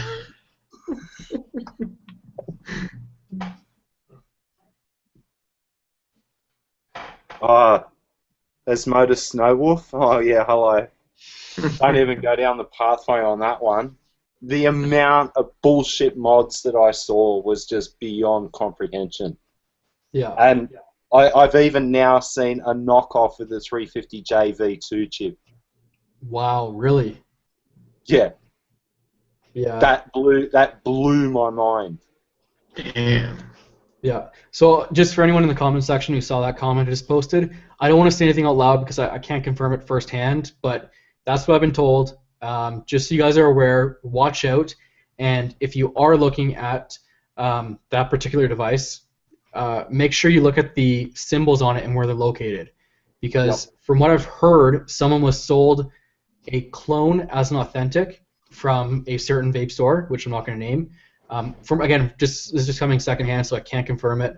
But they're sold as an authentic for an authentic price, and it's not, and it doesn't look like it is either. Yeah, I think it's actually like Usimo who makes it or something like that. I don't know. There's a whole issue with them suing someone now, but I'm not going to go into it too much.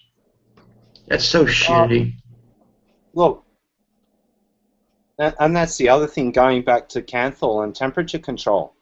It also depends on the grade of the Canthal. All Canthal is not the same grade. So how the hell are you going to have a chip that senses or pulses backwards and forwards and being able to tell you the molecular structure of what your wire is?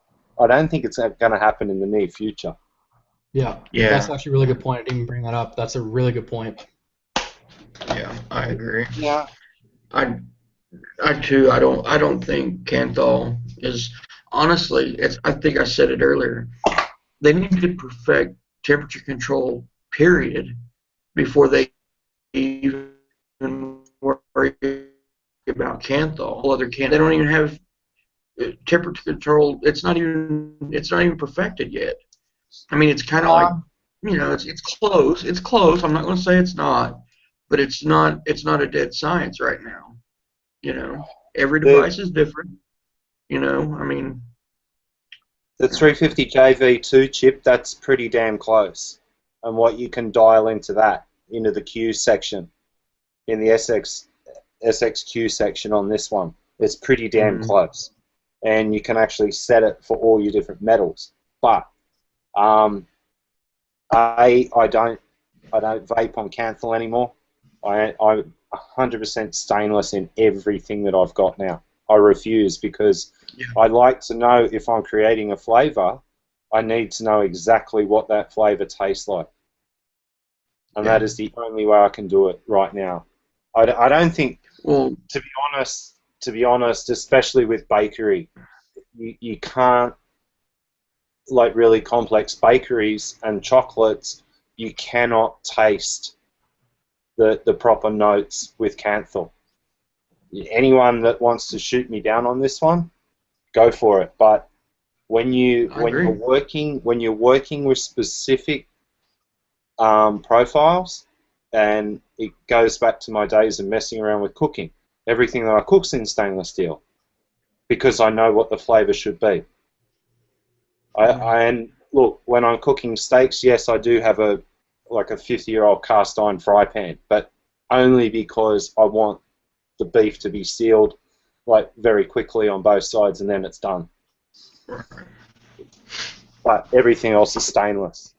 And because I've been on a mission of late, Yeti knows, and a few of the others know, I'm obsessed with banana and certain nuts. And to get those to pop, you need stainless to actually figure out where you're at with the recipe. Same with chocolate. Chocolate's another arsehole thing. I'm the same way when I'm testing liquids. It's always in a stainless build, always. And a lot of people would say, no, you can't really tell that much. Yeah, you can. To somebody that's, especially somebody that does DIY, that are looking for intricacies and specific notes, you can taste the metal. Trust me. Yep, straight away. I agree with that. I think that certain flavors bring up the metal taste a little bit more, but I would definitely agree with that 100%. Yep. Okay, probably that. I don't know if you vape citrus at all, Robbie, but I tend to avoid it. It's actually one of my least favorite vapes for flavor. Okay, well, maybe I could get you back onto it, because I know a few citrus recipes that would make your hair curl. Yeah. They're very, very simple. But and they're good. It's the basis of where you can actually test out a wire properly, because citrus, anything that has citric acid in it or a basis of citrus, will actually tear apart wire very, very rapidly. With stainless steel, it won't touch it. Doesn't even make a dent. Yep, that's true. I can. I've got examples in it, because that's what I vape is citric fruits. A lot of citrus stuff, like pineapples. A lot of pineapple stuff. It's one of my favorite vapes is pineapple, as a matter of fact. And I can put in just like a round wire, just a basic round wire Canthal build, and within 2 days my wire is almost rusted looking. You know how sometimes it'll get corroded, but this is after vaping, just a pineapple, like a high concentration of pineapple. Yep. It'll corrode your metal. Interesting. Interesting. But that's also vaping a shit ton of it too. Still, I mean, it's good to know though. I think I'm gonna try that out because I do have some pineapple flavoring, I think. So I'll try it out and see what I can come up with. Yeah. Yeah, do it. It's you'll certainly taste it too after you, especially if you were to go to like what Paul was saying, like use stainless, like vape your juice on stainless, get used to it, get real comfortable with the liquid, and then switch over to a Canthal build. Try to get like a fairly comparable Canthal build, comparable to the stainless steel. Yeah. And then vape it, and see if you don't taste the difference. Maybe it's the same liquid, but you'll be able to tell the difference right off the bat. You'll be able to tell the difference, and then give it a couple days, and then look at your wire, and your wire will probably shock you. I'm gonna check that out. That's interesting. I've never actually thought about citrus and how it affects the wire, but that does make total sense. I mean, we know how it affects the glass and plastic and things like that. Mm-hmm. So why wouldn't it affect the wire? That makes perfect sense. Yeah.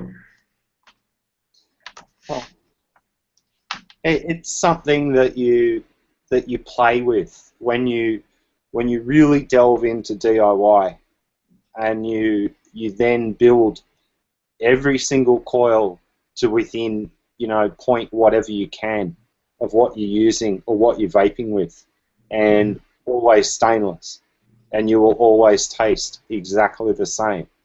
It's custard is another one that you can tell the difference between Canthal and stainless straight away. It's custard, chocolate, donut, breads, and bakery. What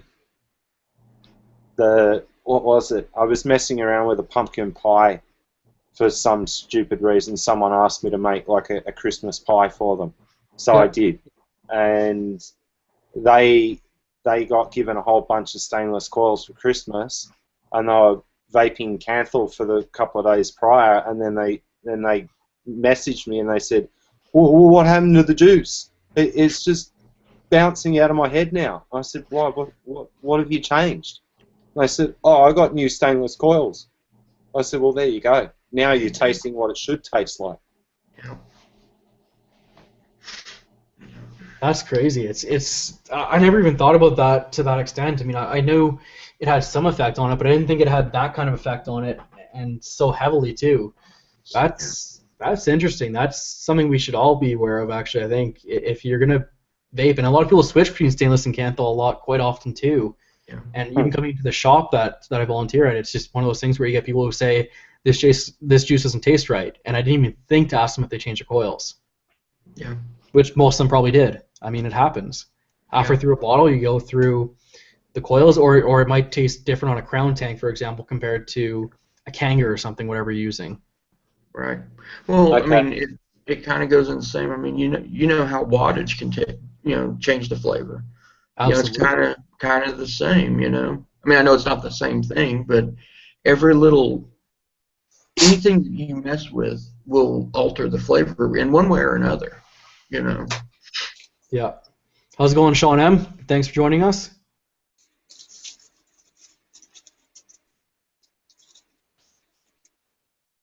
Okay, Sean Reading, you're right with the crown tank, and I own 12 crown tanks, and that is what I use specifically for testing my flavors, because I've used build decks, I don't use pre-mades, and I drilled out the juice holes, and they're all stainless Claptons, like miniature Claptons in there. I know exactly what's in there. They're all built to 0.5, and I know exactly what something is to taste and how it should taste. Second to that, with the crown, it is a good benchmarking tank for if you want a really kick-ass donut, you know what you're doing with it. and you've got a stainless coil in it, even the 0.25 or the 0.5s in stainless, genius. The temperature control coils that they released, throw them in the bin and start again. They don't work. They're not as good as what they should have been the first time round. There's just little things that you can do. Also changing out your tip from metal to a glass tip. That'll also bring out your flavour a bit more. Bell caps on your different toys, that'll work. And if you really want to test out a tank before you go and buy it, or you find that tank, and if it's got a peach, like a peach flavour, and if you can taste that really rich peach, you're on a winner. If you can't, start again. Go back and start again, backwards and forwards, until you find what you want. But peach is another tough one to work with and benchmarking, same as my peach mango green tea that I vape all the bloody time. That's another one. Mango's another flavour that you can do the same thing. Mango's another bitch to work with. Mango's a motherfucker, yeah. So you mentioned glass and metal tips. What about wood tips? How do you feel about those ones? Depending on what the timber is and how it's finished. If you have a, for argument's sake, a hardwood tip that has either a glass or a Delrin sleeve, you're good to go. If it has a stainless sleeve in it around the wood or through the guts of it, you're back to square one again. Acrylics are also somewhere else to play because they can't permeate a fluid or a liquid. They don't suck anything up. You got to look at things that don't. Okay, go back to your high school days and what was all in chemistry in your lab, right? In chemistry in high school, what were all your chemicals actually stored in, except for 2 items? Glass. Thank you. Yeah. And the caustics were in plastic.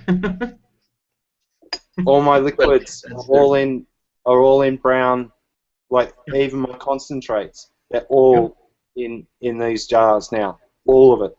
I swap it straight out.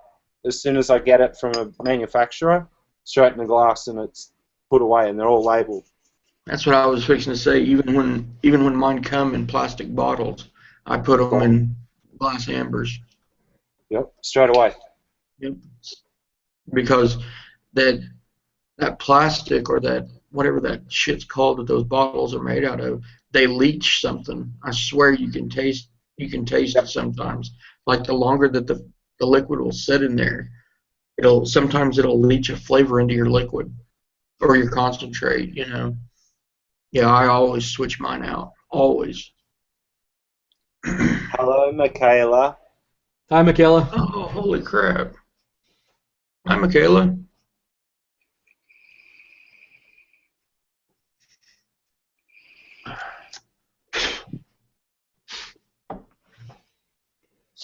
I wonder if she got that broom fixed. What? I'm supposed to go for a ride on Michaela's broom. It's a long story, Paul. It's a long story. It's kind of an inside joke. I thought you were going to jump on that vacuum cleaner and run around the house. The fucking... The Welcome. Roomba's charging. Yeah. I have to talk to Hazy about that. I'm waiting for the photos to come out of all of us sitting on Roombas flying around the fucking rooms after that show. Yeah. I'm sure they're already working on it. Yeah, I know. We're not safe from fucking Giz and Hazy anymore. It's fucking game over, Red Rover, with all of us. It's fucked up. Yeah. Well, Permit also. I forgot about him. Yeah. Permit he's a freaking mastermind when it comes to that shit, man. Oh man, he is. That dude knows his shit. He's an artist. Hello, Henry. Just so you're aware, I actually did a video on mean comments. You may want to look it up for some better insults. Just saying. Maybe a little bit more original. So. Hey Henry, Thanks. you better figure out something better than that. You're talking to a Canadian, an Aussie, and a US dude. So go fuck yourself. U.S. dude from the South.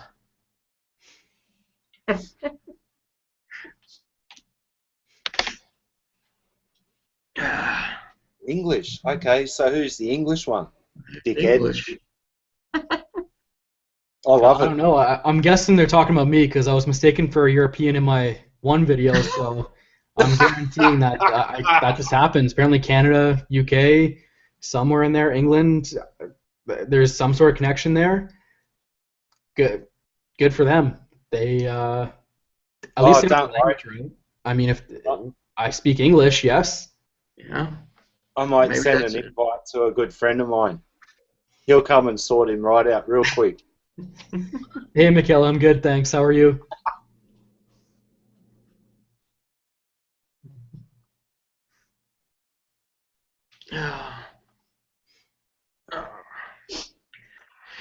Well, I'm gonna hop out of here, guys. I wanted to come and back Paul up with that issue, you know. Yeah, I know that was awesome. But you know, more will be out, and you'll know. Everybody will know. You know, I'm sure you'll know. You'll know soon. I promise. There's also a couple of others that are in working on it that helped uncover it the first time round, but now it's going to be even more fun. And you know who I'm talking about there. And they had a fat pony time with it, the original one. And once we have all those documents and the rest of the ones that we're digging up, I can't wait to do it. Real quick, we'll talk later, Paul, but I have talked to those guys, and I'm just awaiting an email. Okay. There you go, Robbie. Exclusive. You've heard it here. Love it. It's jackpot time. We'll see you guys. Thanks, Robbie. I appreciate it, man. All right, thanks for joining us. Great show, man. Later, Yeti.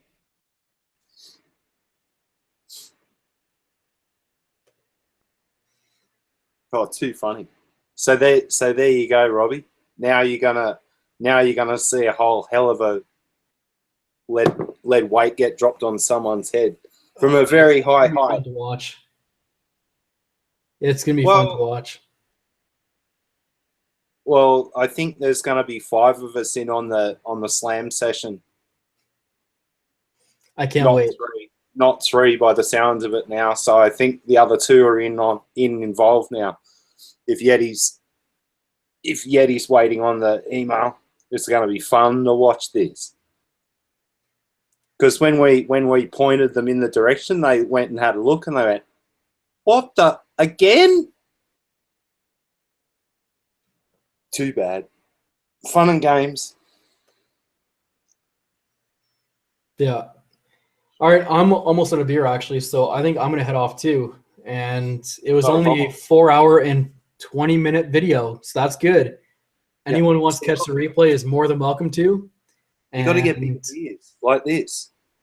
Absolutely, this is the way to watch this. You got to have alcohol with this. It's a good night, but big ones, 600 ml. Yeah, ours don't come that big. I wish it did. That's some good beer too. I actually like that beer quite a bit. Yeah, I was sitting here eating shrimp and tuna sashimi, drinking beer and watching. That's how it rolls here. Nigel, rivaling a Fagan live look, you reckon? That's what I was going for, Nigel. That's exactly what I was going for. I think we've done it. Hippie, you are a trooper. You deserve a medal.